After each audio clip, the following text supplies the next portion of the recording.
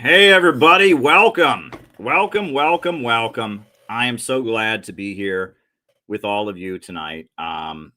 So glad to be here. And we're going to go for yet another 4 hours here. This is an all day mega stream. This is a thing I do on holidays sometimes where I try to do a full 8 hours. It's kind of a Thanksgiving and Christmas tradition here at the Center for Political Innovation, something I do on this channel. And we had a really great show this morning, and now we're following up. It's going to be excellent. So, yeah, stick around and let's do it. I've got water here, but it is still young. I think I can pour myself. I'm not going to show you what the beverage is, but I think it's still young enough. It's only 6:32 p.m. Eastern Standard Time. I'm pouring myself some unnamed diet beverage. I think I can have one more before the day is done because I am going to be going for 4 hours here. It's going to be quite a stream. Now, I wanted to start out the stream tonight. The Russian president has made some interesting comments about the peace deal that is possibly in the works. And I am going to show some of the Russian president's remarks about the peace deal. I'm going to show some of the Russian president's remarks about the peace deal. Hold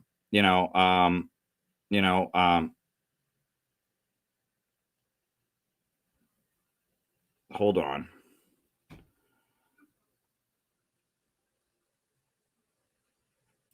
But yeah. Anyway, we're going to talk about some of the Russian president's remarks. So this is, we've heard the Russian president make some interesting remarks over the last few days. This is this is mostly from earlier today and yesterday. Here is what he said. One of the representatives of the U.S. administration also was in that meeting, which was a surprise for us.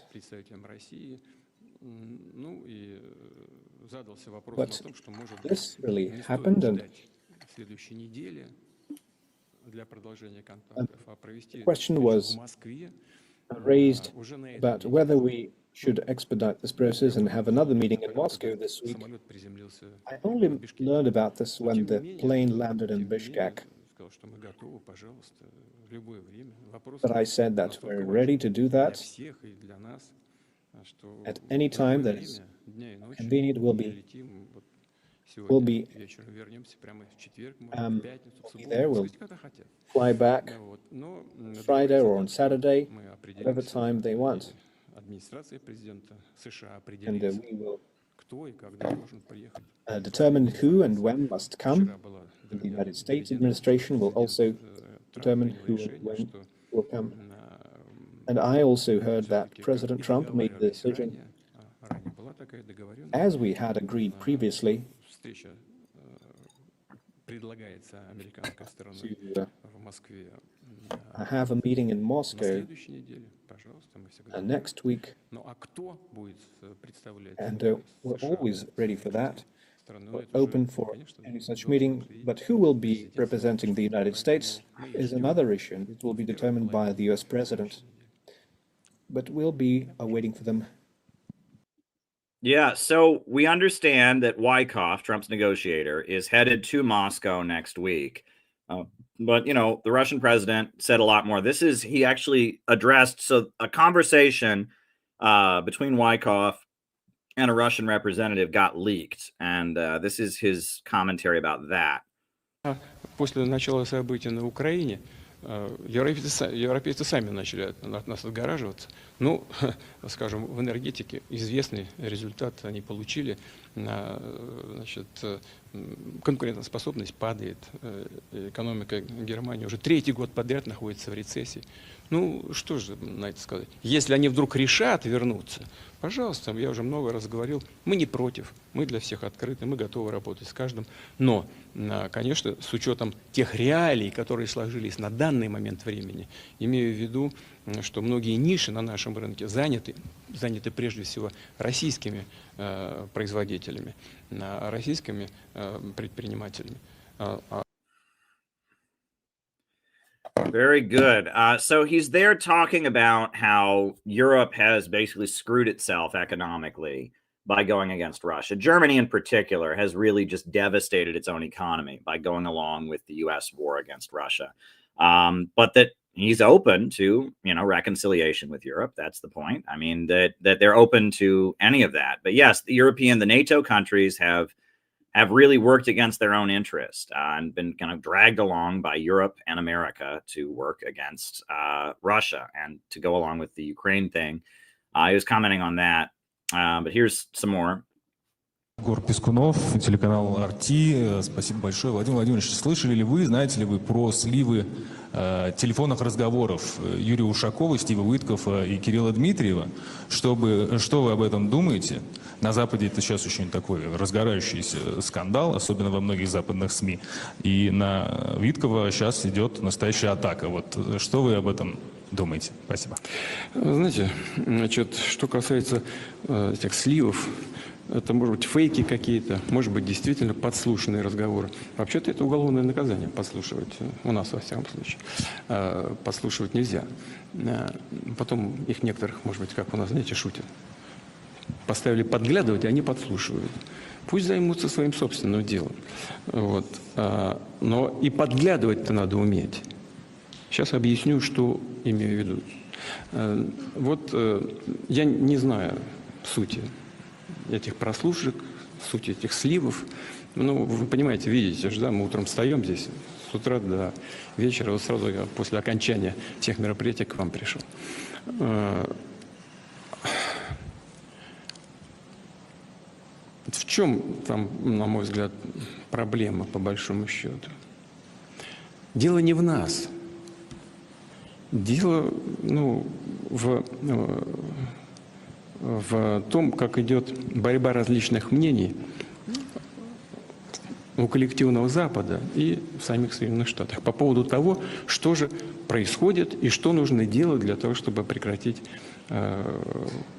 войну, прекратить боевые действия. Вот мы встречались с господином Уиткофом перед Анкориджем, да? А потом я посетил Аляску, и были проведены определенные переговоры. В целом, вот я хочу подчеркнуть, в целом у меня сложилось, во всяком случае, мнение. У нас было понимание, где мы находимся и что надо было бы сделать, чтобы прекратить эти боевые действия. Потом мы разъехались, поскольку и мой коллега, президент Трамп, и я, мы сказали, нам нужно вернуться в свои столицы, подумать, проконсультироваться со своими аппаратами, с министерствами, ведомствами, с союзниками. А после этого договорились продолжить дальше. Лавров и Рубио встречались в Нью-Йорке на полях Генассамблеи ООН. В целом так, в общем, поговорили, но какой-то конфликтной ситуации между Россией и Соединенными Штатами по этим вопросам не возникало. То есть мы оставались на платформе Анкориджа. И вдруг Соединенные Штаты объявляют о введении санкций против двух наших нефтяных компаний. Это в связи с чем? Я вам честно говорю, я даже не понял, а что происходит-то? Вот.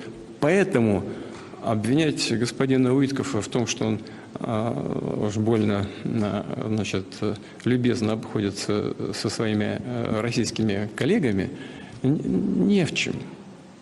Ну, мы с ним говорили, встречались,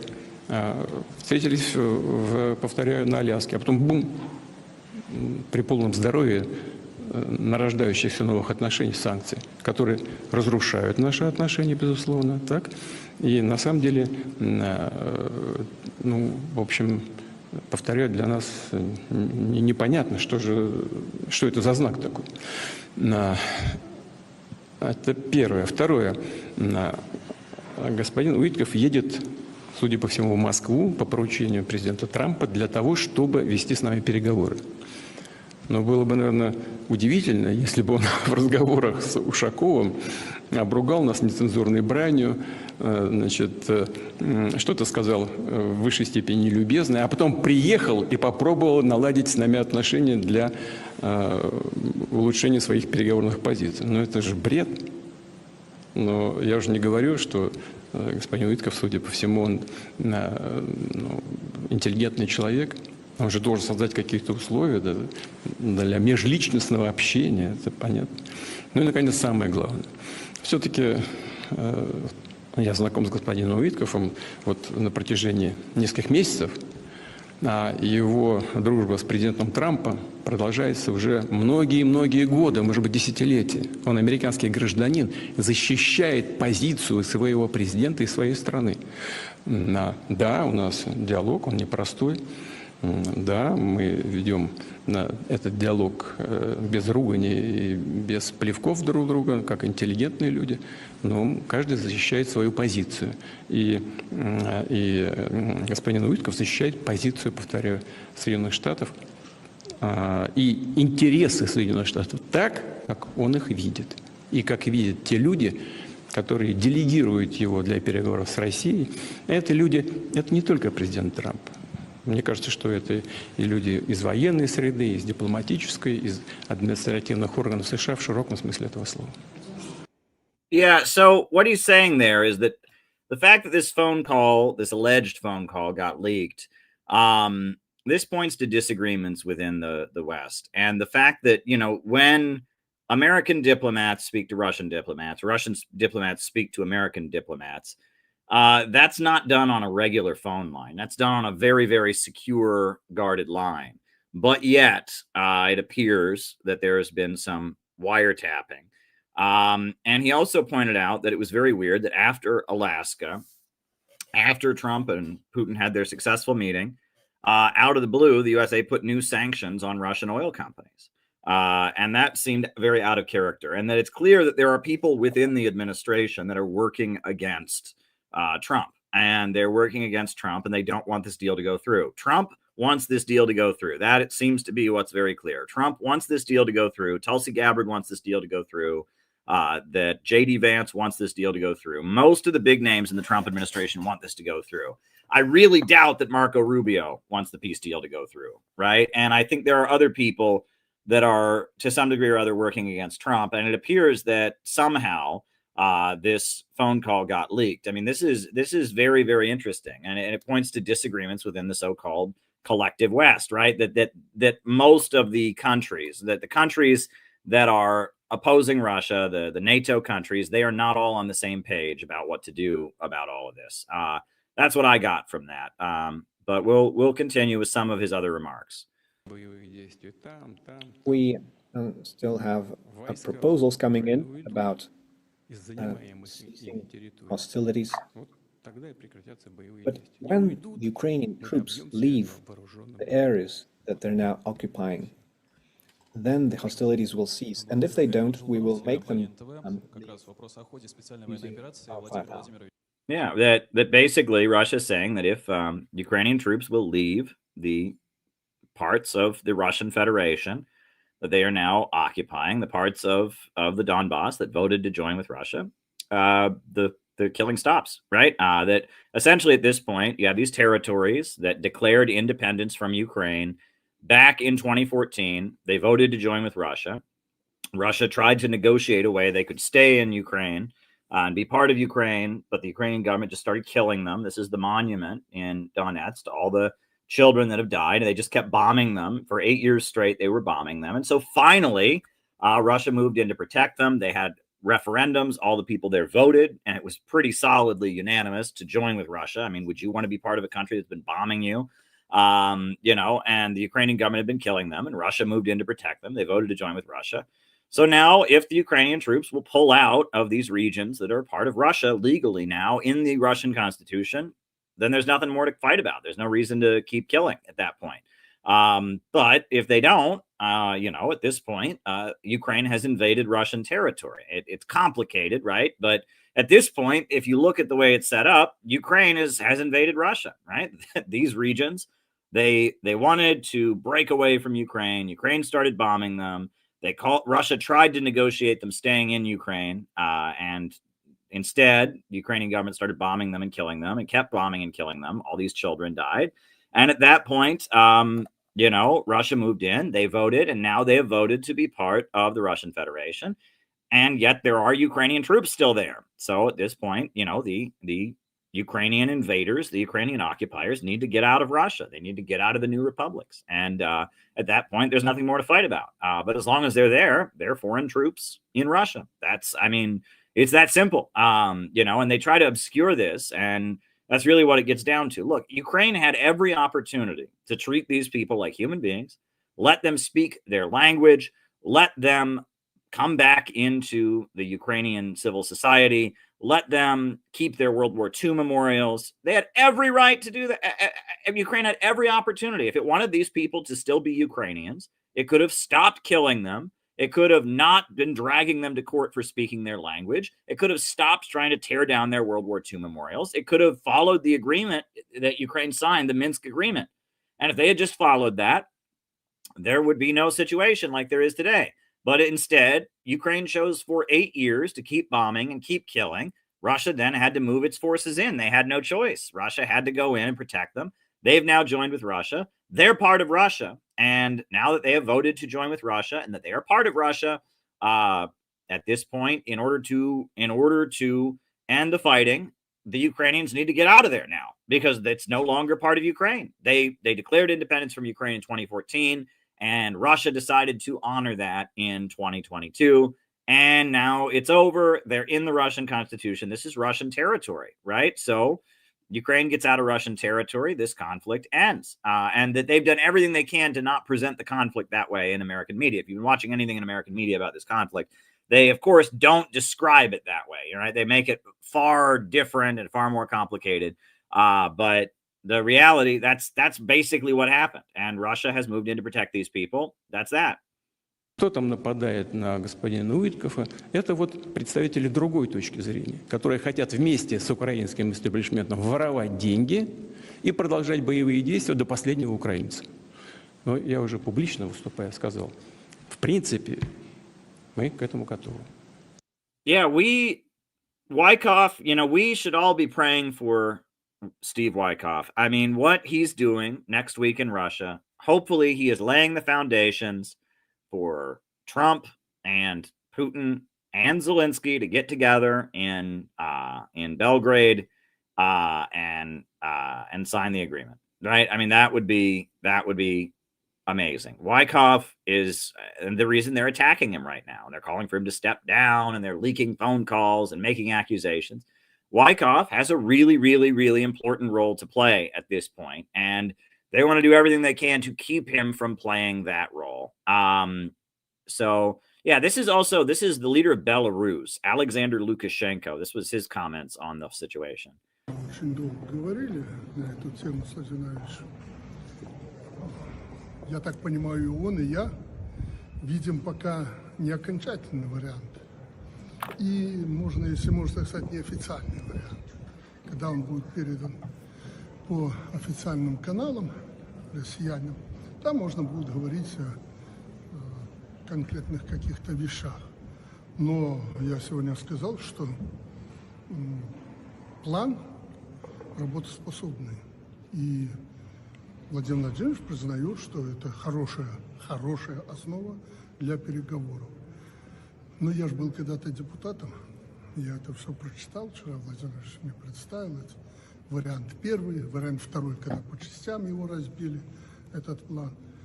Сразу хочу сказать, что пусть на меня не обидится команда Трампа, он составлен в спешке. Не хочу сказать, что уже совсем на колене, но в спешке. Его надо представить в удобоваримом варианте. Его надо представить, я сказал, Владимир Ильич, без широкого толкования, чтобы все было конкретно. Но если там территориальные какие-то решаются вопросы, то все должно быть прописано до метра, километра, какие войска, где войска, кто должен быть, кто не должен и так далее и тому подобное. Все должно быть до мелочи прописано. Широкое толкование позволит потом в каком-то периоде времени по-своему каждый будет толковать те или иные пункты. Поэтому должно быть абсолютно все конкретно. Ну, не хочу вдаваться в детали, наверное, не к месту это сейчас. Американцы над этим работают. Yeah, so we don't have the details as of yet. This isn't a final draft, but it looks like we have the foundations of a deal that America will accept, that Russia will accept, that Ukraine will accept. We have that. So we could very well have peace. I have been hoping for the longest time that this war would end, and it looks like we are getting close to that. Now, I want to give a special shout out to our Minneapolis comrades, Penny, Gary, Tom. This happened. I understand we're going to have video soon. This was over an overpass, over a highway in Minneapolis. It says, "Healthcare, not weapons for Ukraine," CPIUSA.org, and "Hands off Venezuela." USA, hands off Venezuela, CPIUSA.org. We're out there in the streets doing outreach, getting stuff done, and we'll have more video. It was put multiple places. We had a banner drop that went on in Minneapolis. Great work. I mean, our teams are always doing good stuff. So, I am really, really glad that this outreach went on, and I really hope this war can end. Minneapolis, LA, Chicago. We got people around the country doing great, great work with the Center for Political Innovation. I'm very, very happy about this. So, all right. So, I at this point, if you have a question you want to send in, you can do a Rumble rant, you can do a Cash App, but the best way to send it in is via Buy Me a Coffee. That's a great way to send the question in. And we are opening up the phone lines. So if you would like to join the stream, you can come on.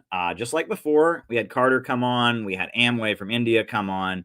So if you would like to jump on the stream and talk about whatever, you can join the stream. We are opening it up, right? Because we're going for we want to do 8 hours in a day. That is our goal. So we're opening up the phone lines. The phone lines are open. You can join the stream. Just hop on. It'll be fun. So the phone lines are open.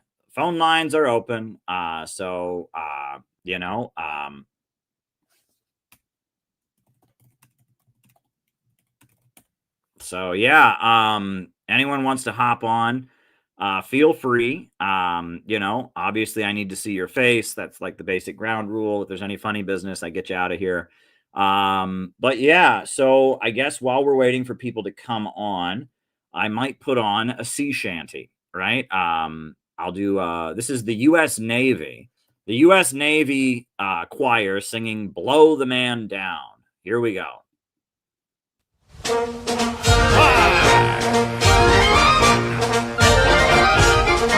Oh, blow the man down, bullies, blow the man down. Me way, hey, blow the man down. Blow the man down, bullies, blow him away. Give me some time to blow the man down. We went over the bar on the 13th of May. Me way, hey, blow the man down. The galloper jumped and the gal came away. Give me some time to blow the man down. As I was a-walking down Paradise Street, Me way, hey, blow the man down. a saucy young damsel I happened to meet. Give me some time to blow the man down. I says to her, "Polly, and how do you do?" Me way, hey, blow the man down. Says she, "None the better for seeing of you." Give me some time to blow the man down. Oh, sailors is tinkers and tailors is red. Me way, hey, blow the man down. And we're all of us coming to see you again. Oh, give me some time to blow the man down. So we'll blow the man up and we'll blow the man down. Me way, hey, blow the man down. And we'll blow him away into Liverpool town. Give me some time to blow the man down. Give me some time to blow the man down. Give me time. Give me time. Give me time. Give me time. To blow the man down.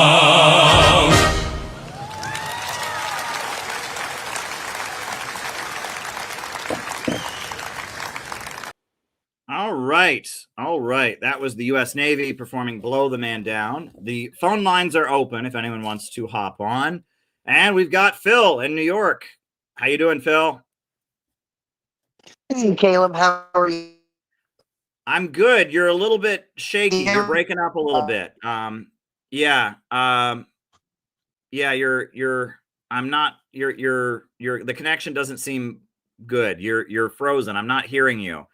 Yeah, do you want to try to come back in? Yeah, you're broken up, Yeah, man. I can do that. Yeah, why don't you come back in? Come back in. All right. Yeah. Yeah, hopefully Phil can figure out his technical issue there and come on back in. But yeah, anyone's welcome to join the stream. You just follow the link, and yeah, Phil, there was kind of a technical issue, but hopefully he comes back on. Phil is a good friend of ours and member of our community. We have a lot of neat people in our community. I will just say that. A lot of good folks. And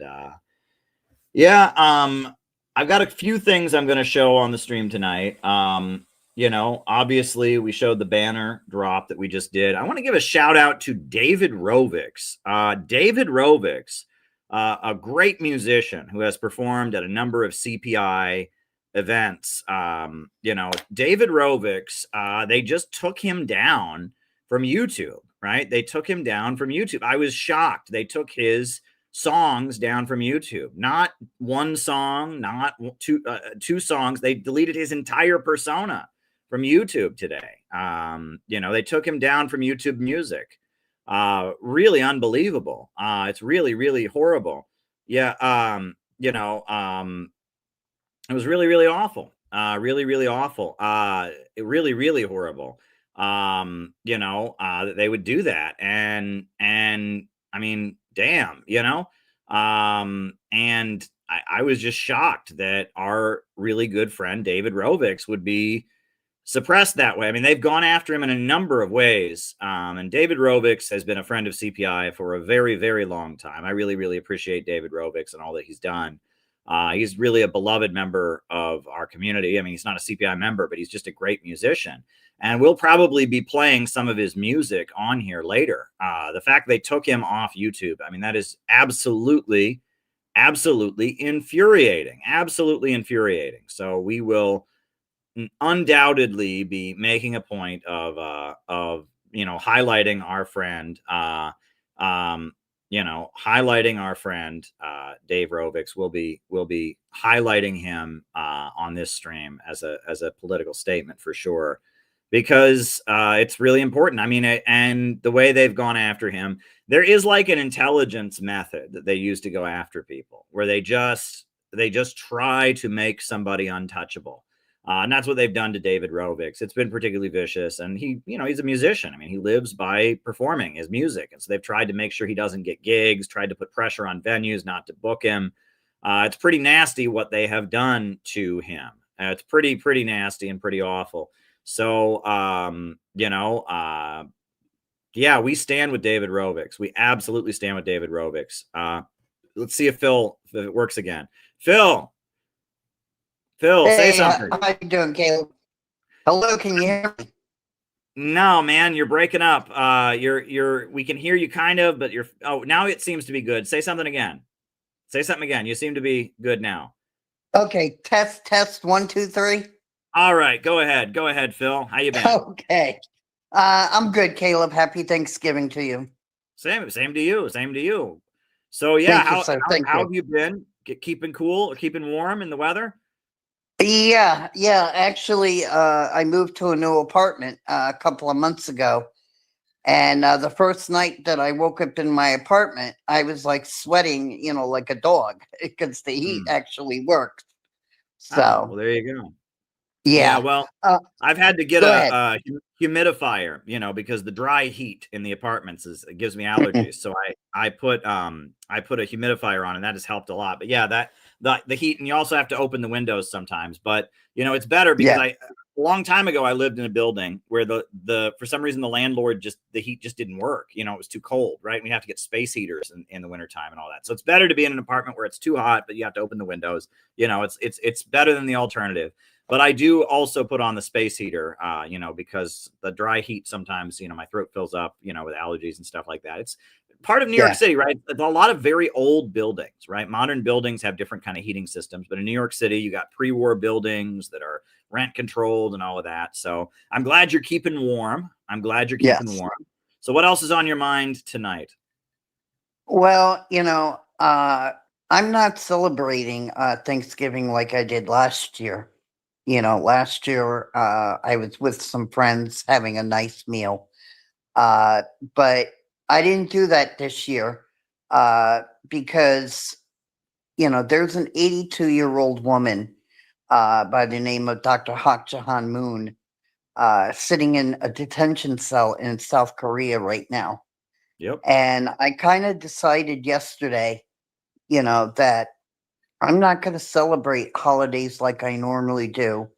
While this, 82-year-old peace activist is sitting in a detention cell right now, because of her beliefs, her activities to bring about world peace. You've spoken about this on your streams before, and I kind of decided yesterday, that there's really nothing, to celebrate, while this woman is sitting in jail. So, I did have a good meal today, though. My aide was here today, and she cooked me a nice meal. But I'm not celebrating it like I normally do.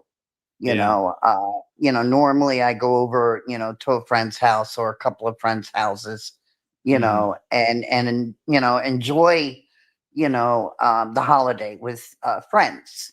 Sure. That's what Thanksgiving is about, is giving thanks for what you have in your life and celebrating your life and the friends that you have. And I just felt, that there was really nothing, like I said, to celebrate, while this 82-year-old woman, a peace activist, a grandmother, I believe, I'm not sure if she's grandmother or great grandmother, is sitting in a detention cell illegally. And I believe, her trial is supposed to be starting on Monday. I believe the 1st. December 1st. Yeah, Monday is when the trial starts. And I've been paying attention to that case closely. You and I were in Times Square, with about 100 other people at a very important demonstration, which was kind of like the shot heard around the world. I mean, thousands of retweets and shares. I mean, it was. I continue to get messages about that. Thank you for doing that. From people in South Korea, people in China. I wouldn't have missed it for. I wouldn't have missed it for the world. Yeah, and this case is really important. And Newt Gingrich, I guess, is in South Korea, right, trying to raise awareness. And hundreds of people from the United States have actually gone to South Korea to be there at the opening of the trial, right? From my understanding. Yes. So this is a very big case, and it's not getting much publicity here in the United States. It's kind of being obscured. Of course not. Yeah, there is some alternative media is commenting on it, and some people are aware of the crackdown in general. I've heard people talking about Charlie Kirk's pastor in South Korea. Have you heard about that? Like, I haven't, but it wouldn't surprise me.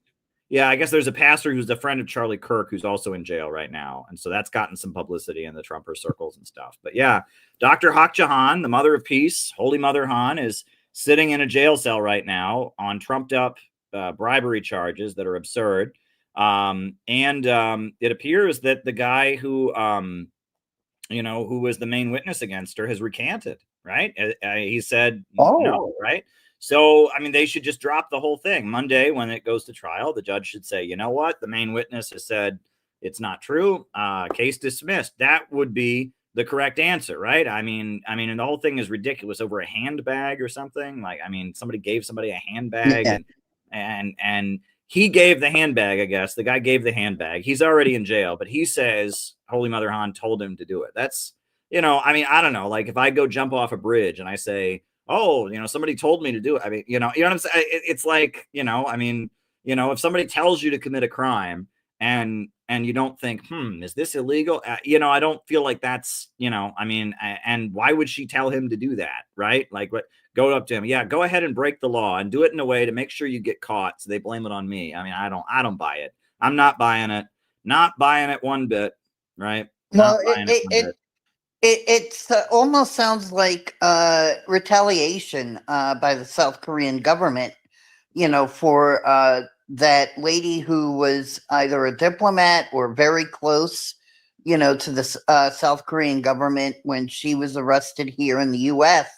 Mhm. It sounds too much, like retaliation for that, because it's the Yeah. same story, the same story over a handbag. Yeah. I mean, and Mother Moon, wouldn't tell anybody that, and that's first off, and second off, South Korea, touts themselves as an American democratic society, Right. and if they were, they wouldn't have brought these charges in the first place because the evidence was hearsay. Yeah, and here's the petition you had sent me to give people, the change.org petition regarding the case. So if people want to take a look at that, it's in the chat.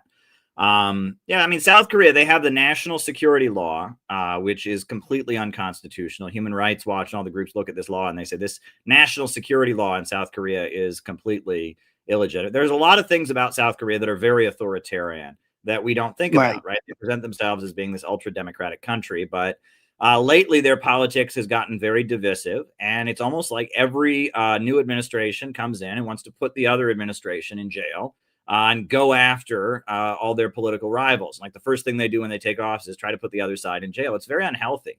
I mean, we saw something similar here where they tried to put Trump in jail, right? We saw that, right? Yeah. But it's very unhealthy. They should release Dr. Hak Jahan. Absolutely. I am fully on board. CPI, we ran a great article you wrote on the website. And we've had a couple other articles about it, and we are covering the case very closely. We had a great rally, which we were happy to sponsor as CPI, along with the American Christian Leadership Conference and some others. And I hear rumors, not confirmed, nothing as of yet, rumors of another rally coming up possibly. So fingers crossed on that. We're going to do everything we can to support Holy Mother Han, to drop the charges against her. She's such an important friend of North Korea, right? Well, I have also heard those rumors, about another rally, coming up, something that's going to be a lot bigger than the one we had in Times Square. Yep. And I just want to say, I'm not going, obviously I'm not going to be going for the opening, but I plan on being in Korea towards the end of the trial, when the decision comes back, because their judicial system is not like it is here in the U.S., where the jury decides.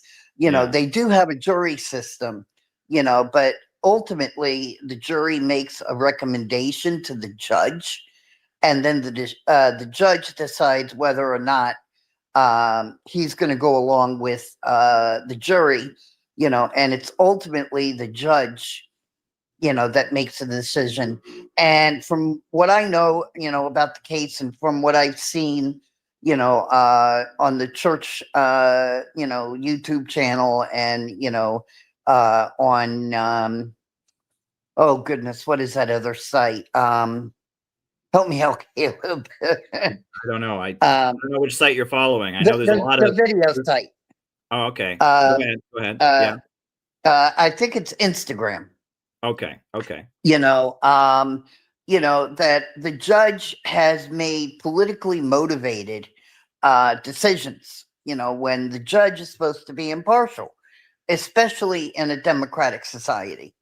And from what I understand, from watching your streams and from other things, is that South Korea wasn't always a democratic nation, that it used to be a military dictatorship. Yes. And I think that's where some of these tactics are coming from. It's from the time, that it was a military dictatorship. Yeah, I think you are 100% right about that. I think you're completely right about that. Absolutely right about that. Yeah. You know, 100% correct. Well, now the link is in the chat. But is there anything else about the case that you want to share? Any information you'd like to share about the case? Well, like I said, I do know that the trial is supposed to be starting on Monday. If anybody is able, or feels inclined, please, please, please, please sign the petition. I would like to have as many signatures as possible, because I will be, sending it to people who can deliver it directly to our U.S. leadership team. So that they can, present it to their attorneys, I'm assuming, that are representing, True Mother, so that they can decide whether or not to deliver it to the Korean government.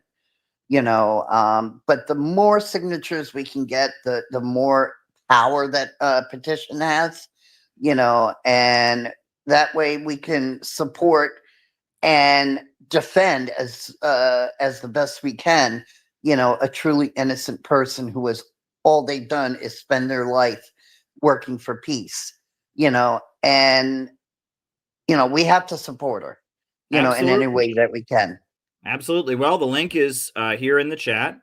And, thank you very much, Phil. And, I'll be seeing you soon, one way or another. Yes. You'll probably be calling me soon. So there you go. But we'll be in touch. So happy Thanksgiving, even though you didn't observe the holiday for, out of concern. But thank you for everything. And I hope you're enjoying the new place, and all my best wishes. Thank you. Thank you. God bless you, Caleb. God bless you, Phil. Great. Well, Phil is a beloved member of our community. We absolutely love Phil.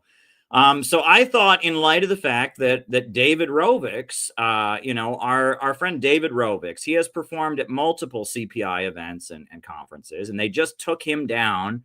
And I noticed there were a couple people in the chat who aren't familiar with David Rovics. So I thought, why not put his set from the CPI convention in 2023 here on the channel, right? So this is David Rovics performing at the CPI convention in 2023 in Portland, Oregon. This is David Rovics' 2-song set that he did. One song about Julian Assange and one song kind of mocking ultra-leftist anarchist culture. This is David Rovics, who should be on YouTube, and we stand with David Rovics against the censorship. Go follow him on Twitter, David Rovics, Rovics. And here we go. We're going to play a set from David Rovics.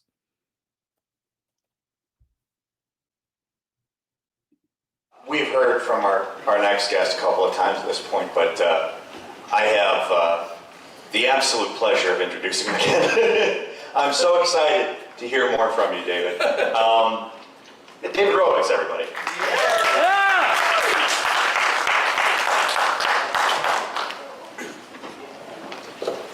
Well, there's been a bunch of things said that I keep wanting to say something about, and Caleb put in the program that I was going to say a few remarks here, so I'm going to take the microphone and say some remarks.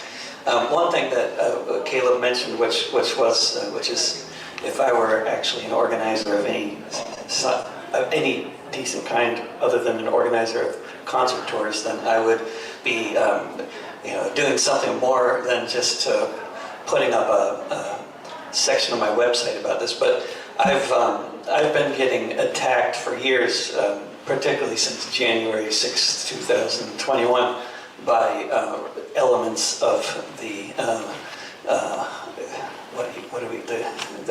I call them the anarcho-Puritans, but I'm not sure what to call them. But since having coined the phrase anarcho-Puritans, I've learned that the folks who are actually trying to destroy my life are generally actually members of an organization in Portland called Rose City Antifa. Yeah, and they really suck.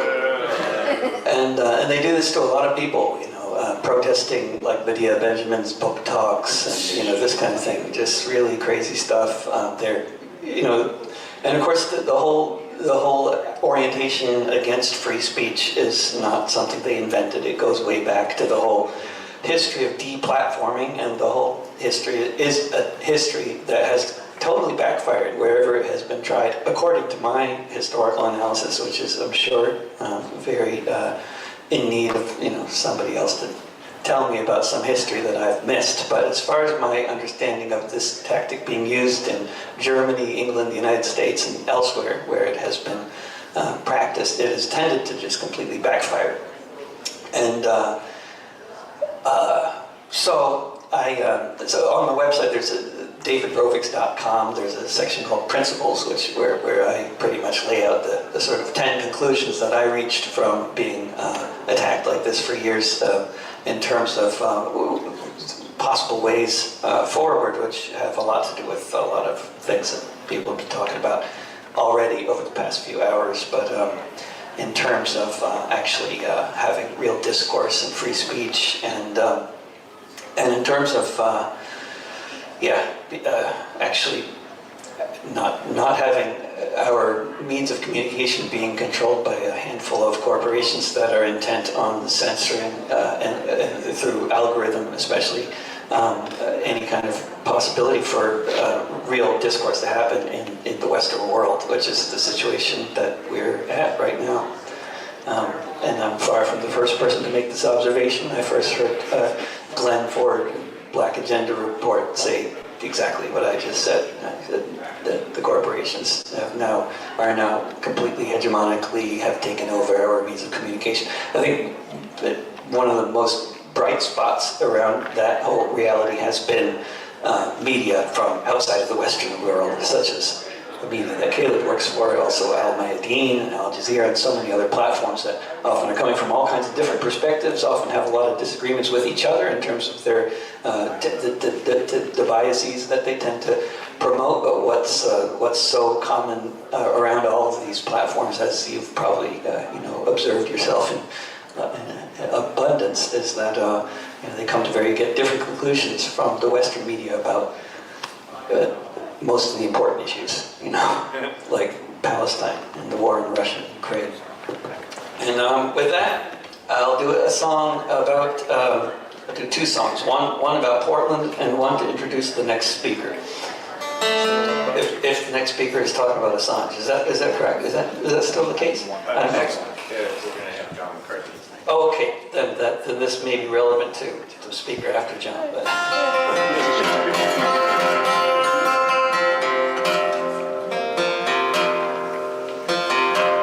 I wrote this song before the corporate social media platforms existed, which is evidence that there were problematic people ostensibly on the left before social media.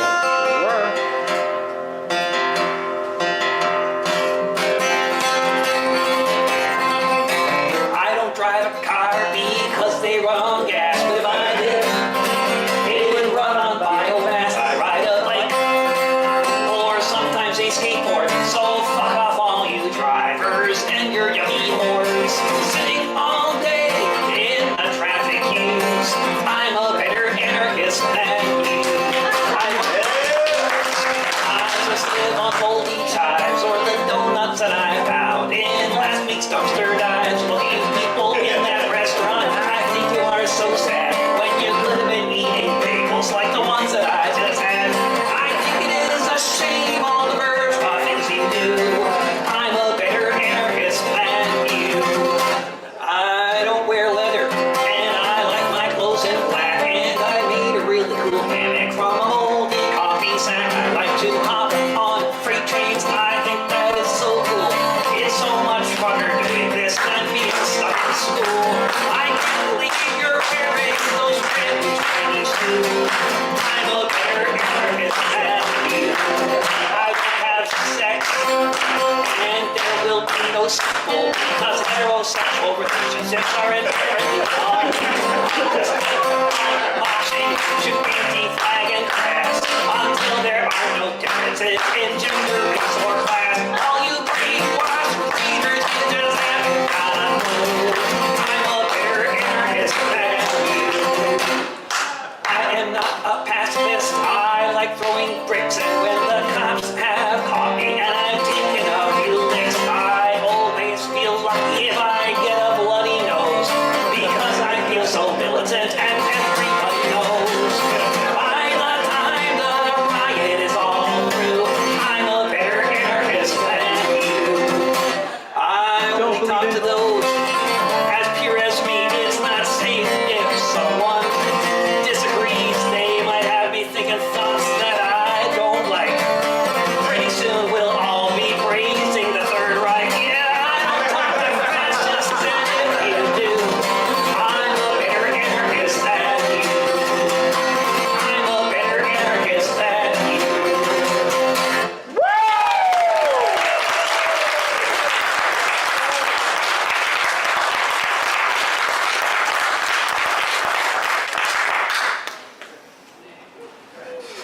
So I'll just introduce this next song a little bit and with a microphone.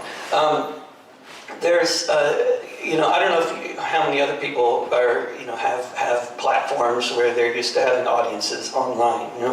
One thing I've noticed over time is that this is not common to everybody. We're not all broadcasters and podcasters. It's actually like only less than 5% of us or something. So I mean, when the social media that is dominating our means of communication for so many of us around the world, and when their algorithms change, a lot of people don't notice, like things like, it used to be that if you were promoting a tour and you had tens of thousands of followers on a platform, people would see your posts about it. That all changed a long time ago.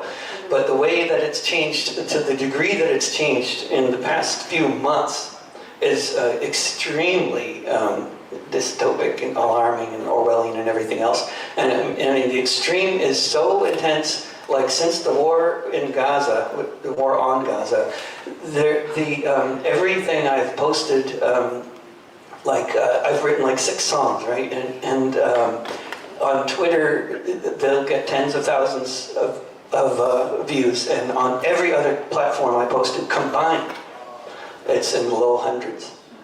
And that's, and this is not just happening with those songs, it's happening with everything that I post. And one of the more extreme examples, like nothing ever goes viral for me on Facebook or on YouTube anymore, but one of the more extreme examples of something going viral that a couple of folks here used on their broadcasts as well was just last week, I guess it was. I was in Oslo, and on the same night that Stella Assange was in Oslo to receive the Ossietzky Prize for Julian, and the Ossietzky, if you read a bit about that guy's history, it couldn't be a more appropriate prize for Julian Assange, who is in prison, of course, for blowing the whistle on U.S. war crimes, among other things.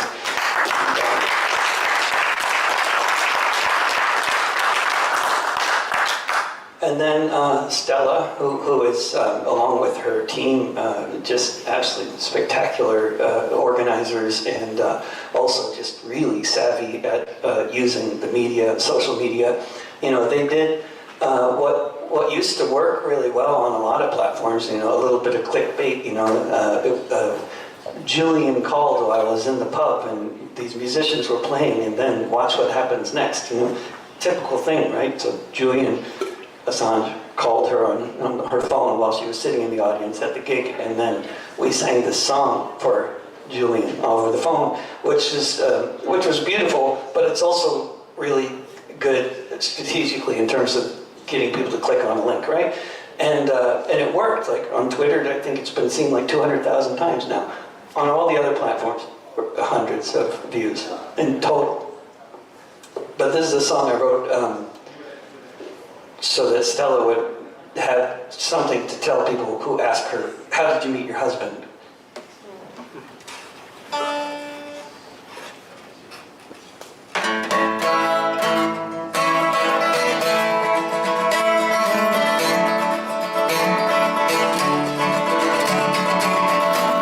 When Julian met Stella in the embassy, in the only room for 7 years that he would ever see, guarded by police, with cops on every street, an unusual situation for the first time you should meet.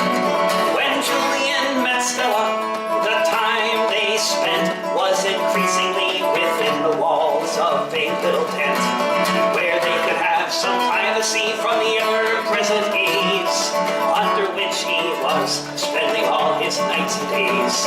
When Julian met Stella, there was the chance of grace. Perhaps the president would decide to drop the case. They had 2 children beneath the watchful eyes of the Americans and British and all kinds of other spies. When Julian met Stella on Embassy Row, it was before he was abducted and forced to go to Belmarsh prison without a chance to speak, awaiting the extradition that the USA seeks. When Julian met Stella, the folks at the UN and people all around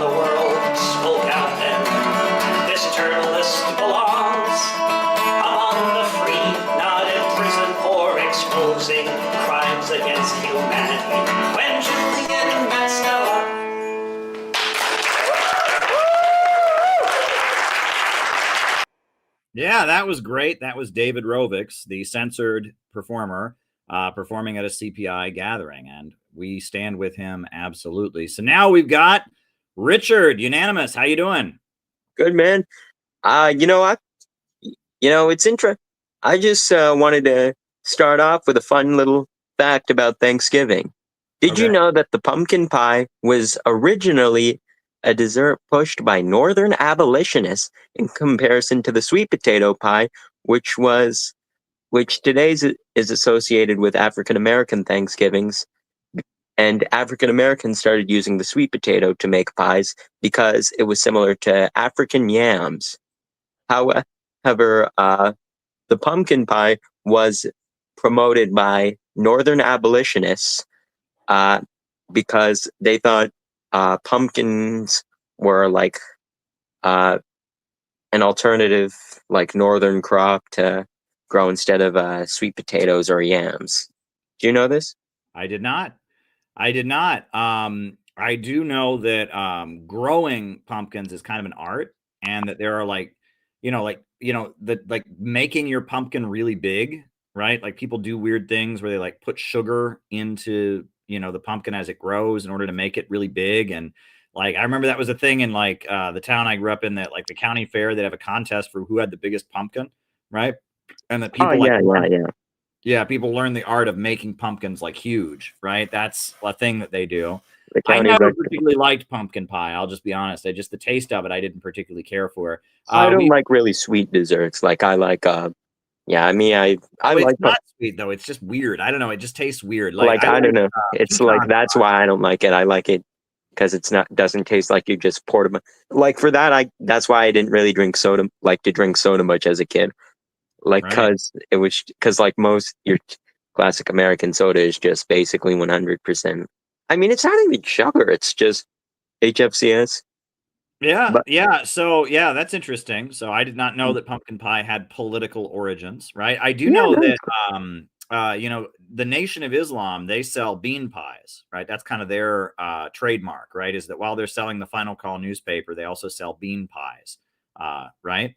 yeah, Which is kind of a traditional African American food, right? yeah. I think it was something because because there are rules that the NOI has about food. Like I Yeah. believe a lot of black radicals back then. It's interesting. A lot of them did become vegetarians, and I think that was because to this day, this will lead into another question I have.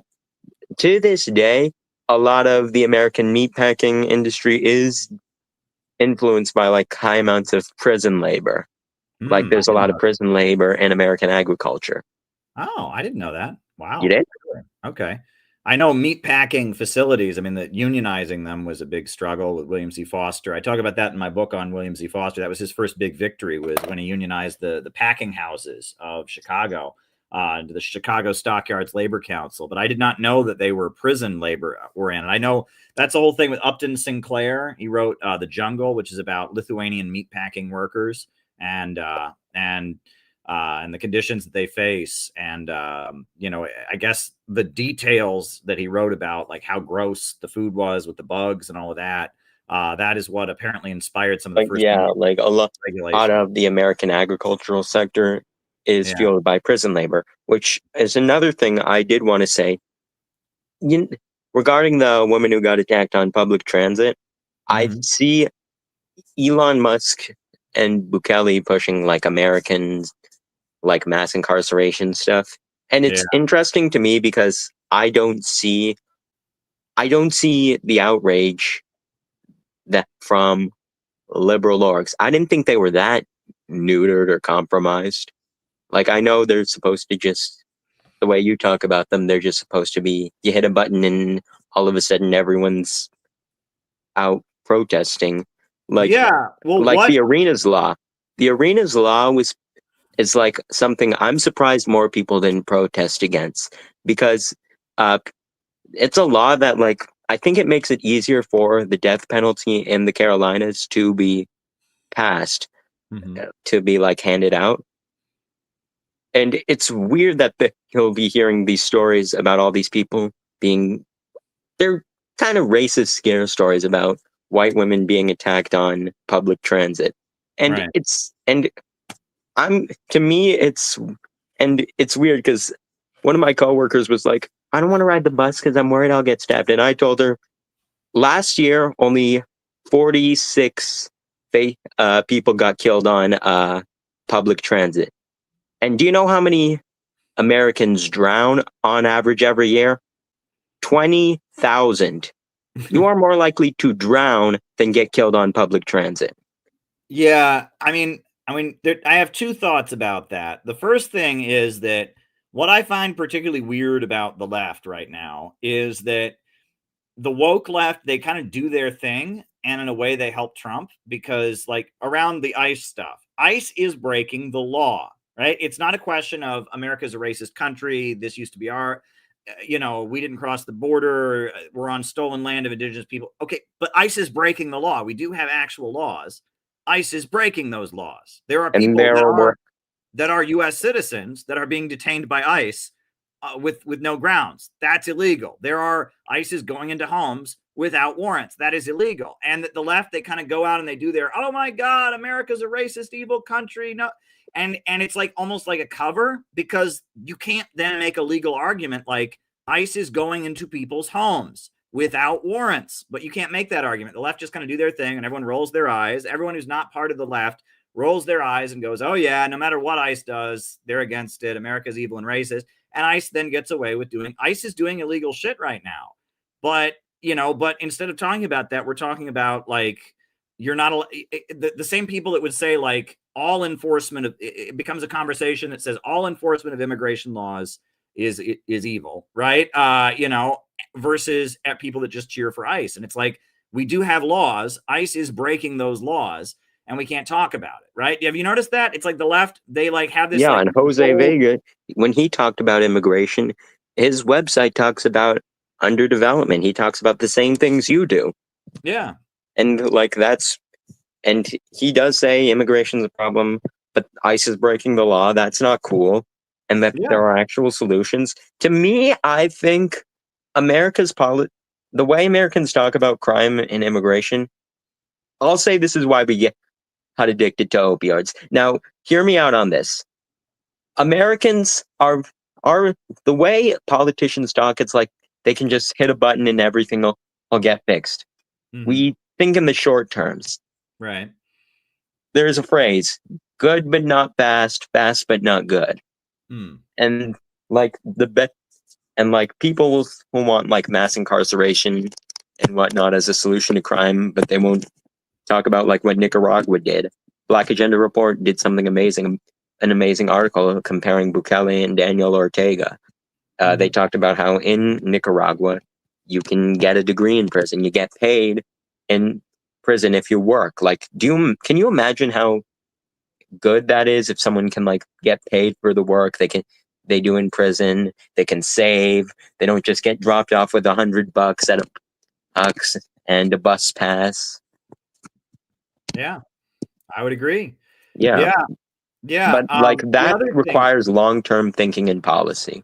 And the reason not vengeful. Unfortunately, a lot of and that is the weakness of Trumpism, is that you have a lot of very elderly people that are just very vengeful. Unfortunately, you have like a lot of older people that have seen the country economically go to hell since they were, throughout their whole life. And they're kind of bitter and vengeful. And it's like they just want to see somebody else suffer. They're not really concerned about long-term solutions. The worst of these people are actually younger people. That's my opinion. I don't know. Okay. The worst of them are younger. They're like, I'm 19. Has no place in politics, whether it's from the left, cancel culture, we're going to tear down people because they have privilege or whatever, or from the right, we're just going to punish there's a lot of racially coded rhetoric. Yeah, and public transit things. Like they'll say, like they'll just bring, like I think there was that guy who killed a black woman, and they won't like talk about that. And I think there was like some black college student was found hanging from a tree or something around the time that Zarutska thing happened. It's insane to me that like Musk is it's like Musk is taking a side in it. And I see that being, I don't know if he's manipulating the algorithm consciously, but he's given his opinion as to which side he's on. Yeah, the other thing though is that, you know, transit has been, that is for a long time, that has been racialized. When I went to college in the suburbs of Cleveland, I would take the train to the, you know, I would take the bus to the train and take the train to downtown Cleveland to go to protest. And I would tell the people I was in college I was doing this, and they'd be like, "Oh my God, aren't you afraid you're going to get killed?"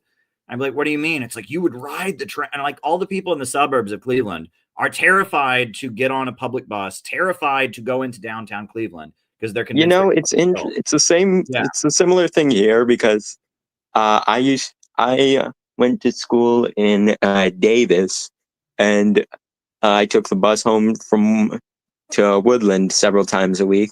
Where is it? I don't know. Northern California by Sacramento. Oh, okay. Go ahead. And if you don't know anything about Northern California, there's lots of methamphetamine users, and like the bus stop is by this abandoned movie theater. Like that's the big bus depot stop in Woodland, and it's by this abandoned movie theater, and it's just these homeless encampments, and people do who say like, "Oh, the bus is scary. The bus is scary." Like there's a lot of weird scare tactics. Yeah. There's a lot of weird rhetoric about public transit, like, it was a big thing. You know, it was like all these people who grew up in the suburbs. It was like, oh my God, if you enter downtown Cleveland and you're white, they'll kill you. Like, it's like, no, they won't. Like, you know, it was like all these like suburban people that I went to college with who like lived near Cleveland were like utterly terrified to get on any public transportation, utterly terrified to go into downtown Cleveland. It was very, very odd. You know, the other thing was that that there was something else about public that I guess the suburb that I went to college in, Berea, it's a suburb on the west side of Cleveland, right? Apparently at one point they had wanted to bring the train into Berea, and they blocked it from coming into Berea.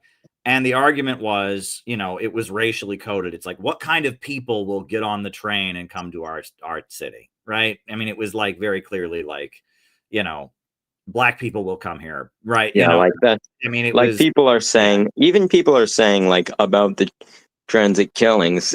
I don't mean to harp on this but it's, to me, the reaction is kind of overblown for something that, statistically speaking, doesn't happen. Like people will always go to extremes. Like 46 people were murdered on public transit in like 2024, which put it in perspective. Again, I said 20,000 Americans die every year from drowning. I think a couple 100,000 die in car accidents. Yeah, I mean, it's bad. I will say, though, one thing, which is that in New York City, and this is one area where I did kind of agree some with the right, you know, there was a case where it was very tragic. Somebody, like, there was a homeless person, you know, kind of being crazy on the train, and somebody like jumped on him and ended up killing him. Now, and that became a very heated case in New York City. And I obviously don't think the person deserved to die.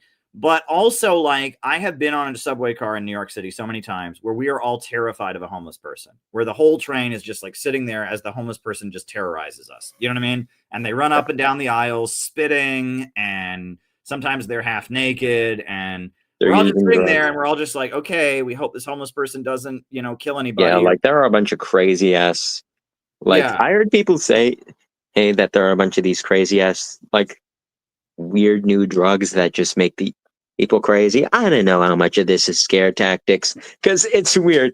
We didn't get the same bizarre scare tactics in school, but there would still be stories about like people who like ate their cousin's face on like bath salts or something.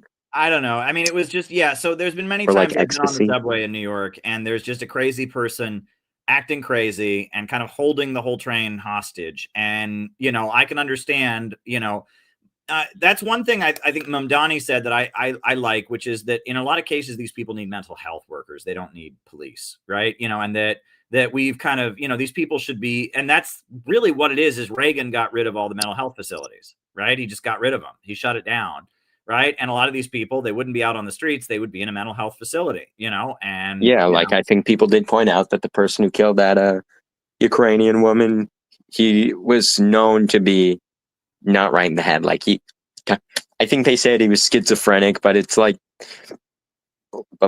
and they kept they kept avoiding we'll send him into the hospital later. We'll send him to the hospital later, but.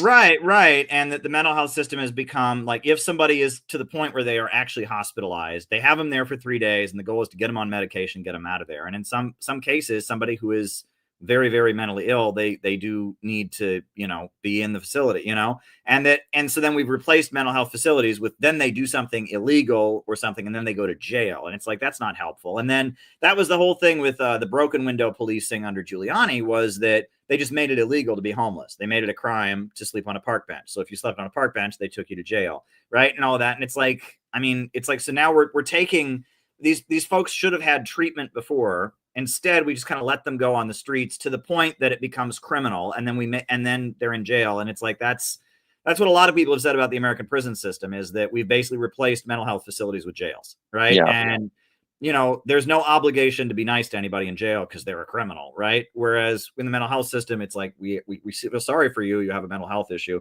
Not that there weren't problems in those facilities, no doubt about it. There was abuse. There were people that were put in them, and that's another thing people have raised, is apparently that's one fear that people have, right? Is that there was a little bit of this with Biden, and people smell this every so often. You'll hear one of these woke, anti-Trump people start talking about how being a Trump supporter is a mental illness, right? And believing in conspiracy theories is a mental illness. And that was what the Soviet Union was infamous for. If you were a critic of the government, right, they would hospitalize you or whatever, you know what I mean? And I honestly think a lot of the woke people would like to, make it something you get forcibly hospitalized for if you disagree with the government, right? That seems to fit into a lot of their rhetoric, right? And that a lot of the woke people, a lot of the there's an element of no responsible person could possibly have a different issue. Yeah, and I think it's weird, right? You talk about how leftists will want to institutionalize people,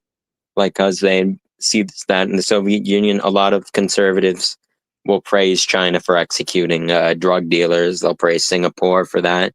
Mm-hmm. I don't know.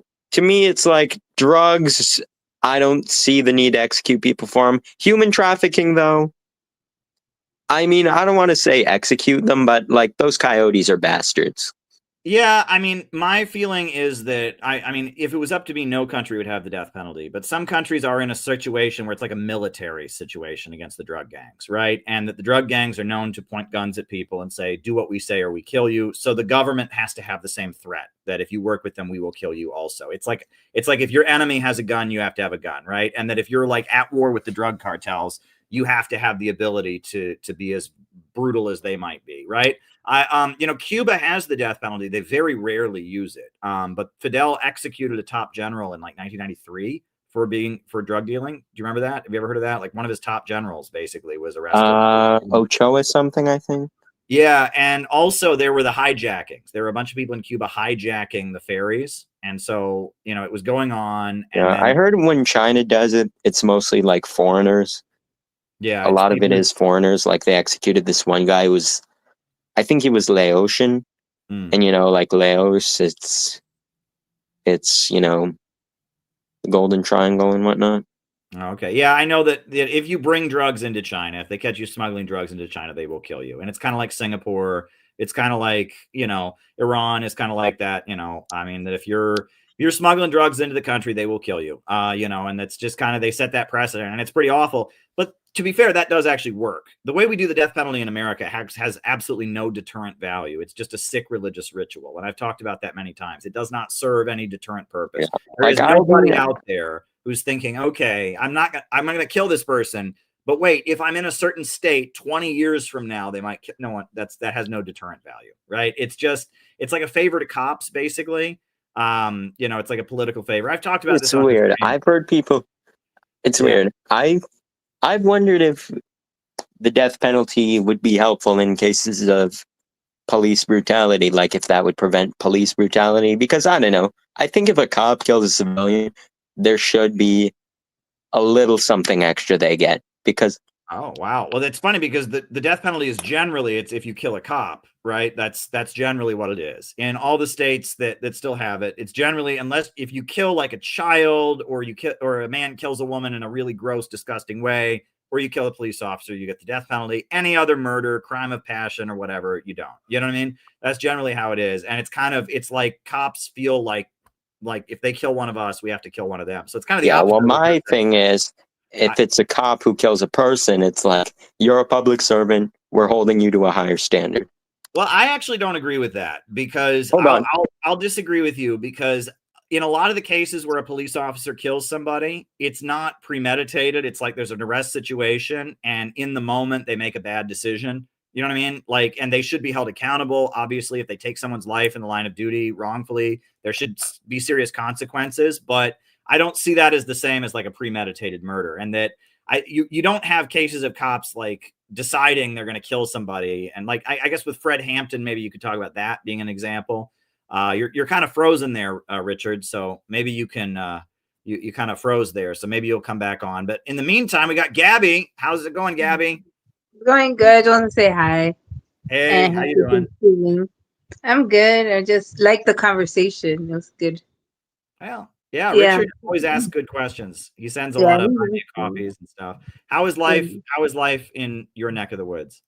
It's good. And the whole thing with the transportation conversation Yeah. in Chicago, we have like, five, I think it's like 5 lines, and it is pretty segregated and gentrified. Like, uh, so if you like, we have 5 lines. So I think it's a brown, yellow line, um, orange line, pink line, and the green line. And then the one you don't want to ever go is the green line going to Cottage Grove, Okay. because we always say you'll never get out alive. Oh shit, that's bad. Yeah, it's really bad. Well, I don't know. From when I talk to people, we're like, "You're taking the green line." I'm like, "Oof," But I guess it's that like little.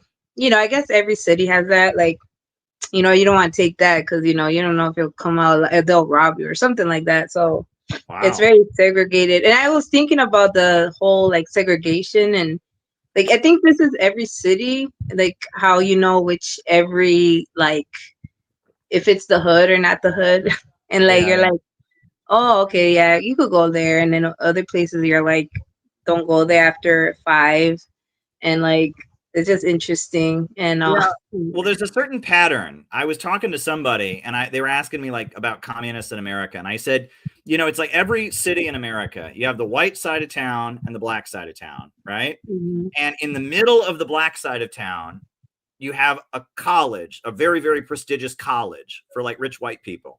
That's where you find the communists. Have you ever Right, noticed that? right, yeah. It's very, I don't The know, rich it's white weird. college that's in the middle of the black side of Yeah, town. yeah. We have, I think there's a college. It's like it's Truman College, and it's literally like in Uptown. And it's weird. It's like mixed with like very big houses and rich people, and then you have homeless people. Like you Yeah, in have Harlem, you've yeah. got, New York City, the black part of town is Harlem, right? And you got Mhm. Spanish Harlem, Washington Heights, but like Harlem is historically black, right? But in the middle of Harlem, you have Columbia University, and that's where all the radicals are, is around Columbia University in Harlem. In Cleveland, you had, Cleveland State, or you had the east side of town was black historically. The west side was white, right? But it was almost all black when I was there.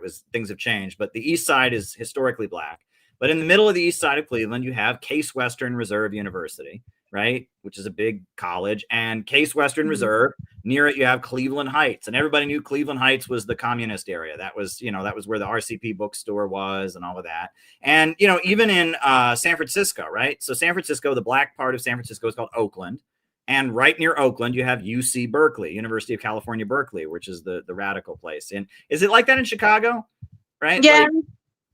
Like you have certain parts where like it's like even like universities, like campuses, like around there's like the poorest people, and then you have that university, and you have like the camp, like the kid, college kids. And it's weird. I feel like they do that, and then there's like they it's strange because like the segregation is intense here. Like you have super poor people on the street. You got people that are like, you know, super rich and, you know, don't, you know, it's so weird. And how, like, in a way I feel like it's kind of inhumane. Like we're just used to it, and like we just live life, and like, and then you think about these things and you're like, wait, this is not normal, you know? But I mean, I guess we're just normalized. Like, how did you say in that book, The Atlanticist, the Who The Cares? Atlantic pathology. Yeah, like it's who cares? It's only me. Like, you know, and sometimes it's hard when you're living life and, you know, you're struggling, and, you know, you got to make sure everything's, you know, set for the week. And like, and then you just get that mindset, and it just trickles in because you're thinking about yourself and how you're going to survive. But I think we don't mean to do that. It just happens. And that's kind of like how a lot of the times we got to unwind and, like, you know, I like pray or something else, do something to serve others. And it's hard because sometimes we're taught that, like, why are you serving others? It doesn't make sense. It's stupid. You're not making money, you know, all of that. And it's like you're kind of belittled. So it's hard to fight against that sometimes, because I find myself being like, I don't know, selfish or like isolated and things like that. And I don't know, maybe that's a lot of people as well. So I'm just like, yeah, it's kind of depressing sometimes, but you know, it's like that's why you gotta talk to people and, you know, make, you know, I don't know. But sometimes that's how it is. But you gotta fight against that constantly, because you'll find yourself isolated and thinking of only yourself. Yeah. So it's a struggle. Yeah, that's the Wallace Waddles stuff I like to listen to. He talks about how you Mm, should, you know, you should give more to the universe than you receive, right? And that yeah, everyone who interacts with you should gain. It should be a gain for them when they yeah, interact, right? I yeah, am yeah, looking forward to you coming to New Jersey. You're going to be coming to our event, right? yeah, yeah, Everyone yeah.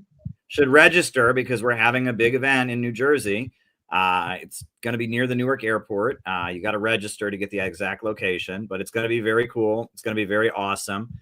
Folks should go ahead and register for our CPI gathering to kick off the new year. Gabby is coming to town for it, as are a number of other people. It's going to be a very, very awesome event. I'm very, very excited. It's going to be Yeah, very, me very too. cool. What else is on your mind, Gabby? Just a Thanksgiving, and I'm thankful for many things, but I'm Mhm. trying to find time to be thankful that at least I have community and I have people that care about the same things that I care about. And the whole thing, like, at least, you know, when things get bad, you know, I at least have my friends. Like, I have my friend Penny, Mhm. and we talk about a lot of stuff. And like, you know, we talk about a lot of the things that happened in Mexico, like the protests and it turns out it was all like a fake type of thing. And Yeah, they were trying to yeah, oust Claudia Sheinbaum, right? It was a color yeah, revolution. yeah. And I kind of figured, but then it was kind of hard to pinpoint because I understand that like Claudia is not doing enough. And this is why I'm very careful how the American left talks about Claudia Sheinbaum and praises her, because Yeah. they don't have that. Like, it gets me upset because they don't, like, some of those people don't have family over there. And like, once you talk, like, I have family over there and they tell me there's certain things they're struggling. And I'm like, I thought she was changing everything and this and that. And they're like, no, like, it's gotten worse. And I'm all like, okay, I thought everything was getting better. And I understand that, like, there's two sides of the story. Like, it doesn't happen overnight either. But it's just a lot to kind of, because I guess Mexico is very, um, like, strangled by the West, or, you know, by the US. And it's hard, you know? So I kind of like look at it both sides. Like, I don't take any sides, because Morena is the only one that's kind of doing their own thing and then trying. But I don't know the insider of all that stuff, because it PRI and PAN, they're like just as they're corrupt. So like, you know, people who are complaining are part of the PAN or PRI or whatever, and Mhm. those people in there are corrupt, and they're talking crap about Claudia. And I'm like, so what are their solutions? And they're just complaining. And and whatever they're like. I watch their little channels, and that's all they do. So it's kind of like confusing. So and then the whole thing with, because I have friends I talk to, and like the whole corruption with police, and all that. And that's why in Mexico my family, they're like, never trust cops, never, because they've gotten, they've seen a lot of stuff. A lot of cops are corrupt, and it's like normalized over there. And I guess that's why here, like, don't tell the police and everything. I think maybe that's where it come from, but it's just a lot of that. And yeah, well, in a lot of the developing world, they just say never call the police under any circumstances. yeah. So I'm like, yeah, even here. So yeah, but even, like in a lot of developing countries, here bribery is not tolerated. There is generally, yeah, but in a lot of developing countries, the police expect a bribe, and if they don't get it, then they arrest you for whatever they can to get their bribe, right? Like it's like a lot of that's generally, if you go to South America, you go to Africa, you go to Asia, people say you just don't want to deal with cops, right? And if you do, you better have a lot of cash, to give them before they leave. And that's really unfortunate. And I feel like we're becoming more and more like that as a country. Like, have you heard about this civil asset forfeiture, where the cops just, if they see lots of cash, they take it as evidence and keep it, like we're starting to get more and more like that. And it was always like that to some degree. If you got arrested, they would empty your pockets, right? They would take whatever cash in your wallet. That was kind of standard.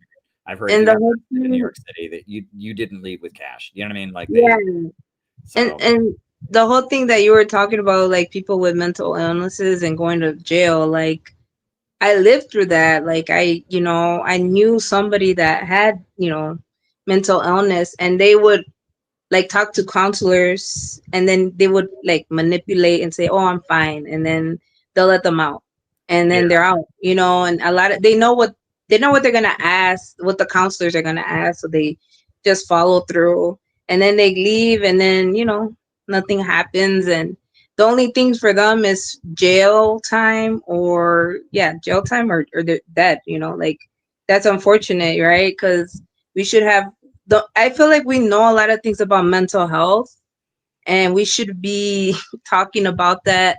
And that comes down to like healthcare, and they don't want to talk about that, but a lot of those issues stem to healthcare. And like if somebody's mentally ill, they're not going to be like, "Oh, I have a problem." A lot of the times it's the families that deal with it, and it's sad because it's a cycle. So I don't know. Well, that was one thing that, I read Brzezinski, the Cold War strategist. I read his book, America Enters the Technotronic Era, and he was talking about radicals in the 60s. And he was saying it was really important not to give long prison sentences to communists, because he was saying that like the communists in America right now, it's just kind of an intellectual thing and all of that. But if they get into a prison with like actual criminals, they'll learn to really be violent. And when they get out, they'll actually like, I read that. I was like, damn, like, and he's like, actually, like it's more of a problem. Like, he's saying like these young communists or whatever, if you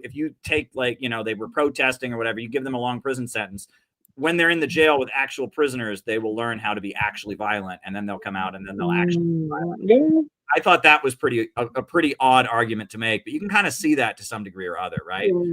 And that he was basically pointing out that the 60s radical movement wasn't really a threat to the American system. It was just it was a change in our relationship to technology, was what he was arguing. And then the color revolution thing comes from that book, because he was basically saying that the 60s New Left wasn't a threat of communist revolution. It was just because technology was changing people's relationship with authority, with religion and all that. And he said, we should actually just use this against the Soviet Union. And that's what they did. That's what the color revolution were. And put the United States at the center of the information revolution, which is what they did with Silicon Valley.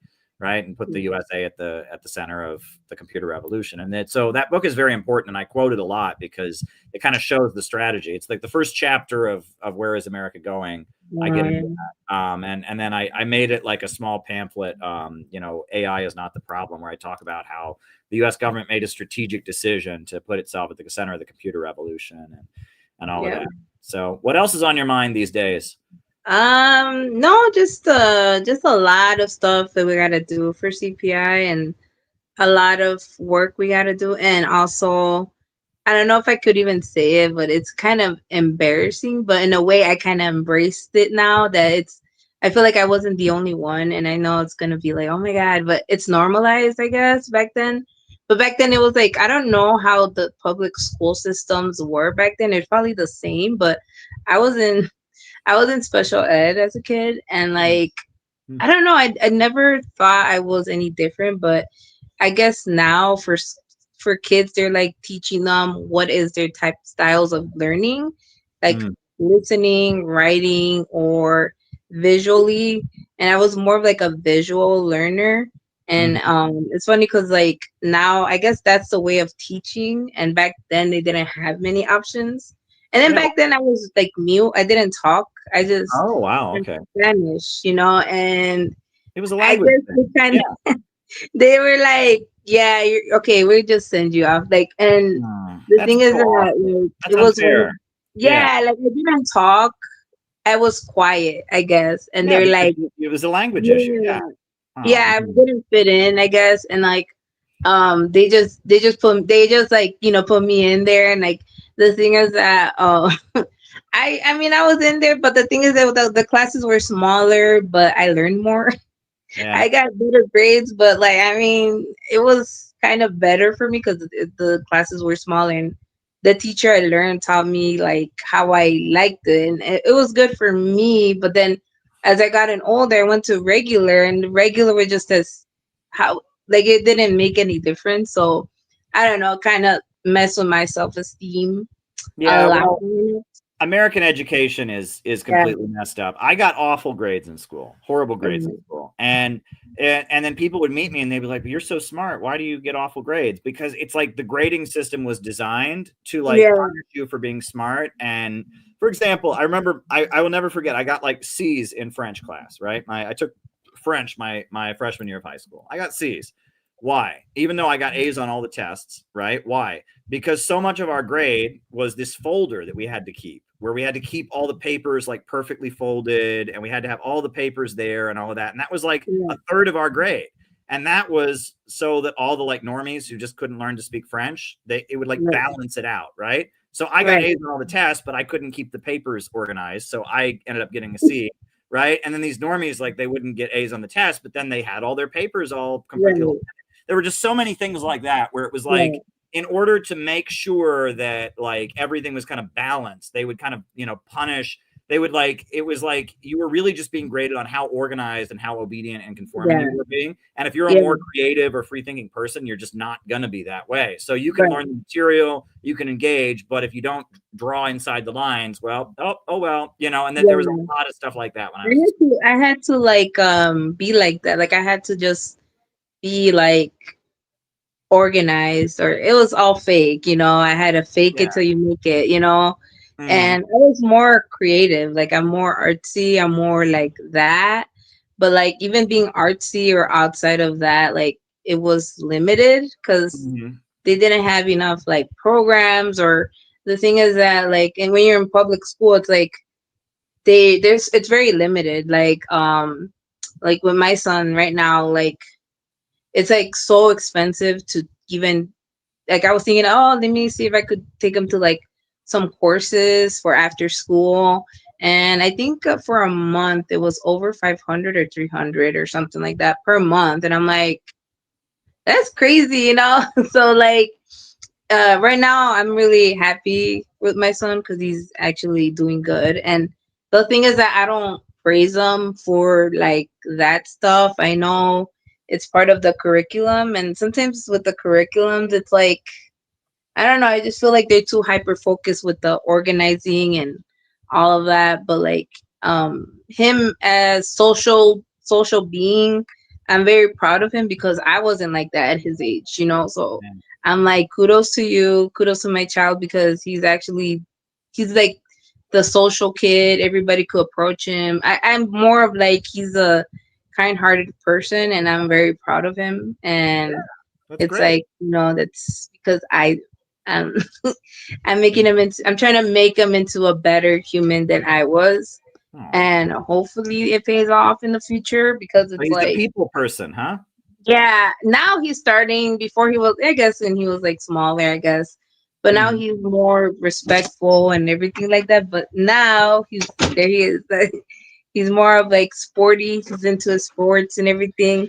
So I'm kind of really happy for him because at least he has like good friends around him too. It's about the friends they're around with. Like sometimes in public schools, you have those kids that like kind of inappropriate and they grow up too fast because of their background and their their situation. And I don't know if you've seen, there was like a woman in Chicago that got beat up by students. Like, I don't know, like a whole lot of students. It was a mom and her child. They were like, I don't know, they were going to their home, and I think some kids piled up and beat them up. And that woman had like, she just had surgery for something, and I think she had like sickle cell disease.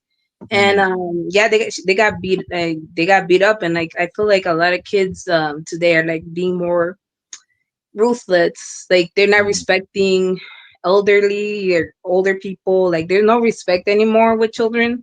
So that's why I'm like, I always tell my son like, respect your elderly.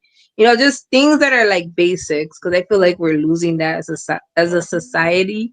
Because nowadays it's like I feel like younger kids or teenagers have no discipline, and there's nothing wrong with it. And I know there's like people who are like free, you could do whatever you want, but that's not how the world works. So like there's rules, and we got to respect the rules too. Look, I could never be a parent nowadays. The way the culture has changed and all that, I can't relate. I'm not going to tell anyone how to raise their kids because I just can't relate. I wouldn't know what to do. It's just the culture has just changed so much that, I don't know. My wife and I will sometimes watch Abbott Elementary, the school, show on, what is it, Netflix or one of those. And I watch it and I'm like, it's just so different. It's just not like that, right? It's just the culture. The shows we had back then were like it was like, was it called Zoom Zoom or Zoom? It was like on PBS. Like I remember that. Sure, I remember Zoom. Yeah, what about Zoom? Zoom, wasn't it Zoom? Come on, I do remember that show. Yeah, like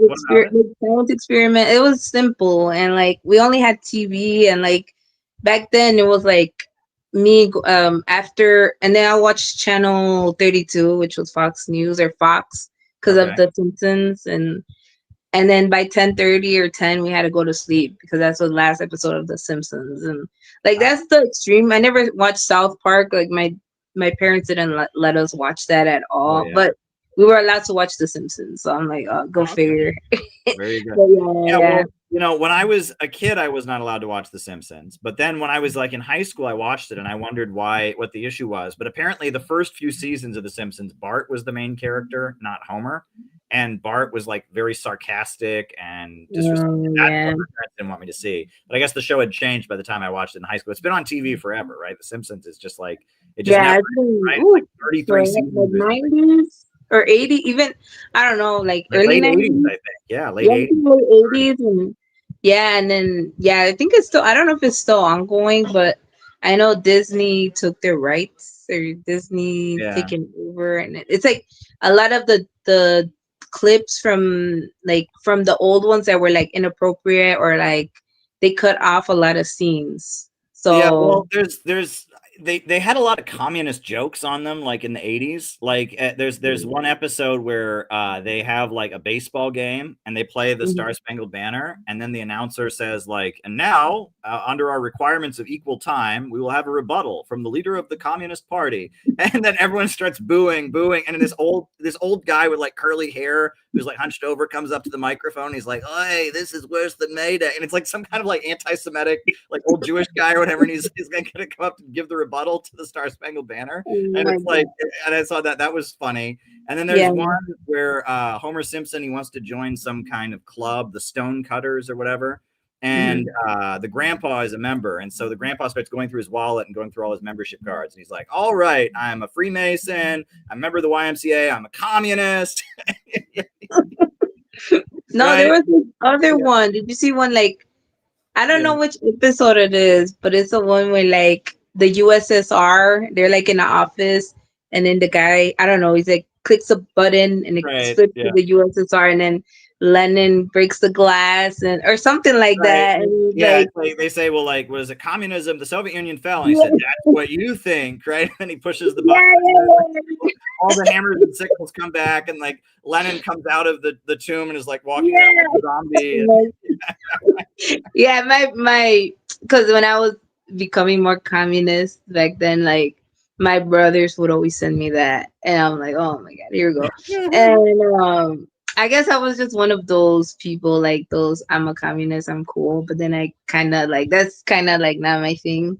yeah, well, that was like foundational. We had to go through that. Like CPI is Yeah. like when you grow up, right? You like, Yeah. you know, you actually get serious about this and you understand what it's That about. was just a phase, I guess, and Yeah, then right. now Yeah. it's like, okay, that's cool. Like I don't know. Yeah, I like innovation. I like that.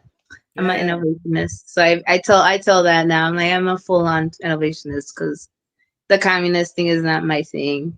I mean, Yeah. I respect people who like that, but not me.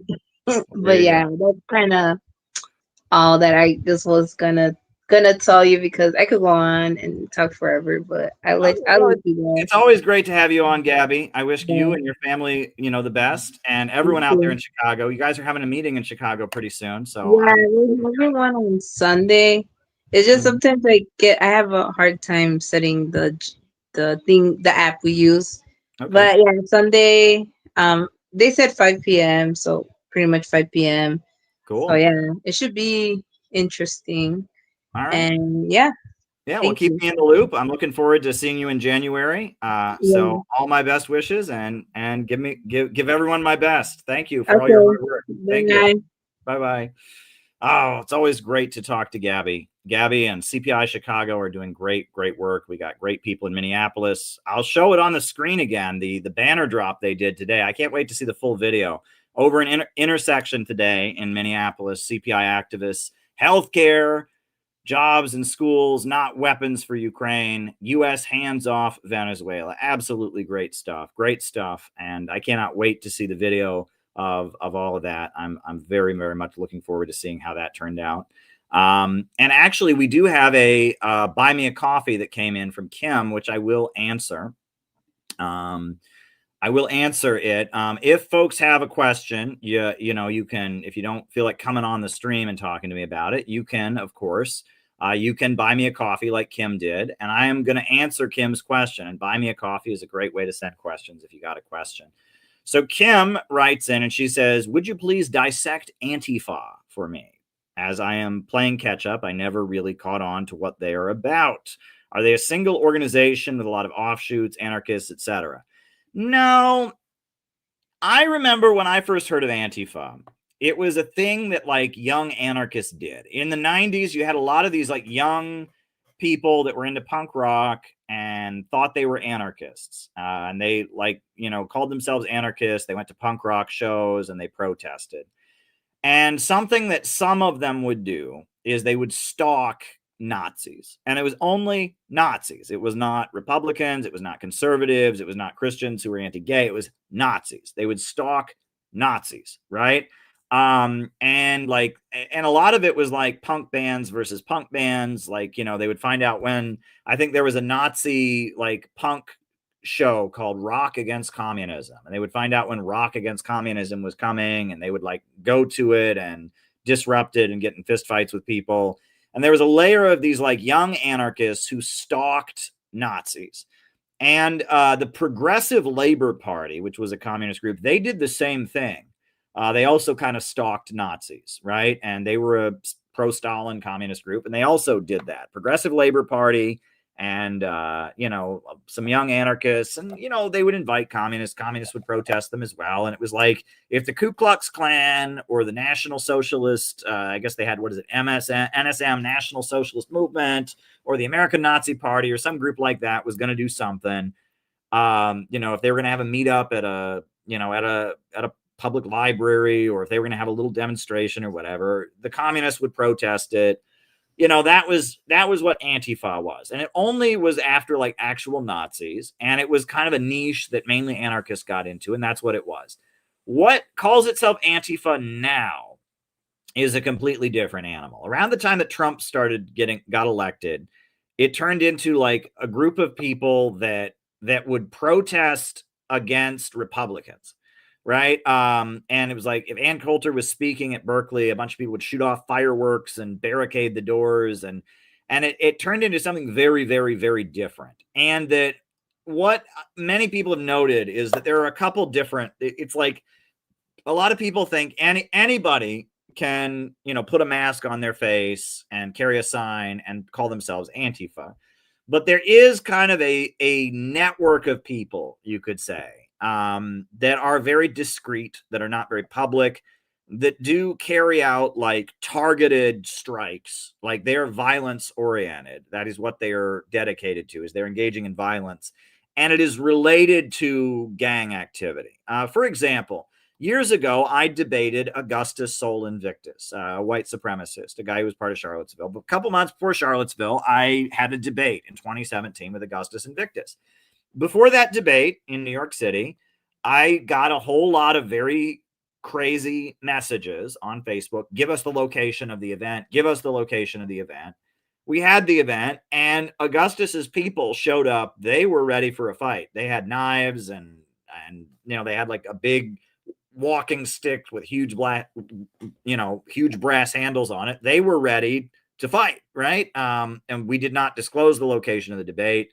And we had a very public, we had a debate, but we didn't disclose the location. But, if we had disclosed the location, there would have been people that showed up and it would have been a fight. And I guess when the Proud Boys guy, Gavin McGinnis, when he came to New York City to have an event like in New York City, with the New York City Republican Party, there were people who showed up, and there was like, he pulled out a samurai sword, and there was like, an altercation. And there's a layer of like very discreet people who feel it is their job to violently assault, not just Nazis, but Republicans or whatever. And they're very much tied in with criminal organizations. And that's when you're talking about actual Nazis, this is something that's important to point out. Actual Nazis. We're not talking about Republicans. We're not talking about Tucker Carlson. We're not talking about conservatives. We're not talking about Trumpers. We're talking actual Nazis. A lot of those people are tied in with, criminal gangs. The Aryan Brotherhood is one of the main gangs in American prisons, the Aryan Brotherhood. They're a drug dealing criminal gang, but they also are white supremacists, white nationalists, whatever you want to call them. And that I believe one of the main drug dealing groups in Indiana is called the Vinlander Social Club. And they are drug dealing heroin dealers, but they're also white nationalists, white supremacists, whatever. And that there's a layer of like actual Nazis that are involved with kind of like biker and prison gangs that are white supremacists. And then there's a layer of like rival gangs that are against them for rival gang reasons, that like kind of stalk them and fight with them. And you get, anarchist types or whatever who get involved. But most of the people that are involved in that, like the actual Antifa and the actual Nazis, these are lumpen gangs fighting each other. This is not some glorious revolution by leftists fighting for freedom. And these fascists are not deeply ideological people who are committed to the philosophy of the right. These are lumpen criminal organizations. And it's unfortunate. And a lot of liberal people fantasize that they are Antifa because they go protest Trump or they go protest some conservative speaker or whatever. But the actual Antifa is pretty ugly and messy. And the actual white supremacists are actually pretty ugly and nasty. There's a lot of people on the right that are like, I am so far right, I'm a conservative. They're just a Trumper. There's a lot of people on the left that think they're Antifa, but actual Antifa and actual Nazis, right? It's just, and it tends to be people who've been in prison, people with kind of a violent history or whatever. And that in response to, Trump's election, you had the Charlottesville incident, and Heather Heyer was killed, and the police helicopter crashed. And, 2017 Charlottesville was a pretty intense moment. It's kind of going to go down in history as, it's going to go down in history as, it was an important moment, and that it was kind of allowed to happen. And that they kind of wanted to put on Trump that he was a Nazi from the beginning. there was some stuff in Berkeley that was kind of like that. And I observed some of that stuff. And again, this is deep state versus deep state. This is what I talked about. The book that I wrote, the book that I wrote was, called What is a Counter Gang? And this book was read by Academic Agent. And he really liked it. And he's been promoting it. It's actually been selling quite a bit since he promoted it. I'll put it on the screen. It's a chapter from Where is America Going that I kind of, I just put out as a small like pamphlet. And it's called What is a Counter Gang? And it's quite popular. And I think, where do I have the cover on here? I'll put the cover on the screen. I'll put the link, and in there I talk about Antifa, where Antifa came from and stuff. And I actually don't have the cover, but here, let me, okay. What is a counter gang? I'll put the cover on the screen here, and it's like an informational pamphlet, and a lot of people really appreciated it. I talk about divisions in the ruling class, and I talk about what a counter gang is, and how counter gangs are formed as part of Bonapartism and fights within the ruling class. And the book has gotten some good reviews. I might want to do a reading of it on this channel because it's gotten a lot of positive attention in the last few weeks, months, because Academic Agent read it and he really liked it and he thought it was insightful. He thought it was an insightful pamphlet. If I can just get the image to come up on the screen. What is a counter gang, right?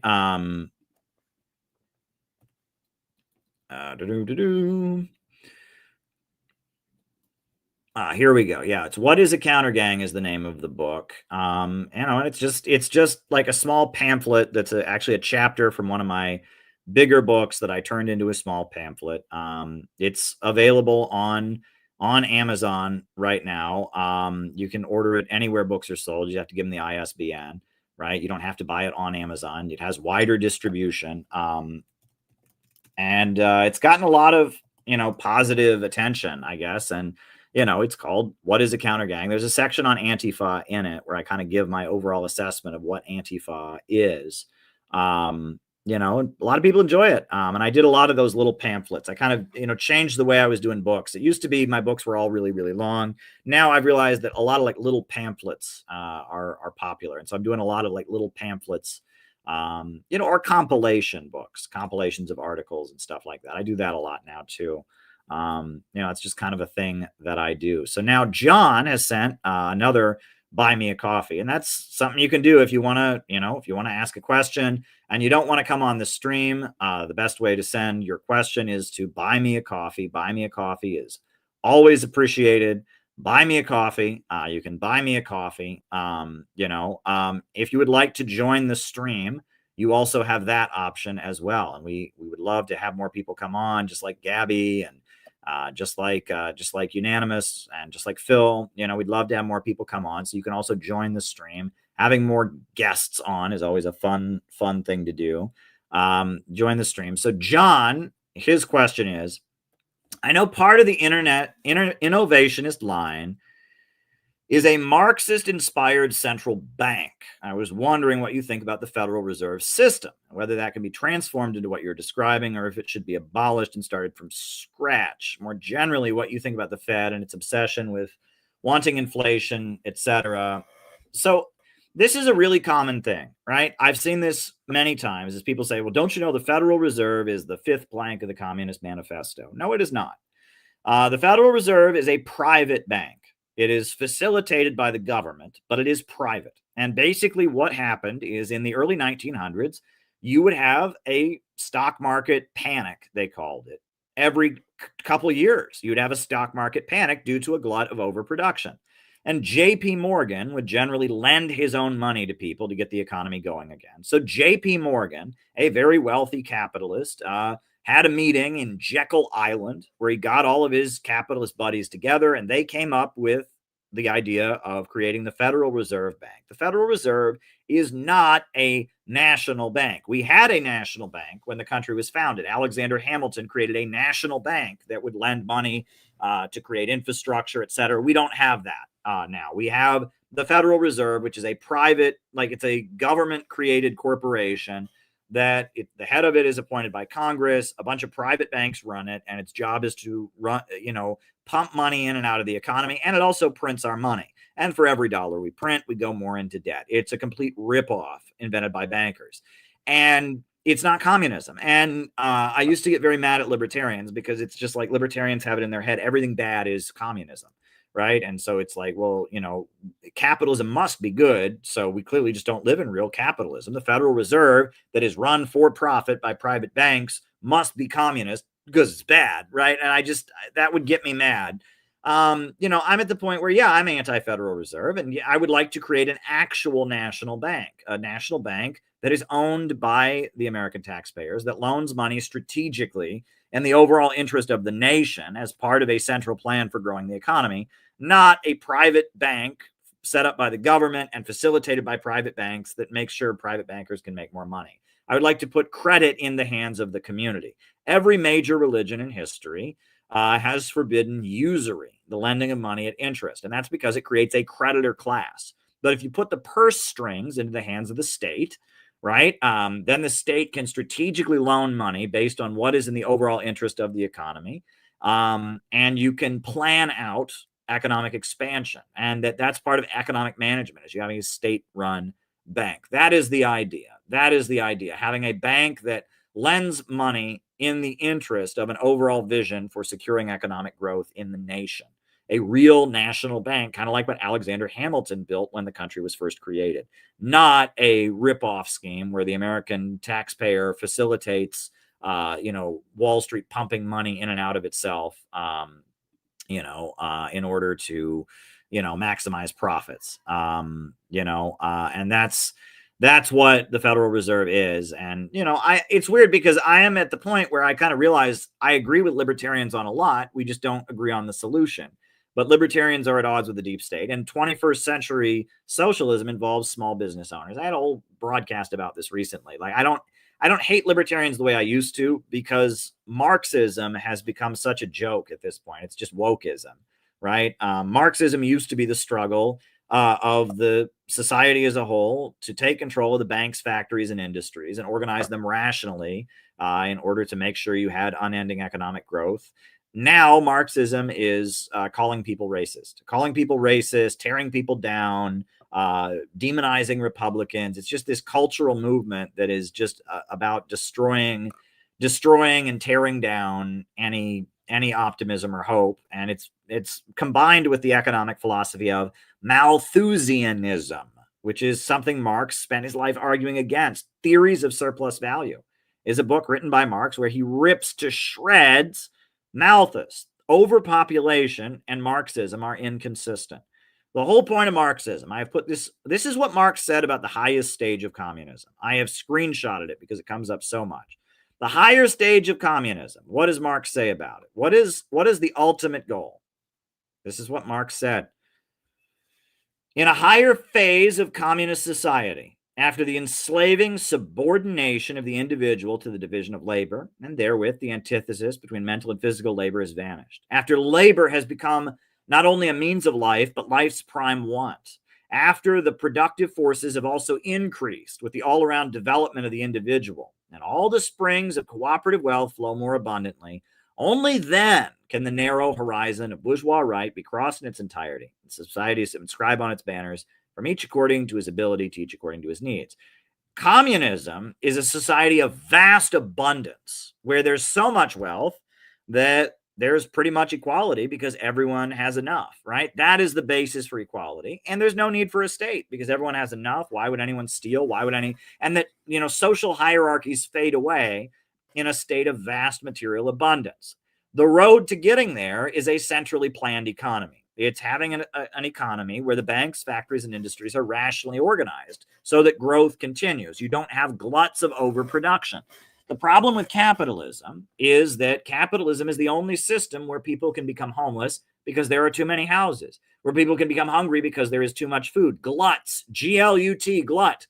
That does not go on in any other system. But in our deeply irrational economic system, abundance creates poverty, and the market comes to a grinding halt because it's too easy to produce wealth. And that's not rational. And you need central planning, central control of the means of production, society as a whole taking control of the means of production to overcome the irrationality of the market. And the more productive capitalism becomes, the more technology advances, the more irrational it becomes, right? And that you need central planning so that you can unleash great abundance and create a post-scarcity society. And that's what communism is. Communism is about raising the productive forces through central planning of the means of production. That is what communism is. Communism is not everyone getting paid the same. Communism is not getting rid of income inequality. Communism is after the first stage of socialism, society taking control of the means of production and rationally organizing them and having a centrally planned economy and a government that facilitates and manages economic growth and invests in human labor power as the source of all wealth.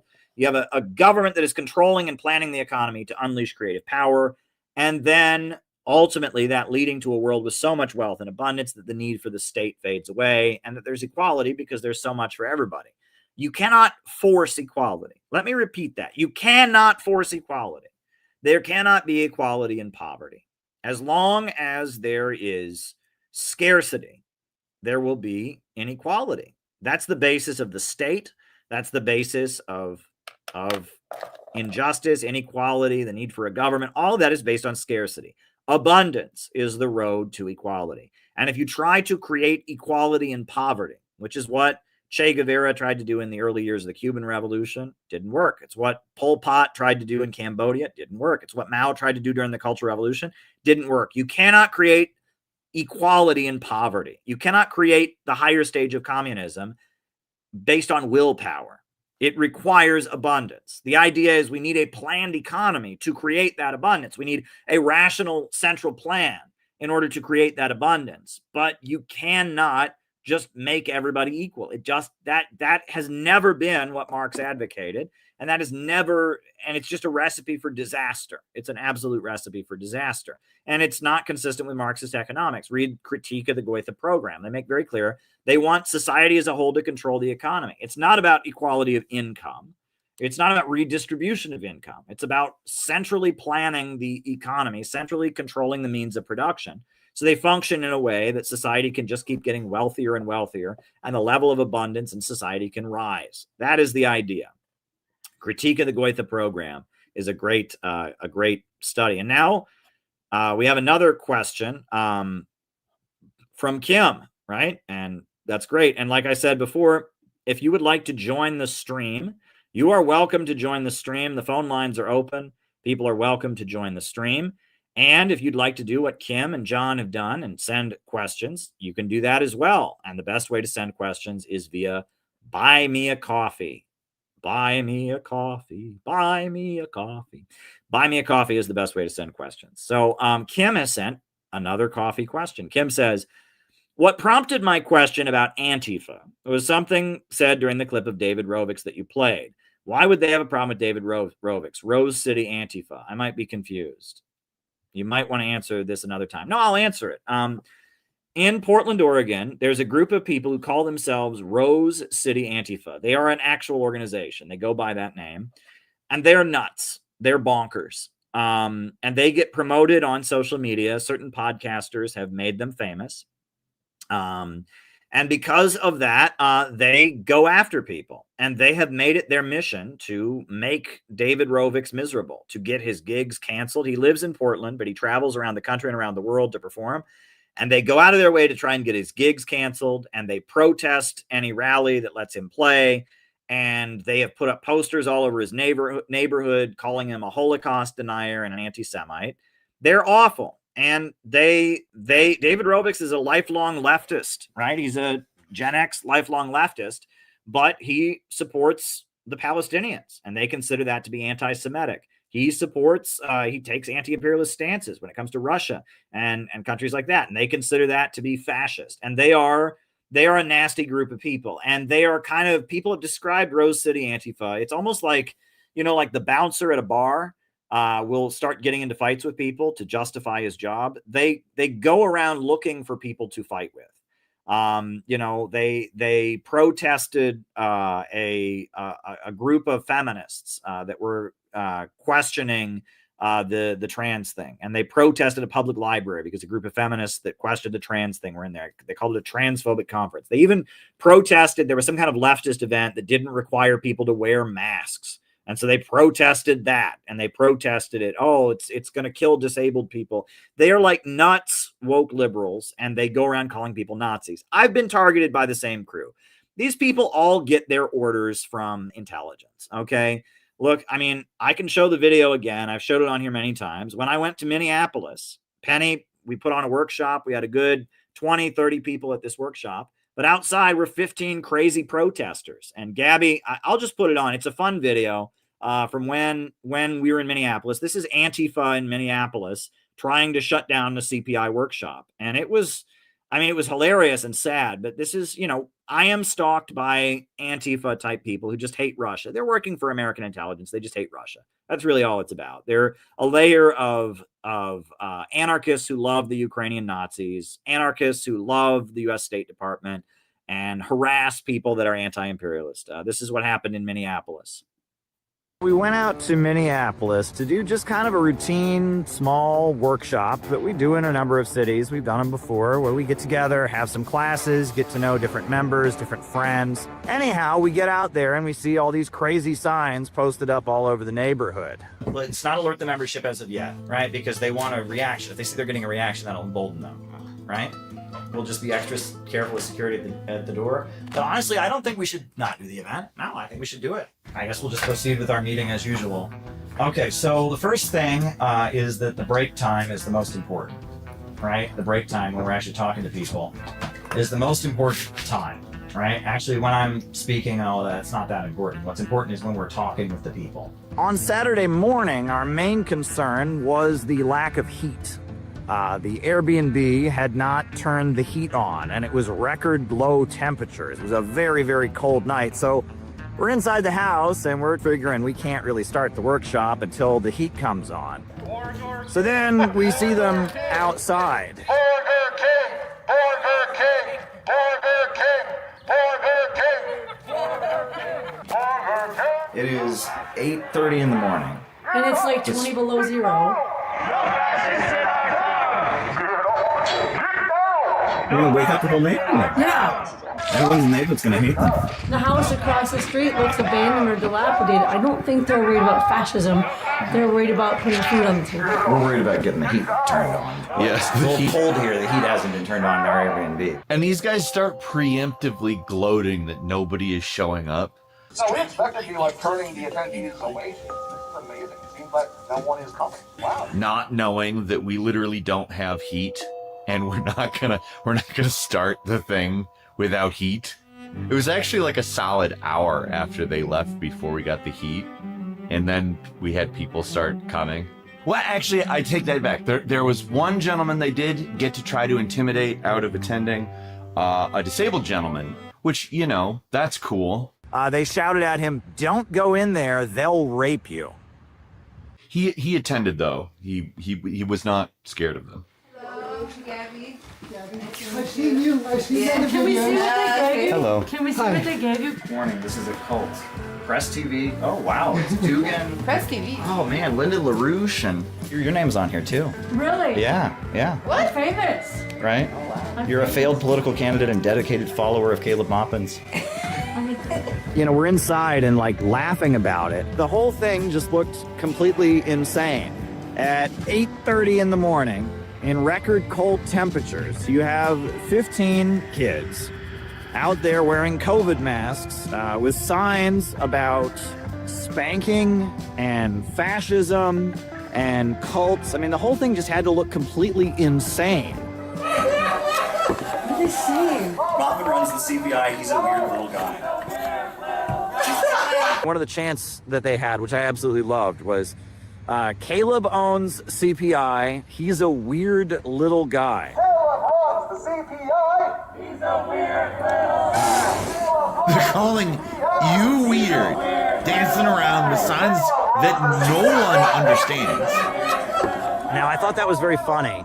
And by the way, don't you find some of their stuff to just be plain weird? At one point, Peter Coffin walked out among the protesters, I immediately thought of the scene in The Wizard of Oz where Dorothy wakes up and she's walking among the munchkins. Come out, wherever you are. Because they were all like really short in comparison to him. And it made me think that the guy on the bullhorn or one of the people that had thought of that chant, they must have been called a weird little guy at some point in their life. You're so out of touch. You think CPUSA would be a viable force to put together a picket like this? It's amazing. They were on the bullhorn talking about communist inside baseball. Colt, I mean, you started in the RCP, so it's used to Colt.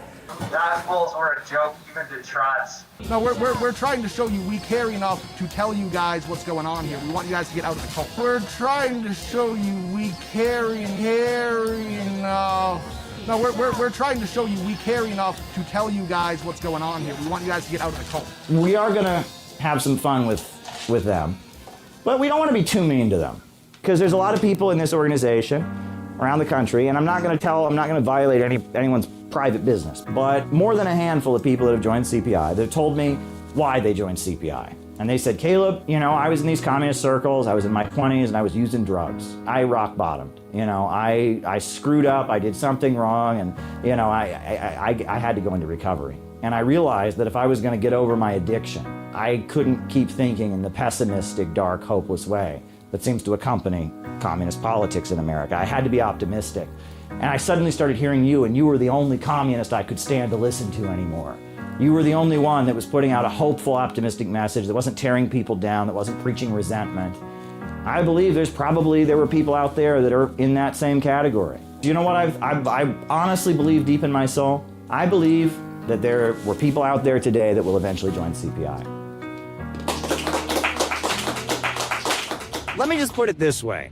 You can never say that the Center for Political Innovation or myself or Peter, you can never say that we're irrelevant. The fact that we had a small meetup was so important to some people that they woke up on Saturday morning, went out in freezing cold temperatures, and made a huge ruckus to tell everyone just how upset they were about the fact that we exist and we continue to do our work. We were ready to defend ourselves, but they weren't a threat to us at all. They were kind of embarrassing, and they were kind of clowns. And I'm embarrassed for whatever organization let this happen, was involved in making it happen. And I'm also embarrassed for the people that did this protest because you were out there making fools out of yourselves while we were inside talking about the serious issues and how to change the future of our country, how to fight against imperialism, globalism, how to fight for working families. So yeah, certainly an interesting trip to Minneapolis. I'm glad we were there, and we're gonna do a lot more workshops, let me put it that way.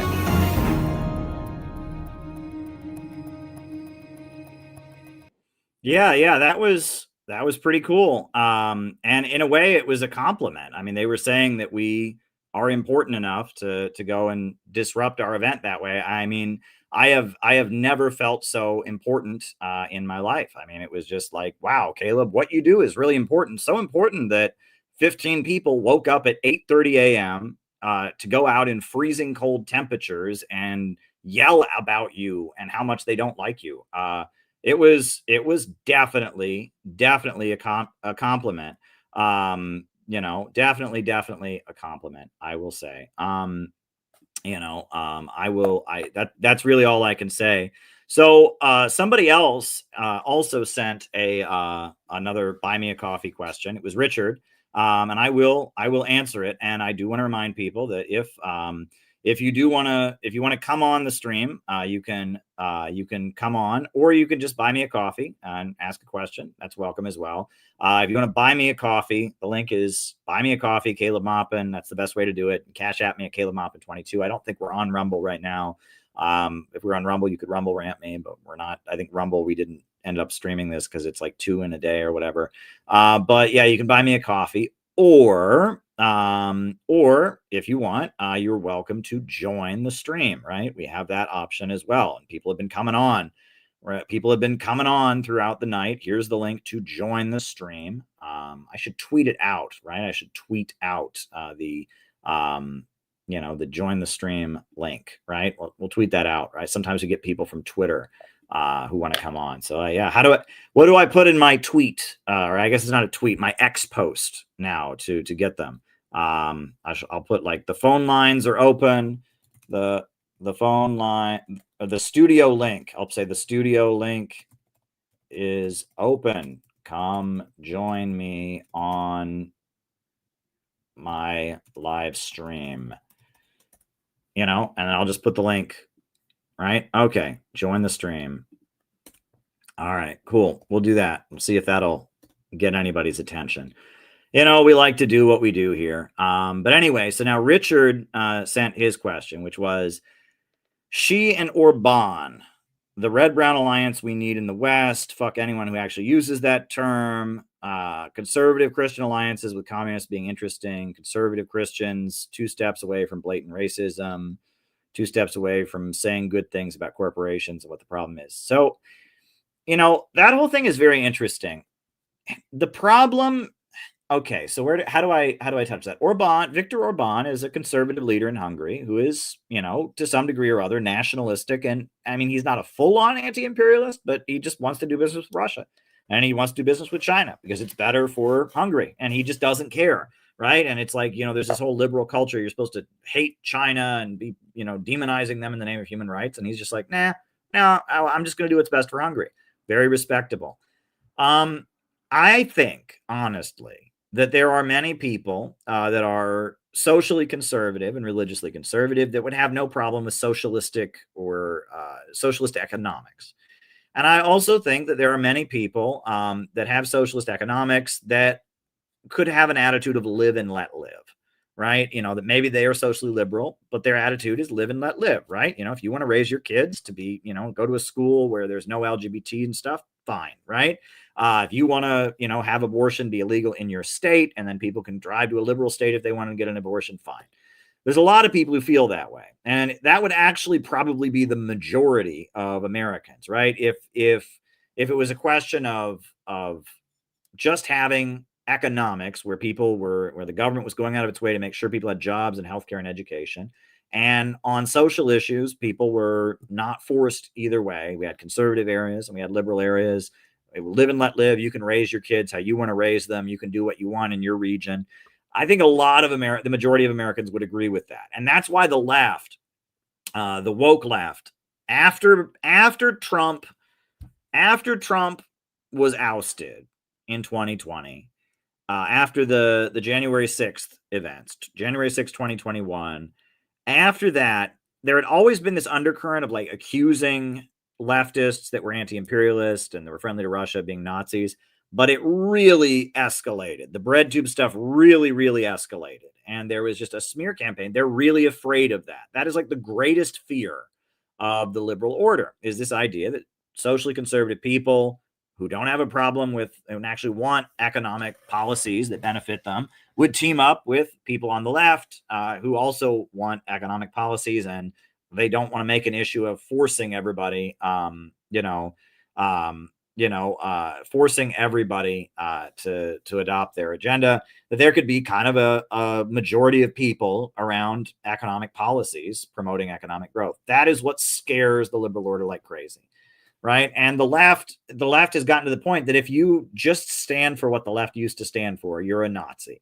Right. And that's when the left, it got nuts. And that's why I don't even identify as a leftist anymore. I'm an anti-imperialist. I'm an innovationist. I come out of Marxism. That's my background. I'm certainly inspired by all the countries that are fighting against globalism, imperialism, Russia and China. I'm inspired by anti-colonial revolutions, but you can't be on the left because the left doesn't care about economics. And the left is just, it's just this, this globalist social liberalism agenda that they demand everyone adopt, or else you're a Nazi and then it's okay to beat you up and kill you. And it's nuts. And the cancel culture and all that. The left is completely worthless. Completely worthless. And proof of how worthless the left is when the Uhuru movement got raided. They didn't do anything about it, right? This black socialist group got their homes raided by the FBI, got dragged into federal court for their speech. They didn't accuse them of being drug dealers. They didn't accuse them of kidnapping anybody. They just said your speech being in favor of Russia constitutes acting as a foreign agent. And on that basis alone, they were dragged into federal court. They were convicted of conspiracy to defraud the American government because they didn't register as foreign agents. They were found not guilty of being foreign agents, my goodness. And none of the communist groups did anything to support them. Nothing. It is unbelievable. And the fact they and it was all just based on stupid cancel culture. Russia bad, Russia fascist. I heard rumors on the internet that they're the same as this other group called Black Hammer, and that makes them a cult. And based on that, they couldn't even stand with one of their own being dragged into federal court for their speech. At that point, you had to admit the left was bankrupt. The left was completely bankrupt ideologically. The left is just a defender of the status quo. They didn't do anything to support the Uhuru movement. We, on the other hand, CPI, we supported the Uhuru movement. And in fact, John, our member, made this video. It's our message. They're having a telethon for Giving Tuesday for their Black Power Blueprint, it's called. They're having a telethon, and they asked us to participate. So this is John's video. John McCarthy, our member of CPI. This is the video he made as like a message to their Black Power Blueprint, event that they're doing. Uhuru. John McCarthy here with the Center for Political Innovation and Caleb Maupin. And I would like to express our profound solidarity with this telethon, with the Black Power Blueprint, and with the African People's Socialist Party. What you're doing through the Black Power Blueprint is opposing and successfully reversing gentrification. And that's a wonderful thing to do because gentrification is genocide anywhere in the world where it occurs. But here in St. Louis, it is an even worse genocide because the reason why they are driving the reason why they're attempting to drive black people off of the land in St. Louis is in order to make way for this geospatial intelligence agency. They're building the main facilities there by Washington, D.C. The secondary facility is in St. Louis, and this is where they do all the signal processing and the data storage and processing for the drones and the missiles that are wreaking hell all over the planet. They want to drive you off of your land so they can use that land to drive black and brown people all over the world off of their land, and to bomb them and kill them and to destroy. And you are successfully getting in the way of that. And by doing that, you're defending not just the African population of St. Louis. You are defending people all over the world, right, against this horrible system of colonialism and imperialism. And you're doing it not by destroying or tearing anything down, but by building something better. And that's what a true revolution is all about. It's not based on hatred or rage or revenge. It's based on love. And the Black Power Blueprint is an act of revolutionary love. You are creating something new and beautiful to replace this dying system that we're living under right now. Exactly like what Russia and China and the BRICS nations are doing internationally, you are doing right here in the center of imperialism. And this is a great thing. We salute you, and thank you. We thank you. Uhuru. Yeah, that's our message from John to their telethon that they're having to raise. I will actually show, this is the video that we did about the case. It was part of the CPI film that Peter Coffin put together called, what do you call it? Money in American Injustice called, this is a clip we did, Why the Uhuru Case is So Important. So here we go with that.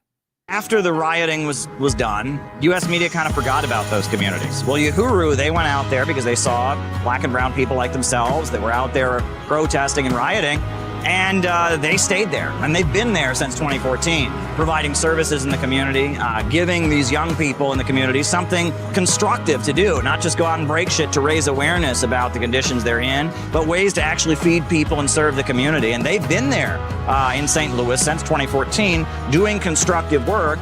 They have really escalated these programs. They have a farmer's market. They provide classes and services to pregnant mothers, and in particular in St. Louis, Missouri, and in St. Petersburg, Florida. They're trying to undo the damage that the U.S. Department of Justice and the state police and the local police and all the forces have been doing in communities like Ferguson, Missouri. And at the same time that they've done this community work, the African People's Socialist Party has also taken a firm anti-imperialist stance. They support China. They support Russia. They support Cuba. They support Iran. And when the United States started piling weapons into Kiev, they defended Russia's right to intervene. This defensive war in Ukraine that Russia is actually waging against world colonial powers, not Ukraine as a single entity, but the U.S. and all colonial powers who have an interest in colonially dominating African people right here in this country and around the world and extracting resources from the majority of peoples on the planet. That system, this current system, is in severe crisis, and they cannot rule in the same old way.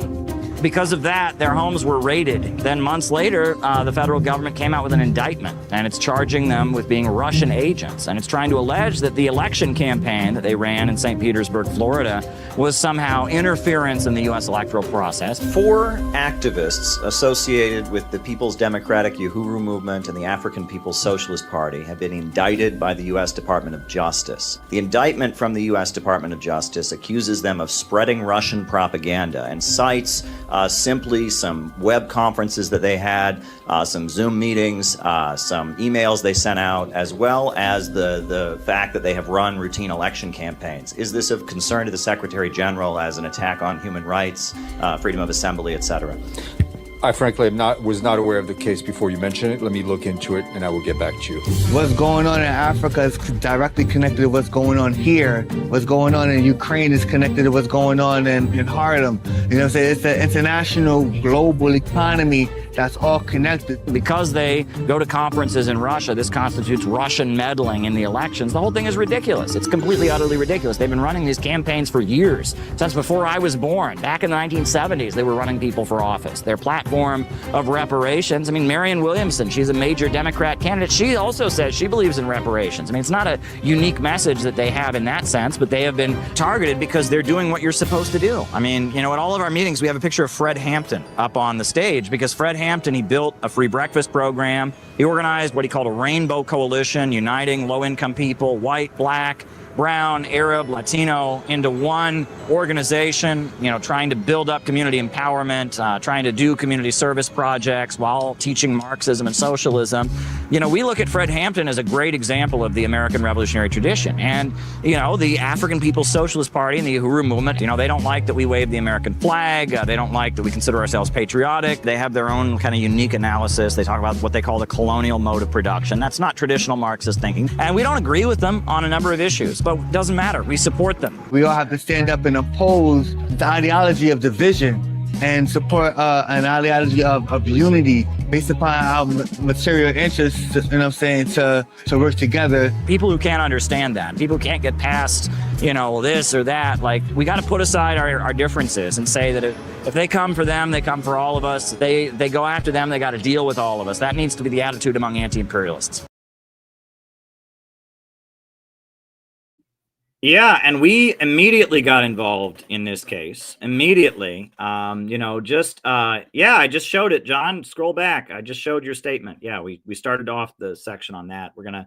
And we immediately got involved in the case. Immediately. We raised it at the UN. I raised it with Russian President Putin.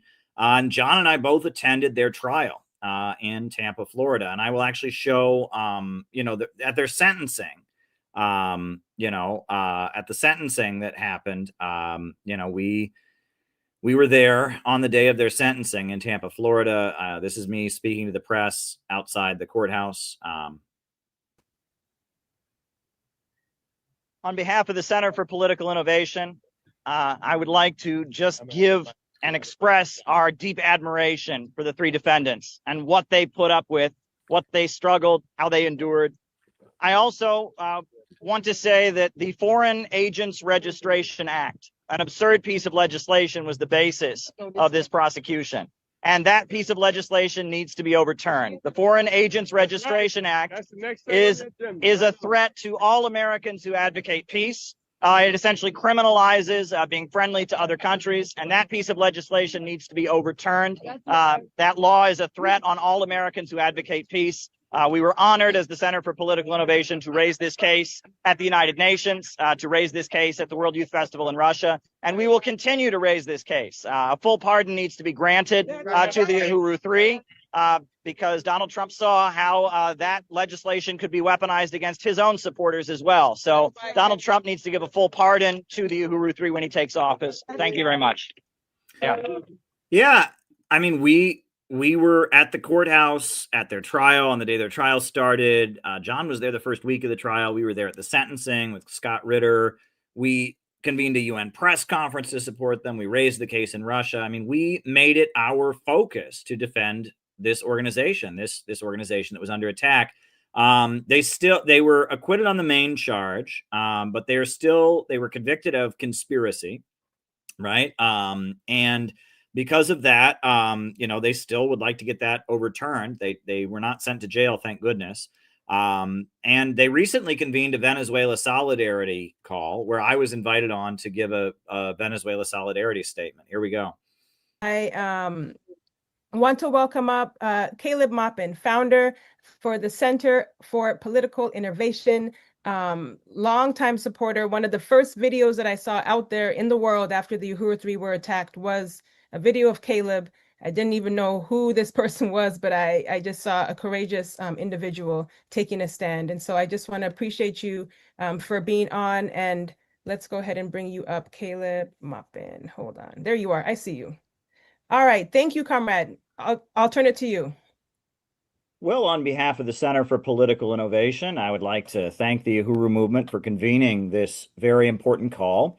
I want to say that action is needed to stand with Venezuela right now. One thing that we did recently was on October 18th, when the Democrat Party called their No Kings circus rallies, we decided to intervene. And around the country, our members disrupted the No Kings rallies. And in Minneapolis, our member interrupted Keith Ellison while he was speaking, shouting, "Hands off Venezuela." We brought the message of hands off Venezuela to the No Kings rallies in multiple states, on the West Coast, on the East Coasts, in the heartland of America, in places like Iowa, in Minneapolis, in Chicago. And it was a great intervention that we carried out, and that we need to put pressure.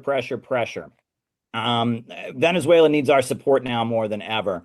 I do want to mention I've been to Venezuela, and one of the great things that I saw when I was in Venezuela was a building called the Center for African Knowledge, which is a building dedicated to the Afro-Venezuelan community, the peoples of Venezuela from the African diaspora. And it has museums, etc. But it's a lot of businesses, a lot of cooperative businesses that have set up in the building, a beautiful museum. And it was at the Center for African Knowledge in Caracas that I learned that when Hugo Chavez first took office, Venezuela had only 12 public universities. And today it has 32. Can you imagine the transformation a country goes under when it expands its university system from 12 to 32? 20 new public universities are built. And that's just an example. The Bolivarian Revolution also wiped out illiteracy. I walked through a neighborhood where every single house had been paid for by an interest-free loan provided by the government. And I want to mention also that it was quite trendy to support Hugo Chavez during the Bush years, when Europe and the United States were at odds. In the age of freedom fries, when Hugo Chavez was calling Bush the devil at the United Nations, a lot of these trendy leftist academics with their cosmopolitan worldview, Amy Goodman and Noam Chomsky and all of them said, oh yeah, we love Venezuela. But once Barack Hussein Obama was president of the United States, and once Hugo Chavez was deceased and Maduro had taken up the flame of Bolivarianism and was continuing the revolution, and during the oil price drop of 2014, when Venezuela significantly suffered because of devastating sanctions, all of a sudden, all these trendy liberals who had claimed to support Bolivarian socialism changed their minds and stabbed Venezuela in the back and lied about it. Jacobin magazine, which claims to be the voice of socialism, has published scathing lies about Venezuela, claiming that they deny people the right to vote or the right to a food card unless they vote, which they never did. It was briefly discussed at a time the violent opposition was encouraging election boycotts. They never even carried out the policy, which they would have been justified in carrying out because there was a violent opposition trying to get people to boycott the elections. They would have had the right to demand people participate in exchange for eating the food that the opposition was trying to burn and light on fire. They didn't even do it. And they lied, and Jacobin lied and said they were doing that and defamed them. And that you'll notice that Rand Paul, the congressman from Kentucky, he spoke up and he pointed out that the claim about Venezuela being involved in the drug trade just doesn't add up. It doesn't even match the U.S. owns DEA records. And we saw opposition to intervention from Thomas Massie and others. But AOC, Bernie Sanders, they were pretty much silent. Bernie Sanders finally did speak up about a week ago, but he was silent as the buildup was going on. And that the fake left, the left that is loyal to Barack Obama and loyal to the Democratic National Committee that pushes Stop Trump hysteria, they have completely stabbed Venezuela in the back. They want to remove Trump because they think maybe there's a danger of him making a peace deal and possibly ending the war in Ukraine. They don't want to remove Trump because he wants to carry out regime change operations in Venezuela. So those of us who are sincere, people like Chairman O'Malley, people like the Uhuru movement, who are sincere in our anti-imperialist principles and believe in economic growth and believe in projects like Bolivarian socialism and what has been carried out in Venezuela since the triumph of the Bolivarian movement, we have to remain sincere and we have to stand up for what is right. And we can call out Trump for what he's done, going after the Palestine protesters, bombing Iran, and Trump has done plenty that we can condemn, but our condemnations come from a place of anti-imperialism, being opposed to what he's doing and being opposed to regime change, being opposed to this global system of imperialism, which is very much tied in with Zionism and the Israeli regime and their horrendous atrocities. So we want to salute the Uhuru movement for their relentlessness, their courage in the face of FBI attacks, and we want to call on all of the Uhuru movement's allies to continue speaking up in solidarity with Venezuela against U.S. war crimes, in solidarity with all the countries around the world that have broken out of imperialism. We will never forget what happened to Libya, the great anti-imperialist stronghold led by Muammar Gaddafi, and anti-imperialism must be the focus of all progressive forces. Long live the Uhuru movement, long live Chairman O'Malley, and we look forward to victories in court against the FBI, continued heroism by this great movement. Thank you for this great opportunity. Uhuru. Thank you so much, Comrade Caleb. And just salute to CPI for, your courage. And I also wanted to salute Comrade John McCarthy, who, is a longtime supporter as well. So salute to you, comrades. And I want to bring up Comrade Yeah, so, I was on their call recently. So, I've got a couple things I just wanted to show. We're just going to be on here we got another 2 hours or so, or 1.5 hours, I guess. I wanted to show the interventions we did at the No Kings rallies. They had the No Kings rallies, around the country. And so we disrupted them around the country. We intervened at No Kings rallies in many different cities. So this is the video of that. This is how CPI, this is what we do, right? There were banner drops, right? I showed you the banner drops that happened today in Minneapolis. Now I'll show you what we did at the No Kings rallies. As you know, probably, on Saturday, there was a huge mobilization by the Democrat Party against Donald Trump. It was called No Kings. And many people are commenting on the rallies, how it was largely middle-aged and elderly people, and how the rallies seemed to have no real substance other than Trump derangement syndrome. Well, we at the Center for Political Innovation, we decided to crash these rallies, to say, hands off Venezuela. If you want to protest Trump, you should be protesting the fact that he's threatening a new war right here in our hemisphere against Venezuela. And we reject largely the Trump derangement syndrome message, but we called for hands off Venezuela. Now, we went to a number of these rallies around the country, and made our point, hands off Venezuela, interrupted elected officials, passed out leaflets, had some great conversations. Here is a summary of our intervention at the No Kings rallies, October 18th. Hands off Venezuela. Keep our money here for jobs and education in America. Instead of No Kings, we should be having a rally, No Wars. Maybe the one in the Middle East ended, maybe it didn't. Hopefully the one in Ukraine is about to end, but we need not to start one in Venezuela. No new Vietnam in this hemisphere. Stop the war against Maduro. Venezuela isn't pushing drugs, the CIA is. Stop Mark Rubio and the neocons from conning Trump into a new war in Venezuela. Hands off Venezuela. I don't want our children to go to war. I don't want anybody's child to go to war. We can't afford any more war. We need hands off Venezuela. Hands off Venezuela. No war. And we're going to apply pressure where it's needed, like the neocons.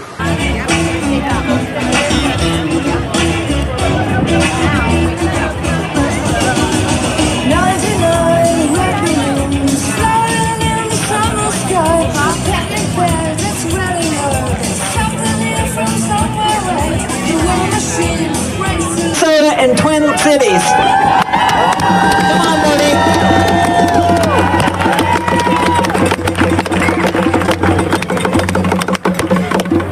Hands off Venezuela! Hands off Venezuela! Did you give yourself a hand? This is glorious! Hands off Venezuela! And I say, no kings! You say no Trump! No kings! No kings! No kings! We say in Latin America, solo el pueblo salva al pueblo. Only the people can save the people. We are the people that will repair, restore, and make this nation finally the place of belonging for all of us.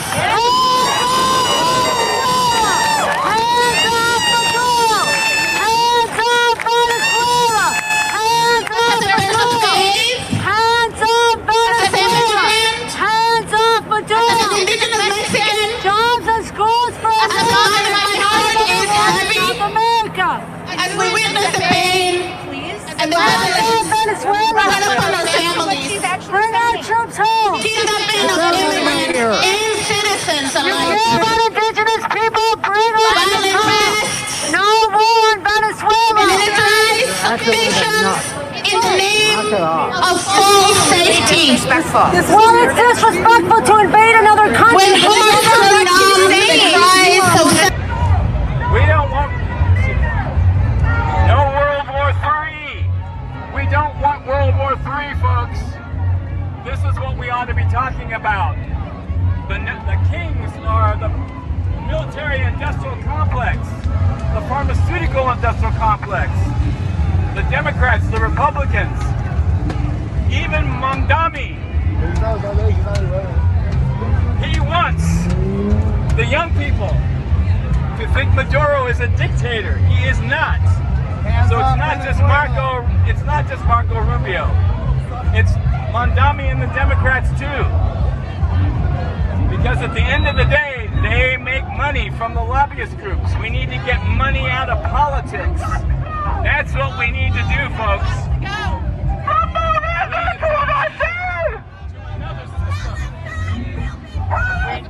We don't need to be creating another war with Venezuela.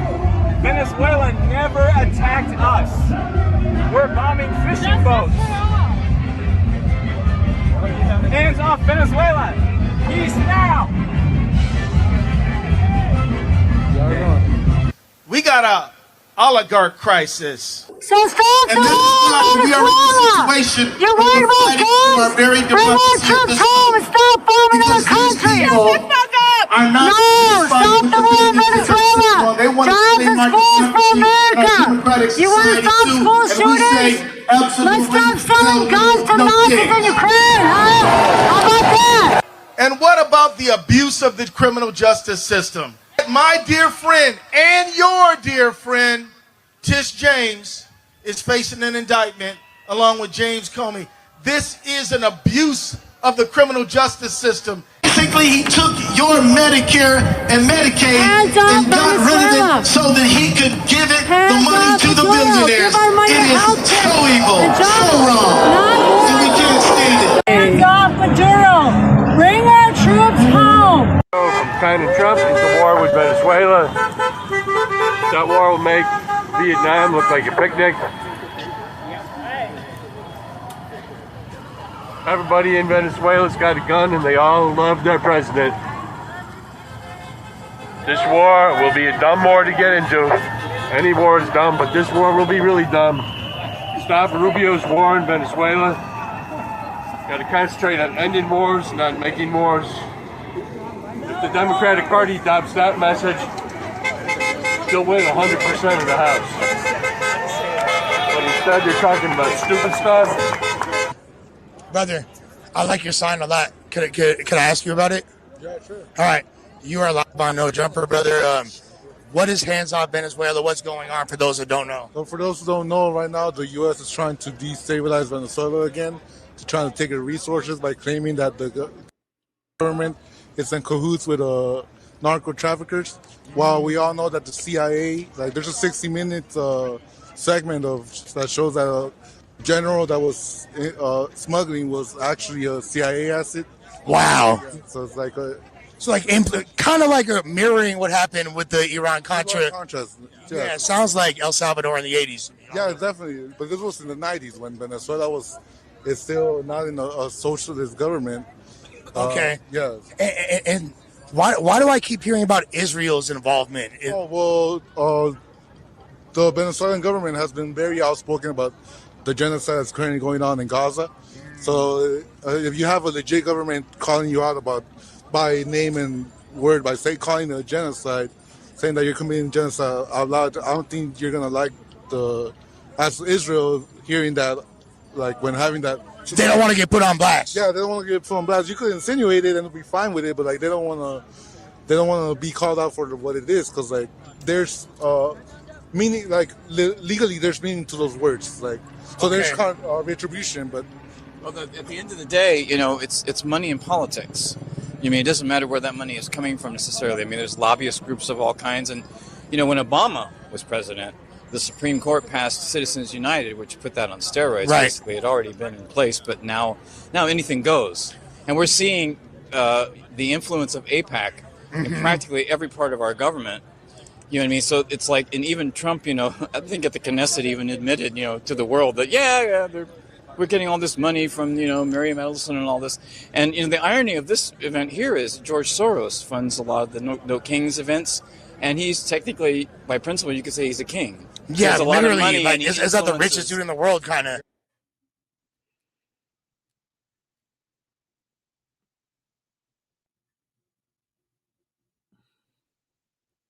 Hi, this is Paul and Gavin from the Quad Cities branch of the Center for Political Innovation. We're here at the No Kings rally in Davenport, Iowa. And, I figured this was going to be a few hundred people at the most. It actually looks like thousands of people. And so I was able to get out 100 of the Stop Trump and Rubio's War on Venezuela, I guess specifically Rubio's War on Venezuela, flyers out. Those things went like hotcakes. He has lost the plot with this circus rally. Instead of campaigning to stop Comey and John Bolton from going to jail, they should be campaigning to throw Mark Rubio in there with them. Regime change wars are a crime. All war is a crime. Peace is the future. This summit coming up in Bucharest is the future, but a new war with Venezuela will sabotage it, and that's what Mark Rubio is pushing. Mark Rubio is the new John Bolton, and Mark Rubio needs to join John Bolton in prison. Don't defend Bolton. Don't defend Comey. Don't defend Clapper. Don't defend Hillary. Don't defend these warmongers. Oppose all wars. If you want the Democrats back in power, you have to oppose the wars. That's what people voted for, is an end to the wars. That's not what this administration actually delivered. If you show you're going to deliver it, then you'll win. But if you show that you oppose him even talking about ending the wars, then you're going to lose again. People are tired of wars. People around the world are tired of the wars. People in the United States are tired of the wars. And we don't need a new Vietnam here in our hemisphere. We need to stop this war with Venezuela. We need to fire Mark Rubio and have him be John Bolton's cellmate. Yeah, that's us. That's the Center for Political Innovation. Our member Dan, if you go to the CPI YouTube channel, we have morning messages. Our member Dan gave this morning message about the original Thanksgiving Declaration, Dennis Kucinich, some other stuff. Everybody, did you know that there is an original historical document from 1777, which is the Declaration of Thanksgiving, and it came from Massachusetts? Check it out.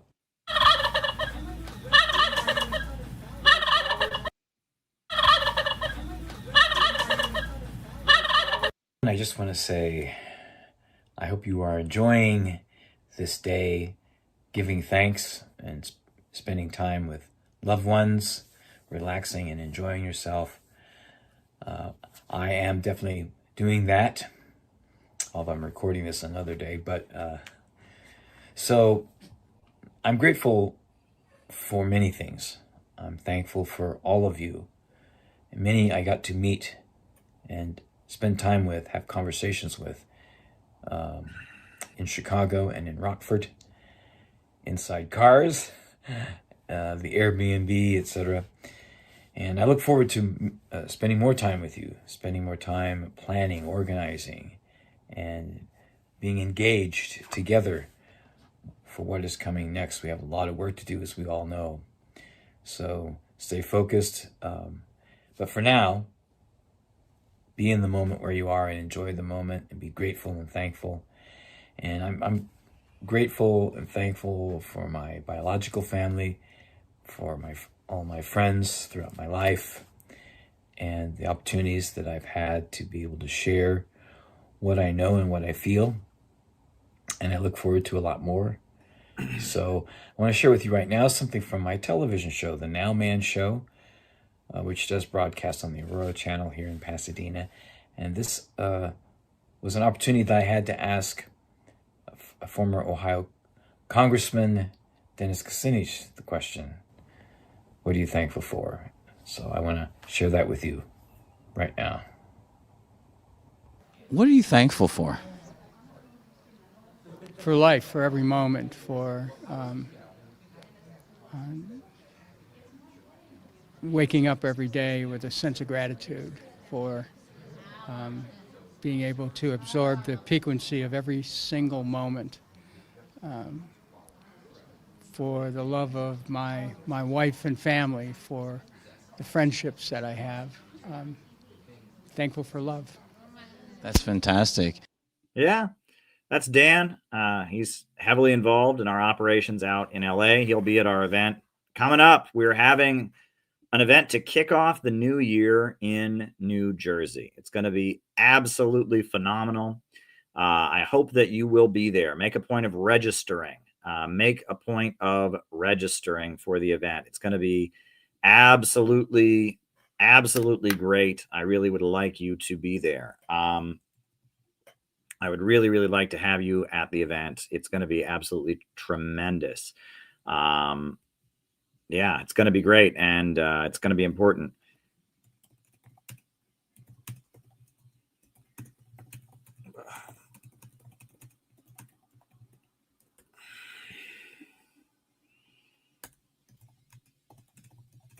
Hold on just 1 second. I had to send a message there. But yeah, it's going to be an absolutely tremendous gathering. I hope that you will register for the event. It's going to be great. Full buffet, music, the whole 9 yards. It's going to be a tremendous event. So I don't know how closely people have been following, world news and events. But if you have been, you probably noticed this. This is very, very interesting. So we all know there was a horrendous shooting yesterday on the streets of Washington, D.C. 2 West Virginia National Guardsmen were gunned down. Well, the guy who did it was a guy who was here on a green card from Afghanistan.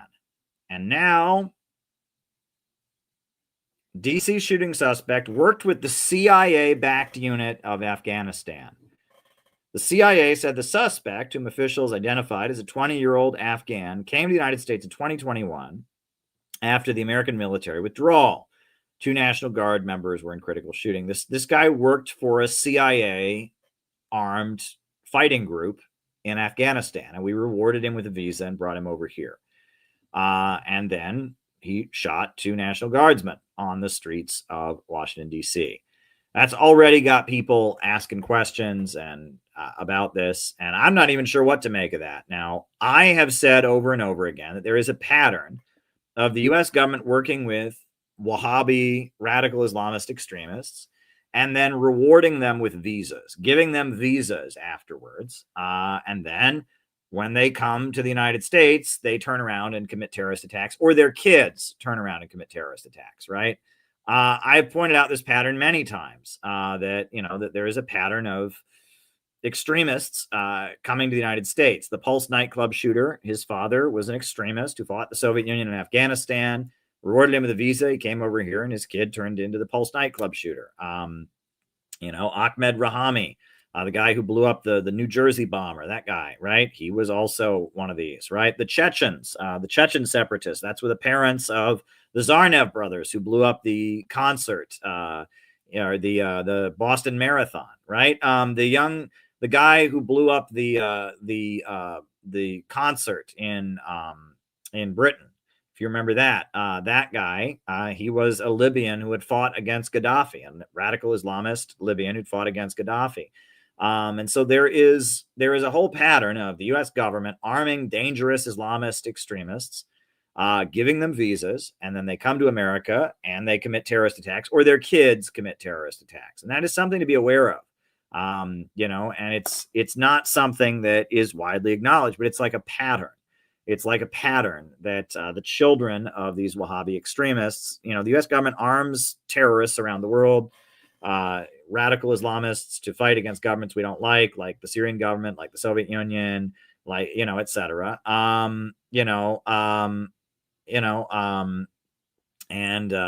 then we reward them with visas, and then they come here, and this is not a really great place to be a radical Muslim extremist. I'm not saying that folks should be excluded. I mean, people are welcome to live here regardless of their religious beliefs. But if you're a very, very conservative Muslim, if you're a very, very conservative Muslim, America is not going to be, a great place to be. We got naked women on billboards. We got multicultural stuff. We got, we're a pretty liberal, open society with lots of sex and lots of, LGBT and lots of things that if you were a deeply conservative person, a deeply conservative Muslim, you wouldn't particularly like all of this. Now, this is an interesting thing people have been doing, has been tracking the Google searches. This also happened with the Charlie Kirk shooter. I'm curious about that.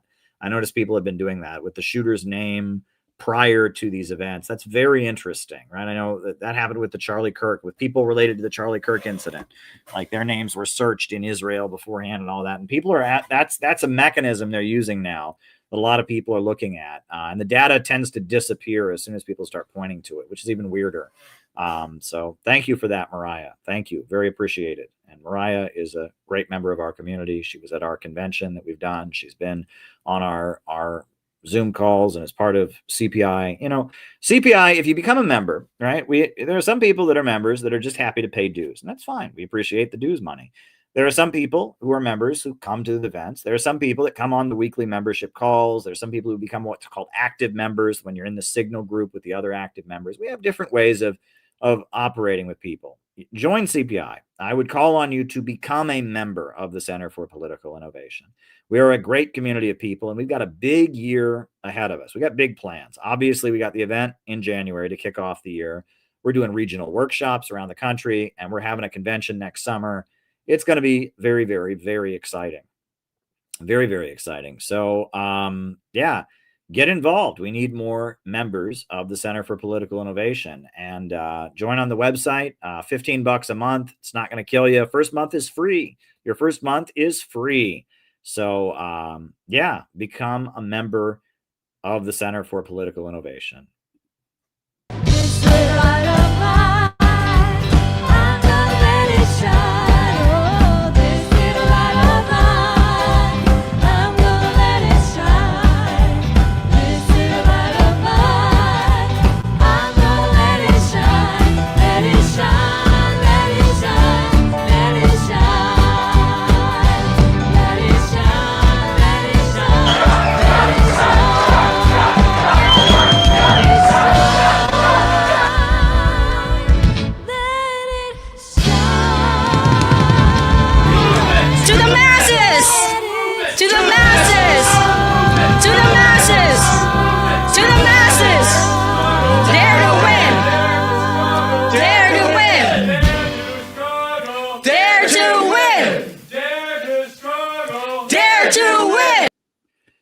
And if there's anything I'm thankful for, it is this community. I'll just tell you that much. The Center for Political Innovation is an amazing group of people, just an amazing group of people that are committed to being creative, committed to building an anti-imperialist movement, committed to coming together and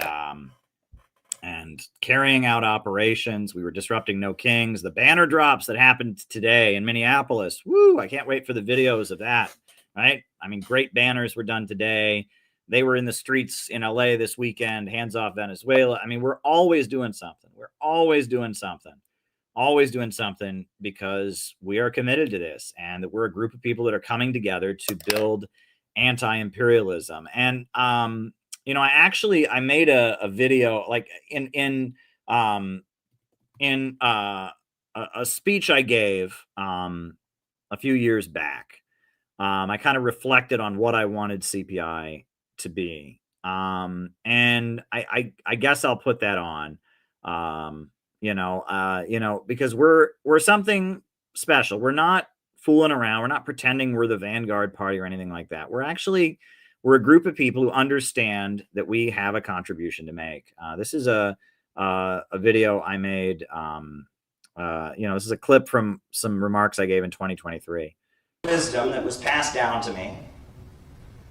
You know, we can be critical of different figures, but Sam Marcy, an important leader of communism in the post-war years, he would often talk about how at the anti-war protests that happened during the 1960s, where you'd have hundreds of thousands of people marching against the Vietnam War, there'd be these beautiful puppets that they would build. They'd have puppets of, Richard Nixon with his money or whatever. They'd have puppets of the heroic Vietnamese people fighting for their liberation, these beautiful puppets. That there were whole communities of people, and they weren't members of any communist group, but they were against the Vietnam War and had a general leftist, anti-imperialist view, and they made it their mission that when there was a big anti-war rally, they would come together and they would make these beautiful works of art as their contribution to opposing the war in Vietnam. And there were whole communities that built these puppets. It was their project, their way of being creative, of building community and coming together. And there were couples who met each other through the process of making those puppets. And a couple of years later, they were there making the puppets with their little kids that they had just had. And there were whole communities of people, and they made it their mission. This is something that we can do. Imperialism is the enemy of humanity. The Vietnam War is horrible. And this is something we can do. We have a 9-to-5 job, we have a regular life, but this is something that we can do. And we can do it together, and we can bond, and that's beautiful. And what Sam Marcy would tell his followers is that community that built those puppets, that's 1,000 times more valuable than some kid who thinks he's Lenin. You know what I'm saying? Yeah. A community like that has longevity. People are doing that their whole life, and they're taking on a contribution. And that if you've been doing this as long as I have, which is, not that long, relatively speaking, but you realize that there are some people who come around and they see that they don't get the immediate result that they want, They see that they don't they don't fulfill their dictator fantasy that they have. They see that they see that this isn't exactly the way they want to resolve their parental issues or whatever, and then they go away after a year. They go away after a year. For a year, they know more than everybody. No one knows anything better. They can debate everybody, but they're gone. But those people who came together to build the puppets and build community around it and learn to work together, they keep going. And generation after generation, year after year, they build those puppets. And that is what we need to build with the Center for Political Innovation. We need a network of people who are committed to opposing imperialism, who learn to trust each other and rely on each other and carry out operations, build some beautiful puppets, some beautiful artwork, put on beautiful conferences, and keep this movement alive. That is what we need to build. We need a network of people who love each other and trust each other and can work together and can serve the purpose of representing the anti-imperialist movement in America. That is what we need, and that is what I want us to build with the Center for Political Innovation. Yeah, and that's what we're about. I mean, that is what our organization is, and I would like to recruit you. I make no bones about it. I would like you to become a member. Okay, I'd like you to become a member. That's what I would like you to do. That's what I would very much like you to do. I would like you to become a member of the Center for Political Innovation. I would like you to get involved in our activities and help us carry out operations. And that's what we are very much trying to do. We are trying to build an organization. There's an organization that needs to be built. And so, yeah, I got plenty of stuff I can put on here. Yeah, I'm just thinking about what I could put on, and there was something I was going to put on, and now I forgot what it is. But we've got a mission to carry out. So yeah, very good. What was I going to put on? I cannot remember what I was going to put on. I was going to put a clip on, and now it has escaped me what this clip is.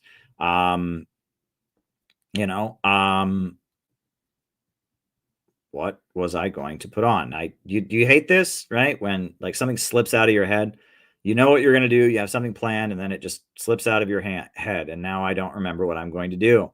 But that's okay. I will figure it out. I'll figure out what I'm going to do. Yeah, we've got a lot of different stuff to do. We're building, we're organizing. Yeah.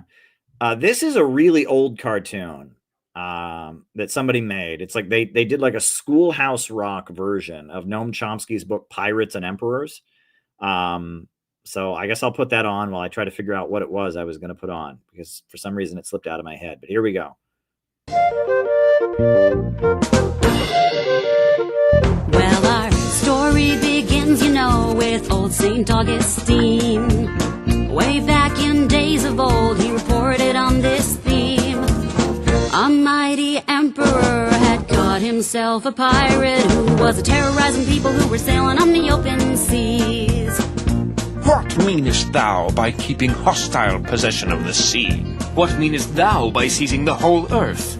Because I do it with a petty ship, I'm called a robber, whilst thou, who does the same with a great fleet, art styled emperor. And old St. Augustine thought that was a pretty smart answer, 'cause there are pirates and emperors, but they're really the same thing. When they go and try to reach the same ends by using the same means, whether they do it big or they do it small, from a little tiny boat or from hallowed halls, bully is as bully does, that's plain to see. Speaking of bullies, what would you say about a gang of vicious, low-down thugs who are trying to overthrow the government by attacking undefended civilian targets like schools, farms, hospitals, and outreach centers? Why, I'd say they were terrorists. I'm sorry, the correct answer is freedom fighters. At least that's what you called these thugs, aka the Contras, when you funded their campaign of terror and indiscriminate killing to overthrow the government of Nicaragua. There was trouble in the land of Nicaragua in the 80s, it's true. And Uncle Sam has always said this kind of thing just really won't do. So he paid for a bag full of dirty tricks and turned killers into heroes with a PR blitz. Well, freedom's sure a funny word for what the Contras did do. You know, there are pirates and emperors, but they're really the same thing. Even the ones who say they just wanna let freedom ring, well, they do it big or they do it small, but only one goes down when they break the law, while the big one claims This really don't apply to me. The funny thing about pirates and emperors is that they often start out as pals who get into a tiff somehow and end up enemies. You mean like Lex Luthor and Superman? Yeah, except Lex Luthor was a nice guy before he lost all his hair, whereas Manuel Noriega, Saddam Hussein, and Osama bin Laden were all known thugs and mass murderers when they were on the CIA payroll. That's why they got the job. Either that, or Uncle Sam is just a really bad judge of character. I don't understand why this keeps happening to me.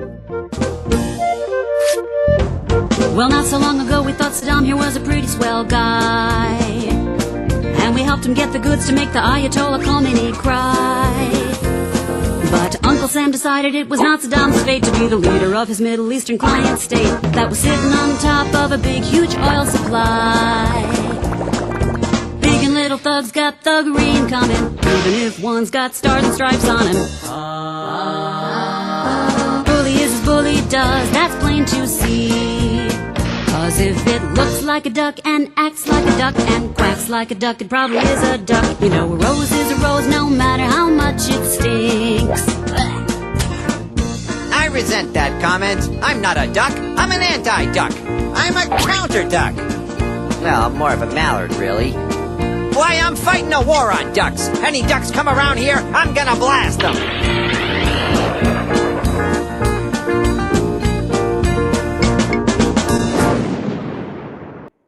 Yep, that was classic. That was absolutely classic. So listen, if anyone wants to join the stream, that's the link that's open. Also, if anyone wants to ask any more questions, Buy Me a Coffee is the best way to do it.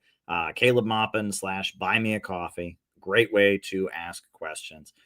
You know, I just want to kind of reflect on here about our movement and CPI and how important and special it is. You know, this is a video of the Communist Party of Canada, right? During the time when they were like a strong political party, you know, when they were a strong political party that was leading the anti-imperialist movement in Canada. You know, at the time Stalin was alive. This is them kind of explaining their position, opposing the Cold War. Yeah, this is Tim Buck, the leader of the Communist Party of Canada.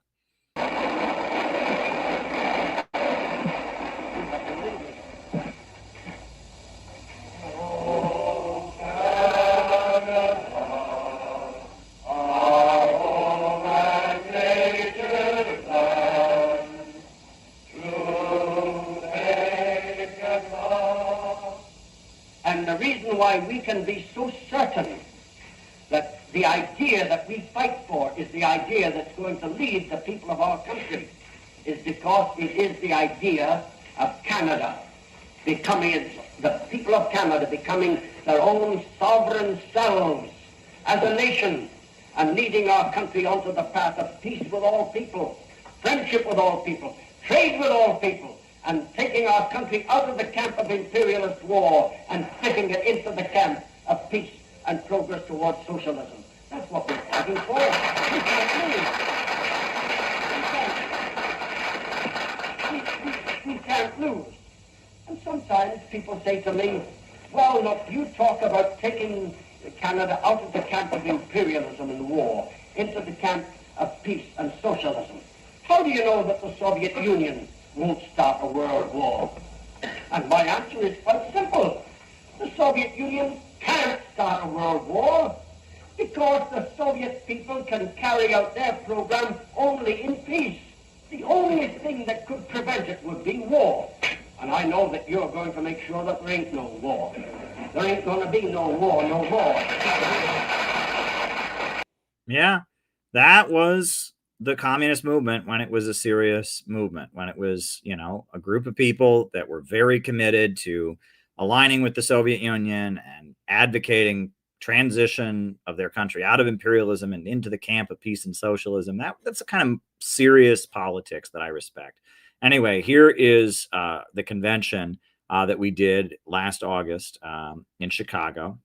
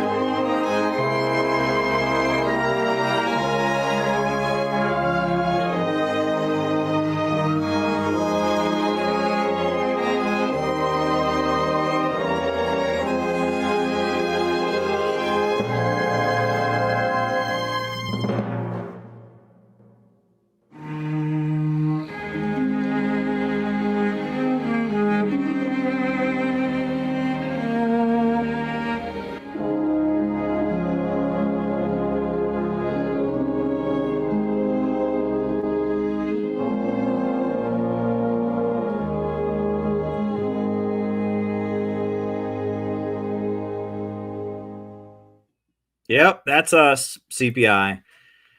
That's us. Yeah.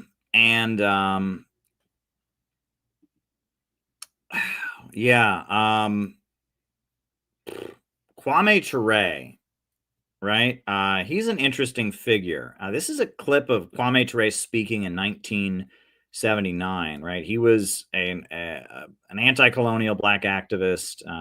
This is, let's take a look at this.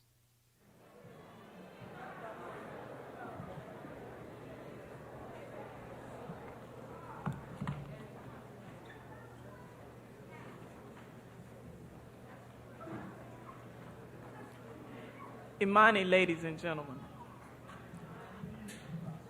I'm sorry for the delay, but the program will start now. Welcome to the first program in the Committee for Black Programs month-long celebration of Black History Month. Our other programs are listed in the brochure you have before you. And before I introduce our speaker for the night, I'd like to read two announcements. The minority students of the Social Work School are sponsoring a disco skating party at the Skate Inn in Athens, February 6th from 9 p.m. to 11. Tickets are $1 admission and 75-cent skater rental. Tickets are available from the students after the lecture. And the National Association of Black Social Workers, Athens chapter, invite you to attend their contribution to the observance of Black History Month. It is scheduled for Wednesday, February 7th, 7:30 p.m. at the Central Athens Community Center. The theme is Perspectives of Black History. Participants are Black City Councilman, 2 local choirs, and Michael Thurman, author of Black History of Athens. After the program, there will be questions, and we ask that you limit them to 1. Our guest tonight is probably best known for his participation with the Black Panther movement and the Student Nonviolent Coordinating Committee during the turbulent 60s. He was also one of the founders of the All-African People's Revolutionary Party and has just returned to the U.S. from an extensive visit to Africa. Without further delay, I'd like to present to you Mr. Stokely Carmichael.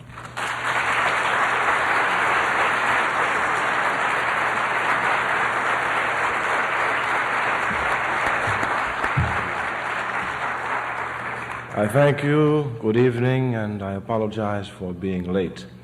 As a revolutionary, we should try never to be late. But I think it was Mr. Hemingway who said, even the best laid plans of mice and men do oft-times go astray. All the need for more serious planning. We want to speak to you this evening about revolution, and we want to speak to you this evening about the necessity of students understanding their crucial role in revolution. Let it be properly understood that when we talk of revolution, of course, we mean bloodshed.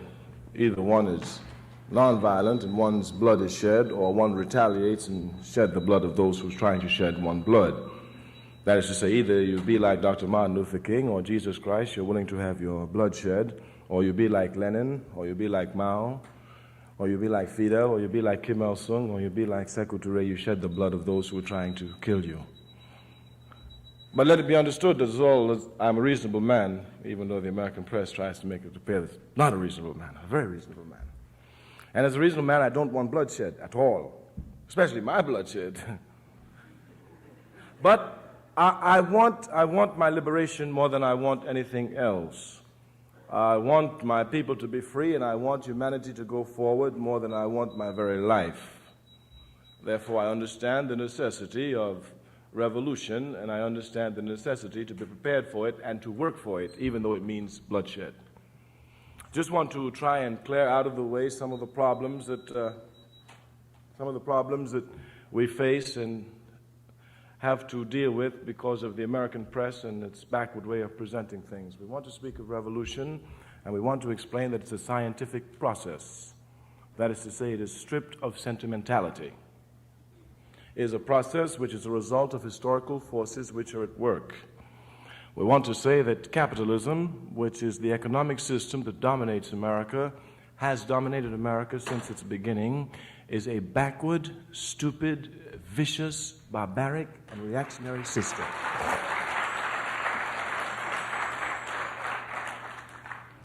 And we want to further say that this system is going to fall, and that those of us who are conscious are working as hard as we can to bring it down, recognizing the quicker we bring it down, the quicker we will free humanity and allow civilization to go forward. Now, of course, we understand the task that's before us. We come to the University of Georgia at Athens. We come to a university that's very old. We come to a university whose purpose it is to inculcate in the students who come here a love of capitalist values, and to have these students manifest capitalist values, whether they are conscious or unconscious of it. Everything in life has a reason, everything. Whether we are aware of the reason or not, there is a reason for it. You may ask some of your colleagues on this college campus, why did they come to the university? They may say, I don't know. And probably, as honestly as they themselves can answer, they may not really know why they're here. But even if they do not know why they're here, you can never assume that there is not a reason which impelled them to be here. Everything under the face of the sun, every action has a reason for it, even if we are not aware of the reason, or even if we are unconsciously aware of the reason or wrongly aware of the reason. Each and every act has a reason. My reason for coming before you this evening is to find among the Africans... Before we begin again, you see, I have to waste so much time because of this press. Now, I'm concerned about Africans. I'm concerned about black people. Now, many people say to me, when they see me, they say, Mr. Carmichael, incidentally, my name has been changed to Kwame Ture. They can say, Kwame Ture, we understand that you are just concerned about making black people better. And I say, yes, in a way I am. They say, well, if that's the case, you are a racist. And I said, no, you are the racist. You see, Africans are part of humanity. They are an oppressed part of humanity. If I benefit an oppressed part of humanity and free it, obviously I have benefited all of humanity, since humanity is indivisible. You understand it? So let there be no confusion. All right. I want to organize Africans. So my purpose is to find among the Africans in the audience the most conscious. By the word conscious, I don't mean to in any way equivocate it with intelligent, not at all, or even with one a holder of degrees. A conscious man, a conscious woman is someone who recognizes their responsibility to humanity, that's all, and fulfills it, of course. Of course. That is to say, a conscious man, a conscious student here, recognizing that there's poverty in the world, coming to the university to acquire knowledge, a conscious student would seek to acquire the knowledge that would help solve the problems of... All right. Well, we have a guest. Hello. Hi. Oh, do I have to mute my TV? All right. I'm not used to this. Yeah. That's all right. Okay. Hey, how you doing? Hi, my name is Irene, and I hate video conferencing, but I thought I could pop in for a few minutes. But you didn't have to stop the video. You didn't have to stop the video. Oh, no, it's all right. Yeah, it's good to have you here. So you're okay. good to have you here, Irene. How you been? Okay, so yeah, I just wanted to say that I've been enjoying your streams. I only discovered you recently. Okay. And well, maybe I sometimes think I haven't fully discovered myself even now. So you're not too far behind. But go ahead. Right. And how long ago did you start the Center for Political Innovation? 2021 is when we kicked off. Okay. Yeah. So yeah, it's been around for a couple years. We've been through a couple different leaps and evolutions. But yeah, it's been an exciting project. Yeah. And you have members all over the country and little chapters, or? Yes, a lot. We have a lot of members that are just kind of individuals in different places. But in Chicago, we call them innovation circles, local organizations. We have the Chicago Innovation Circle, the LA Innovation Circle. We have the Minneapolis Innovation Circle, and yeah, they're very active. They've got a handful of people that do stuff regularly. And we have workshops around the country. We have events. We have days of action where we demonstrate. We have outreach campaigns where we go out and poster and raise awareness about stuff. We support people that are under attack, like the Uhuru movement, for example. And yeah, we are anti-imperialists, anti-globalists. I tell people we come out of communism. For a long time, we were calling ourselves communists, but I'm at the point where the left has kind of lost their minds so much that we're doing something new and different. We call it innovationism, right? But it's building an anti-imperialist, anti-globalist movement, fighting for working families. The slogan we've used everywhere is, we need a government of action to fight for working families, right? And that, when you say working families, people respond more positively because they think of like community and all that. If you say workers, people think of, some kind of, it's kind of an alienating term. If you say working families, people get the idea of like working families. Oh, I want to help working families, right? And so that was the slogan when we kicked off. We need a government of action to fight for working families. And we also said, out of the movement to the masses. Like, we didn't want to be part of the left. We wanted to be with the people, out of the movement to the masses. And we've been going for a couple of years now, and we've gone through some different leaps and evolutions. But about a year ago, we decided to move away from the communist label to embrace innovationism as a new stage. And that was pretty cool. And, we're building and we're going, and, we send people to international gatherings. We've represented the United States at the World Youth Festivals that they have in Russia. We've sent delegations to multiple World Youth Festivals. We've observed the elections in Nicaragua. I've been to Iran a number of times. I made films in Iran. I actually interviewed the Iranian president, Ibrahim Raisi, at the United Nations. We're about anti-imperialism. That's what we're all about. So yeah, I'm glad you stumbled upon us. You're in New York City like me, right? You're just in Brooklyn also. Oh, okay, very good. And we're neighbors. Yeah, I was gonna say, my whole life, I was never really a political person until October 7th, 2023, the days afterwards. And that was a reawakening for me. When I suddenly realized that, the news that I've been watching every night is propaganda. I kept waiting for them to tell the story, and they didn't. And yeah. Wow. So you've been going to a lot of Palestine rallies then, I take it.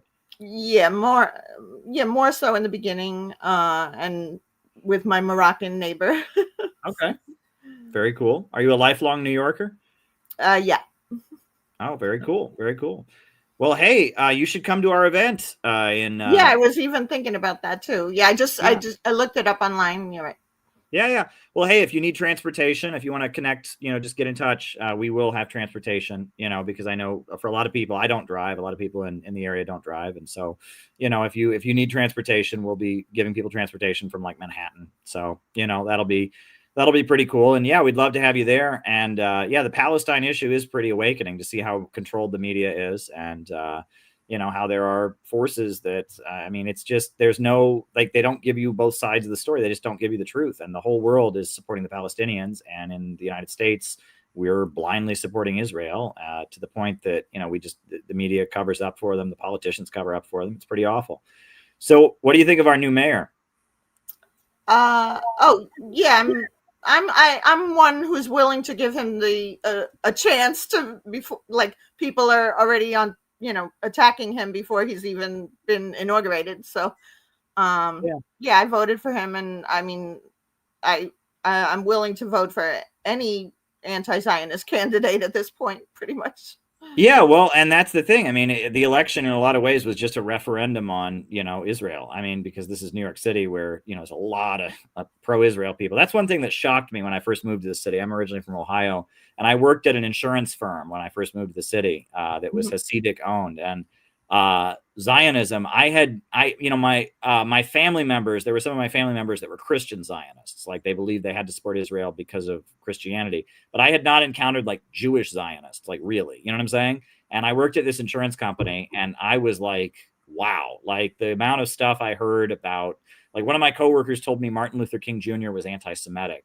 And I said, how is that? And they said, well, I said, didn't he support Israel and all this stuff? And they said, yeah, but he was organizing black people. And whenever one race is like organizing itself, it's because they want to kill the Jews. And I was like, are you serious? Are you serious? He's like, yeah, that's clearly when a race is getting together, that's because they want to kill the Jews. I'm just like, what in the world is wrong? Like, you meet these like hardcore Israel supporters that you find in Brooklyn and in Queens and places. But wait, you haven't been in New York City your whole life then? No, I moved here about 15 years ago. I grew up in Ohio. Yeah.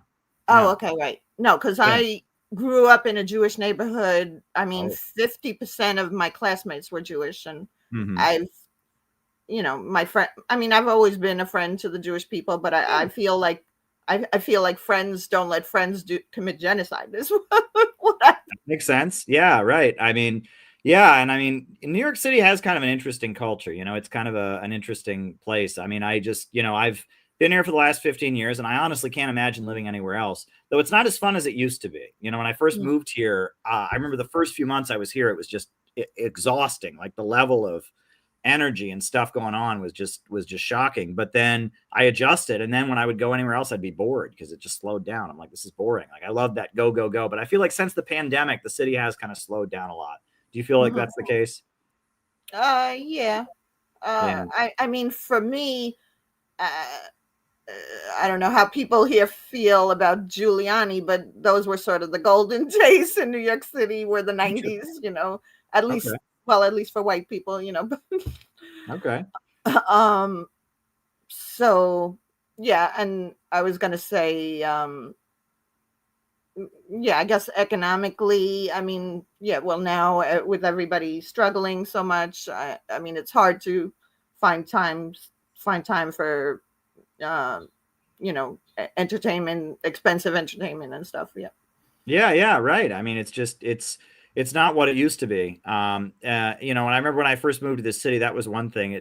That whole city that never sleeps. I go outside and I see all the stores closed at 9. I'm like, city that never sleeps. What is this? But I don't know. I think part of it is just the internet. I think, it used to be people came here because they were looking for something they couldn't find, and now people can find it on their phones. You know what I'm saying? But I don't know. New York City's always been an interesting blend.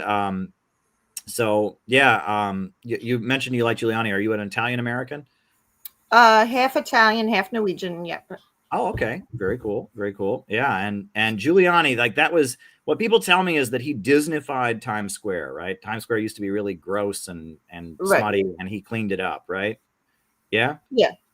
Okay. Yeah, I guess that's, controversial. Yeah, right. Okay. Some people like the grittiness, I guess. Yeah. Ugh, okay. Yeah. And the other thing is, I mean, I remember like the first time my mom came to visit me in New York City, we were walking on like 42nd Street, and she's like, "Oh my God, are we on 42nd Street?" When I came here when I was in high school, someone got robbed on 42nd Street. Like no one gets robbed on 42nd Street now. But it used to be like muggings and crime was so really caught like in the 70s, New York. It was just you would be robbed, right? Like it was pretty rough from what I understand. Yeah. I was going to say that 8th Avenue, it was more the avenues when you moved on at 42nd Street, when you moved over to 8th Avenue was like where the hookers were and stuff. Oh, wow. Wow. That's wild. Or the Grindhouse movie theaters. Yeah, right. Ugh, yuck. Yeah. Well, but I guess there was no internet back, so people had to go someplace, right? I mean, right. Yeah, that's wild. Wow, that's wild. No, yeah, I when I first moved to the city, I lived in Queens. Then I lived in Brooklyn for a year. Then I moved back to Queens, and then I moved to Brooklyn, and I've been here ever since. So and I don't know. I appreciate it, and I just, I mean, there's kind of a New York flavor. Oh, you don't want to maybe say what Brooklyn neighborhood, right? No, I need to keep my privacy, right? I don't want weirdos showing up and, kind of like at the event in Minneapolis, we had the 15 people out there screaming about me. Don't want to give away what. That was. Oh yeah, I missed the last hour of the stream, but I caught that video. It was interesting with the protesters. Yeah, it's a compliment in a way, right? I mean, it means I'm important enough. No one cares enough to, I mean, Penny was. What city was that in? That was in Minneapolis. That was when we went out to Minneapolis to have a workshop. And we have certain security procedures we put in place. And I think we made a couple mistakes logistically that kind of enabled that to happen. But we had kind of let our guard down. We didn't think we were on the radar screen. When we first had our event in Austin, Texas, right after the Russian special military operation, we got so many threats and all of that. We had crazy security and like there were people that tried to get in and stuff. But then, after that, we kind of, slowed things down, because we didn't think we were getting enough attention. And so we did our workshop in Minneapolis and we didn't follow certain procedures. And as a result, we had the protesters outside. Luckily they didn't try to come in or anything. They were just outside yelling on the bullhorn. And at one point, Peter, the guy who made the video, was walking among them and just kind of making fun of them. And they weren't there to fight. They weren't ready to fight. You know what I'm saying? We did go and buy a bunch of baseball bats, 2 baseball bats that we had in case they had tried to get in, but they didn't try to get in. Yeah, I was going to say, I kept waiting in the beginning part of the video to see if you guys went out to talk to them, to like try to reason with them but yeah, well, Peter did. He did. And they had like a sign with fascist on it and they kept like putting it on him and he kept taking selfies with it. And it was just silly. And, I mean, it's like the one guy, his name is Gary, the guy, they came in and they're shouting at him, "Don't go in there. They'll rape you. They'll rape you." It's like, what is wrong with you? Like, and the leaflet they made was like crazy. It was like full of obscure names, like names I'd never heard of. So they linked me. They said I was linked to all these people. And one of the names was Claudio Mutti. And I had never heard of Claudio Mutti. I'm like, who is Claudio Mutti? So I had to Google Claudio Mutti. So Claudio Mutti is an Italian professor who was a communist who's converted to Shia Islam. And he's in Italy. And he's like translated the writings of Khomeini of Iran into Italian. Right. And I was at a conference in Iran that he was there at. But I didn't talk to him because I don't speak Italian. So he was like in another room or something, but I'm linked to Claudio Mutti and I had to Google Claudio Mutti. It's like a scandal. Like, oh my God, he's linked to Claudio Mutti, and I'm just like, I had to look up who he was. And I just thought, okay, he's an Italian guy who is a Muslim, who converted to Islam. He used to be a communist. I don't understand why that's scandalous. I guess, it's weird that you get on a list, and it's like my friend David Rovics, who I was talking about before. David Rovics is a great guy. I mean, I've been listening to his music for years, and he's just a genuine anti-imperialist. He's an anarchist, actually, is his background, but he supports the Palestinians. He's wrote a song for the Houthis, supporting the Houthis and stuff. And he's on the same list, the same Antifa hit list that I'm on, where they just go out of their way to make your Google search as gross as possible. And they just do everything they can to try and and defame you. But you just have to keep going, you know, and that I tell people the internet is rigged. That's why I'm so committed to building the organization CPI, because the internet is completely rigged, and that at the end of the day, we just need to build, and that, you know, we meet people in communities. I mean, that's, you know, the best people who've gotten involved, they knew somebody invited them to something, and that, you know, that podcasting and all that, there's a culture of like a lot of people listening to stuff, but we need to go out there and do, like, you know, the banner drop. This happened today in Minneapolis. Penny went out and did this. That's awesome. All kinds of people that would never go looking for this message drove by that and saw that message, you know. You know, we distributed these books about the Houthis in bulk all over the country, you know, and got those out. Yeah, you know, and that's like something we can do. And that, you know, it's just about finding little ways to push this message and build a community of people dedicated to anti-imperialism. That's what we're all about. So yeah, there you go. Yeah, I hope that, you know, send me a message, you know, if we're in the same borough, if you ever want to, you know, get together or something like that, and I can introduce you to other people. We've got a good crew of folks here. We're looking to do a good event in January. It should be good. You know, nice buffet, music. People are coming in from out of town. You know, the board of CPI is coming in. It should be good. You know, and then, you know, regional workshops, and then a convention next August. It looks like next August we'll have our next national convention, probably in the Chicago area. But, you know, it could be that, you know, I mean, there's cases. I mean, there's situations we have to respond to. You know, I've been paying attention to the moon issue. That's a whole nother story, but they support North Korea, you know, and this is a church that, you know, has supported North Korea, even though they're very anti-communist or whatever. They supported North Korea, and the people that were going after me were going after them, have a history of going after them, right? So after I was kind of targeted by some of these people, some of these stalkers or whatever, I actually went to them and I just showed up on Sunday morning and I said, hey, you guys are being targeted by the same people I'm being targeted by, and I like North Korea and you like North Korea. Let's talk. And I can't say they weren't nervous. They were quite nervous, actually. But I kept showing up and I kept helping out. And, you know, and now, you know, their leader in South Korea is in prison. So I helped them organize a rally. And, you know, you just got to be there for people. Same with the Uhuru movement, right? I'm not the Uhuru movement. Their understanding of racial issues is different than my own. You know, they very much feel that you need a separate Black organization and that white people can only be like supporters. And, you know, their slogan is like unity through reparations. That's not my view. That said, the government started targeting them because they support Russia, you know, and was going to throw them in prison. So as soon as that happened, I called them up. I said, how can we help you out? We had an event in Chicago and we made it about them and we welcomed them and we did everything we could. I raised their case at the United Nations. I raised it with the Russian president. I was able to speak to the Russian president at an event and get up and ask Russian President Putin about their case and the implications of it. And, you know, it was, you know, we did everything we could to support them, and we raised money. We were, you know, involved. We've sent people to their events, and we want to support them, and we were helpful in doing so. And actually, the event we had right after their raid, Tara Reid. Do you know who Tara Reid is? Oh, no. Yeah, she. The actress. Wait a minute. No, she worked for Joe Biden. She was one of Joe Biden's staffers in the 90s. And he sexually assaulted her. And she came forward during the elections and said, I was sexually assaulted by Joe Biden. And of course, mainstream media just covered it up and, you know, and all that. And she's now had to flee to Russia. She lives in Russia now. But she was in the United States at the time. So we welcomed her to our conference. She was friends with Tucker Carlson. So Tucker Carlson, she told Tucker Carlson about the Uhuru case. And so Tucker Carlson interviewed Chairman O'Malley and started talking about their case. And he did Fox News stories. So we think that we played a really important role in helping the Uhuru movement and getting their case, you know, and hopefully contributing to the fact that they were able to get acquitted on the main charge, and hopefully they can get overturned. And, you know, we were part of Rage Against the War Machine, that big protest, you know, and Scott Ritter, who's a good friend of ours, the UN weapons inspector, he was not able to speak at it. There was kind of a cancel culture thing against him. So we had a reception afterwards with food and speeches where Scott Ritter was able to give a speech to the after party of the rally. So that was pretty cool. And Scott Ritter's spoken at our events before. He's a good friend of ours. You know Garland Nixon?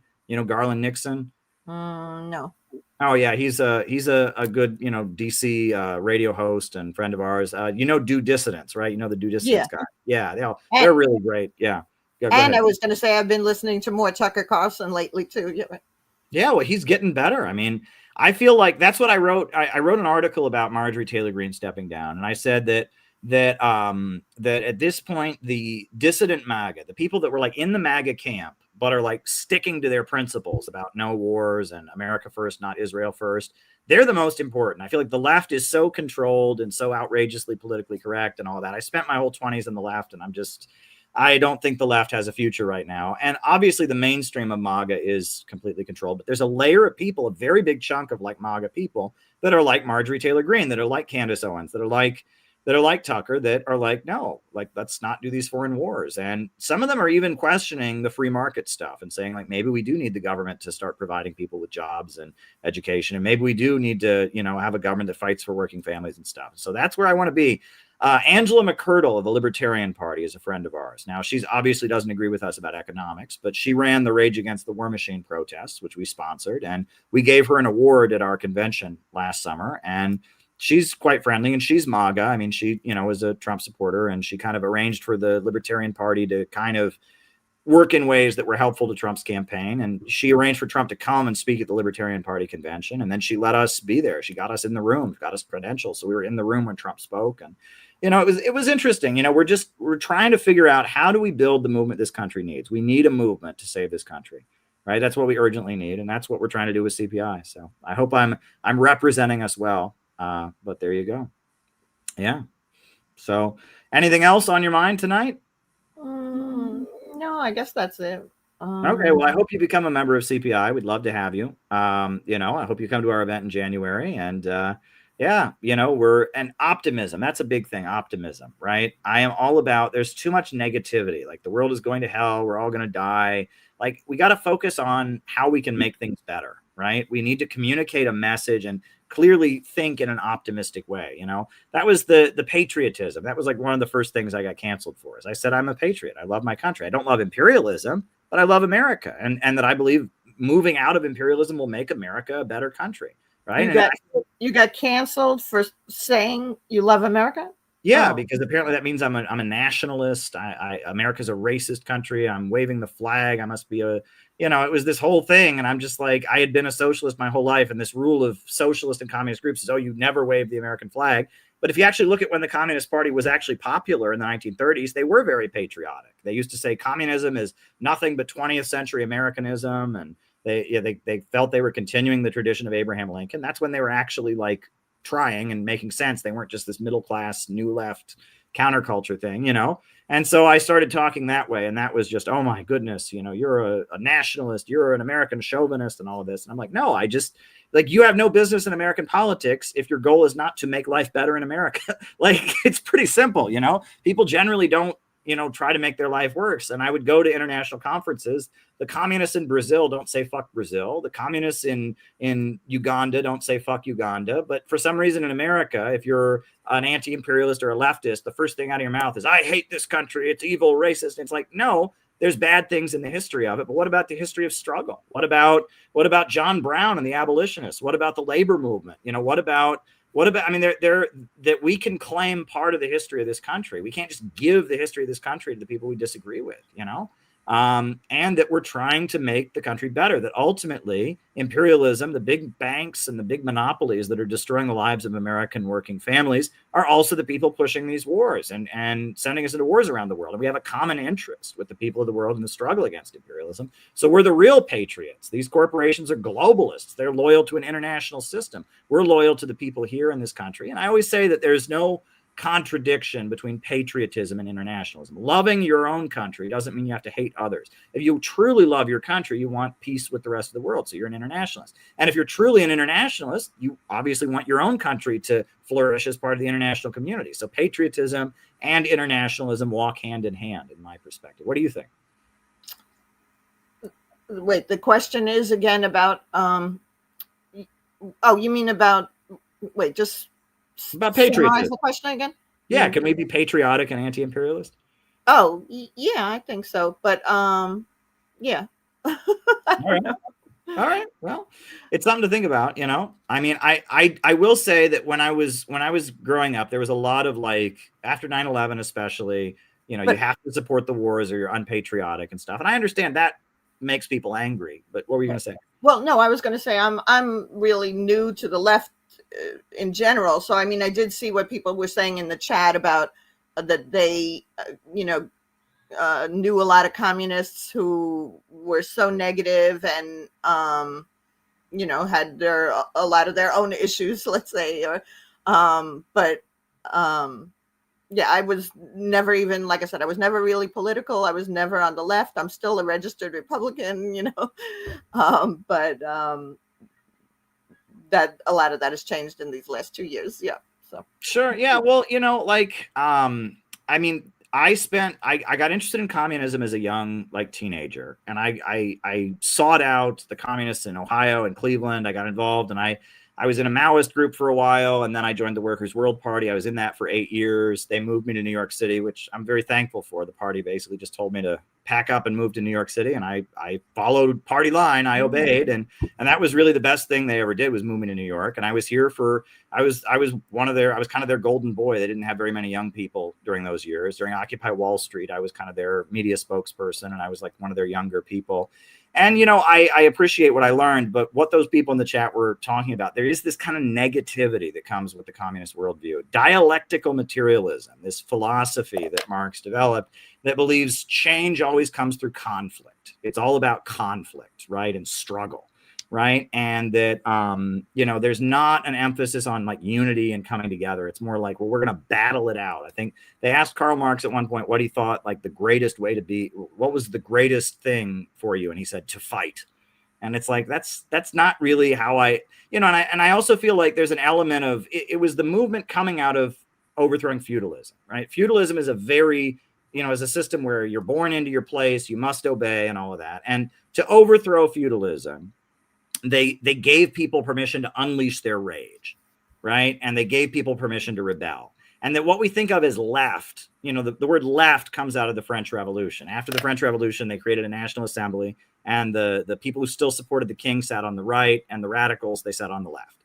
And that's what left means. And it's just, it's like left has become kind of just, it's that emotion of I am going to rebel, I am going to fight. And in feudalism, that was necessary, because feudalism is a very controlled system where people have no freedom. So giving people permission to rebel and all that was necessary. But I feel like the left is kind of overcorrected, right? And it focuses on that, where I feel like more and more we're being atomized from each other. And we need to focus on a movement that's about bringing people together and giving people hope and optimism.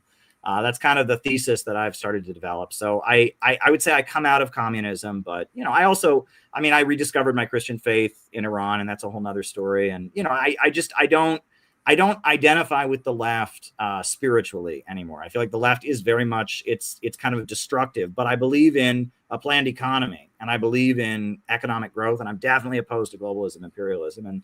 And so we're building a movement to try and push that forward. And the Israel, the Israel lobby and all that, Zionism is, I talk about the spirit of the ghetto, right? And that, it's that mindset that, it's like Jews were forced to live in ghettos separate from other people, right? And they developed kind of a mindset of we're against European civilization, we're the others, right? And Lenin and Stalin, they talked about how they rejected the spirit of the ghetto. And they said, well, that's, they wanted Jews to assimilate with non-Jews and form a mass movement of all working people.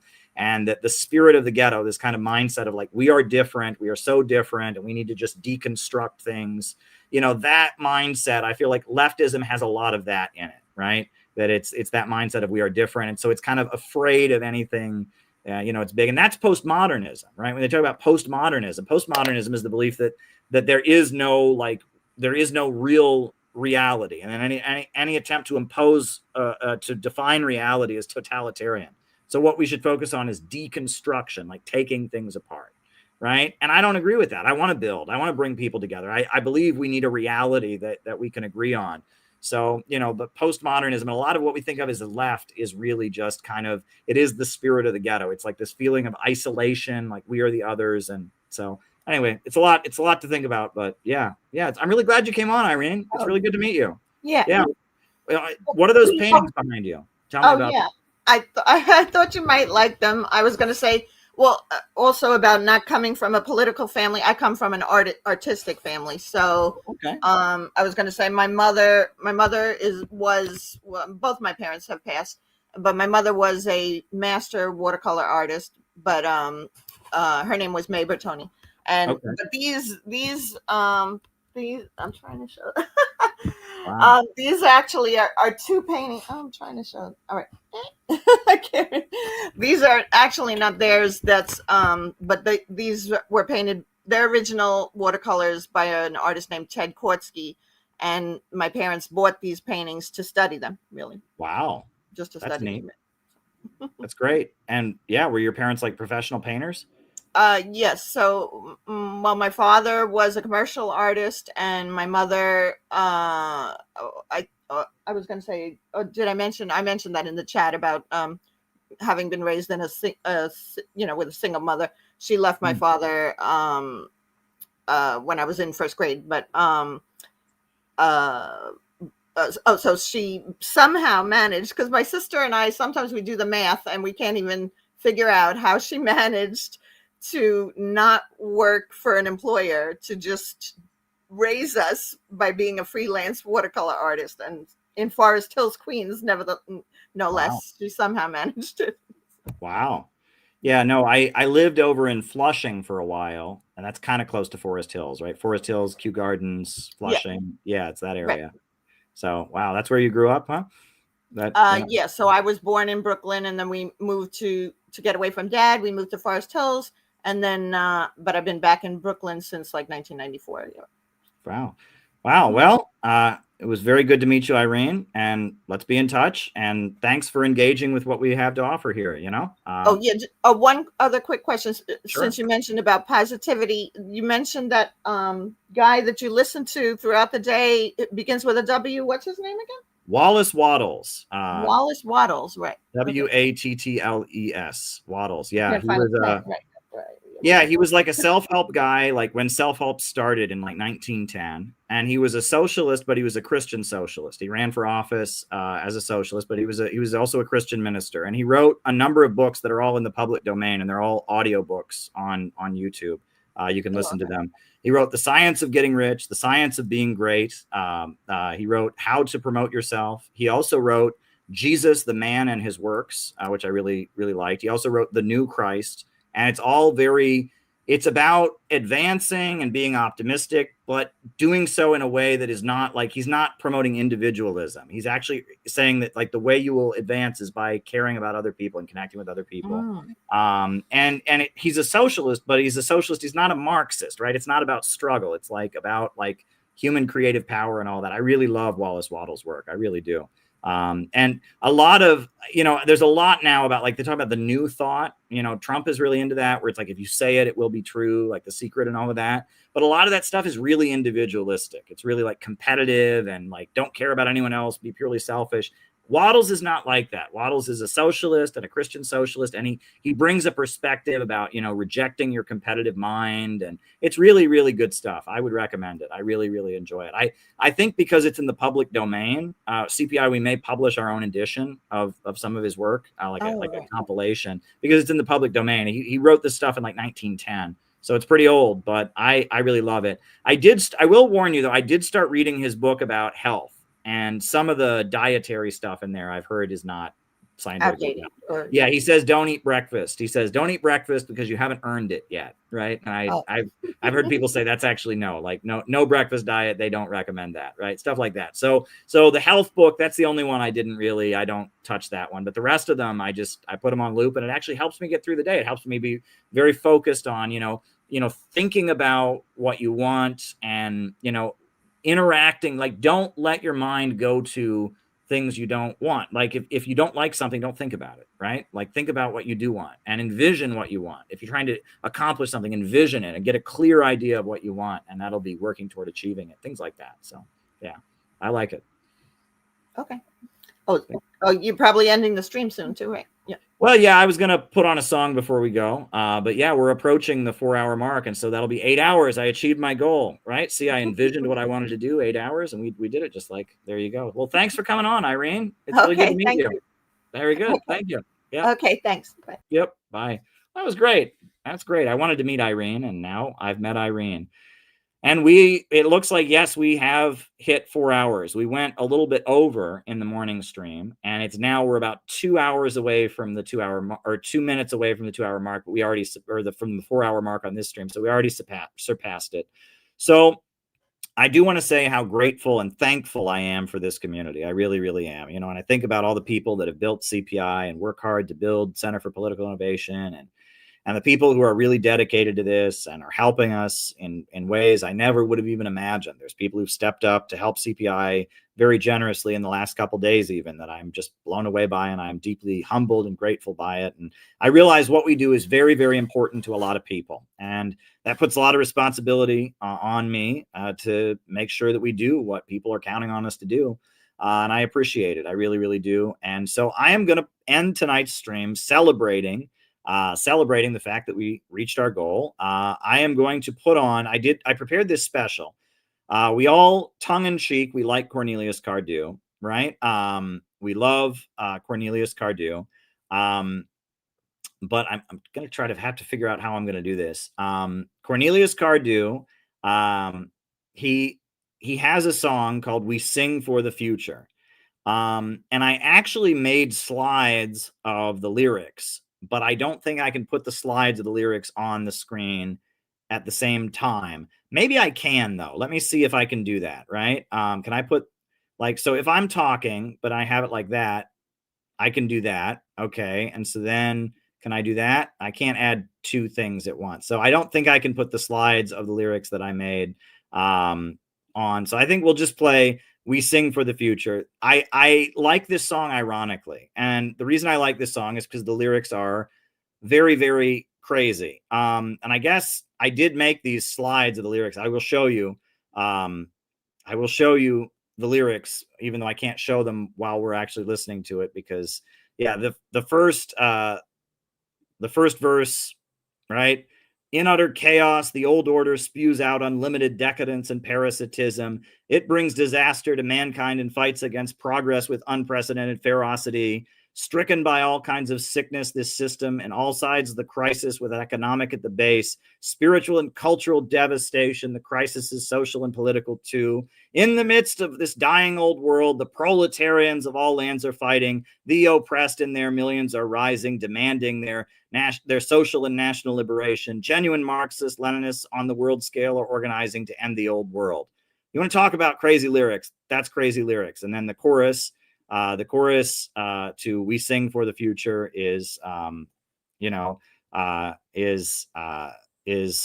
"We sing for the future, proletarians of all lands. We unite and fight together for revolution and socialism. We sing for the future, proletarians of all lands. We unite and fight together for the victory of communism." So with our tongues in our cheeks, ironically laughing at the crazy lyrics of this song, I will put on Cornelius Cardew's optimistic, celebratory communist anthem with very extreme, crazy lyrics. Here we go.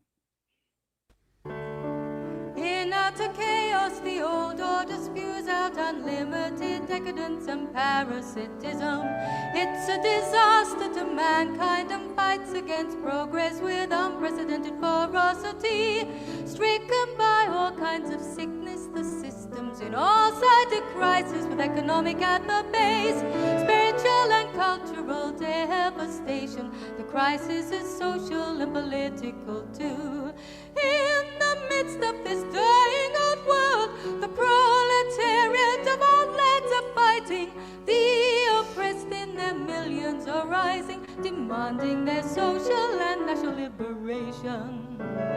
Genuine Marxists, Leninists on a world scale are organizing to end the old world. We sing for the future, proletarians of all lands. We unite and fight together for revolution and socialism. We sing for the future, proletarians of all lands. We unite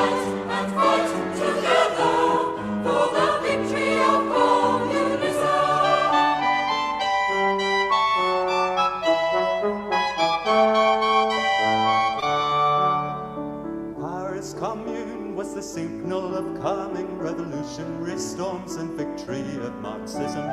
October Revolution brought Leninism to the workers, established the first proletarian state. New civilization has come into being. The guns of Aurora so boldly proclaimed. Socialism is the inevitable next stage. It will prevail all over the globe. No refrain about the old world, no illusion about the past. For it will look to the future of toilers under the banner of Marxism-Leninism. This is the future for all mankind, a future devoid of all class oppression. There will be no place in this new world for imperialism, social imperialism, or all reaction. We sing for the future, proletarians of all lands. We unite and fight together for revolution and socialism. We sing for the future, proletarians of all lands. We unite and fight together for the victory of communism.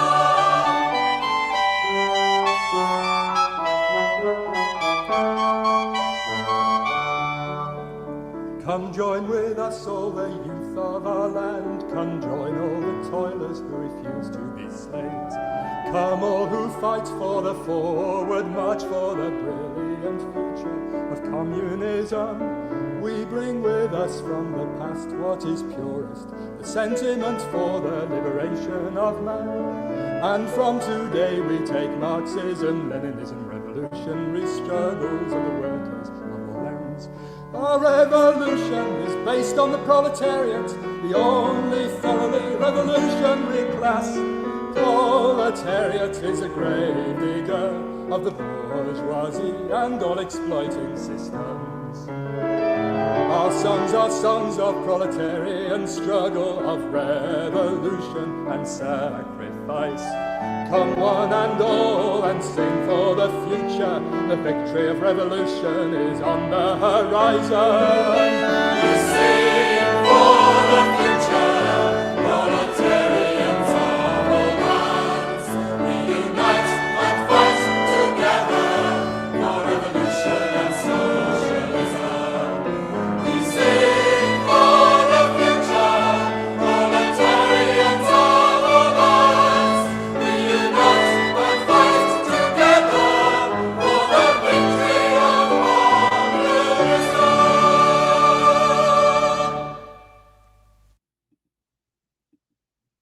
There you go. We sing for the future, proletarians of all lands. We unite and fight together for revolution and socialism.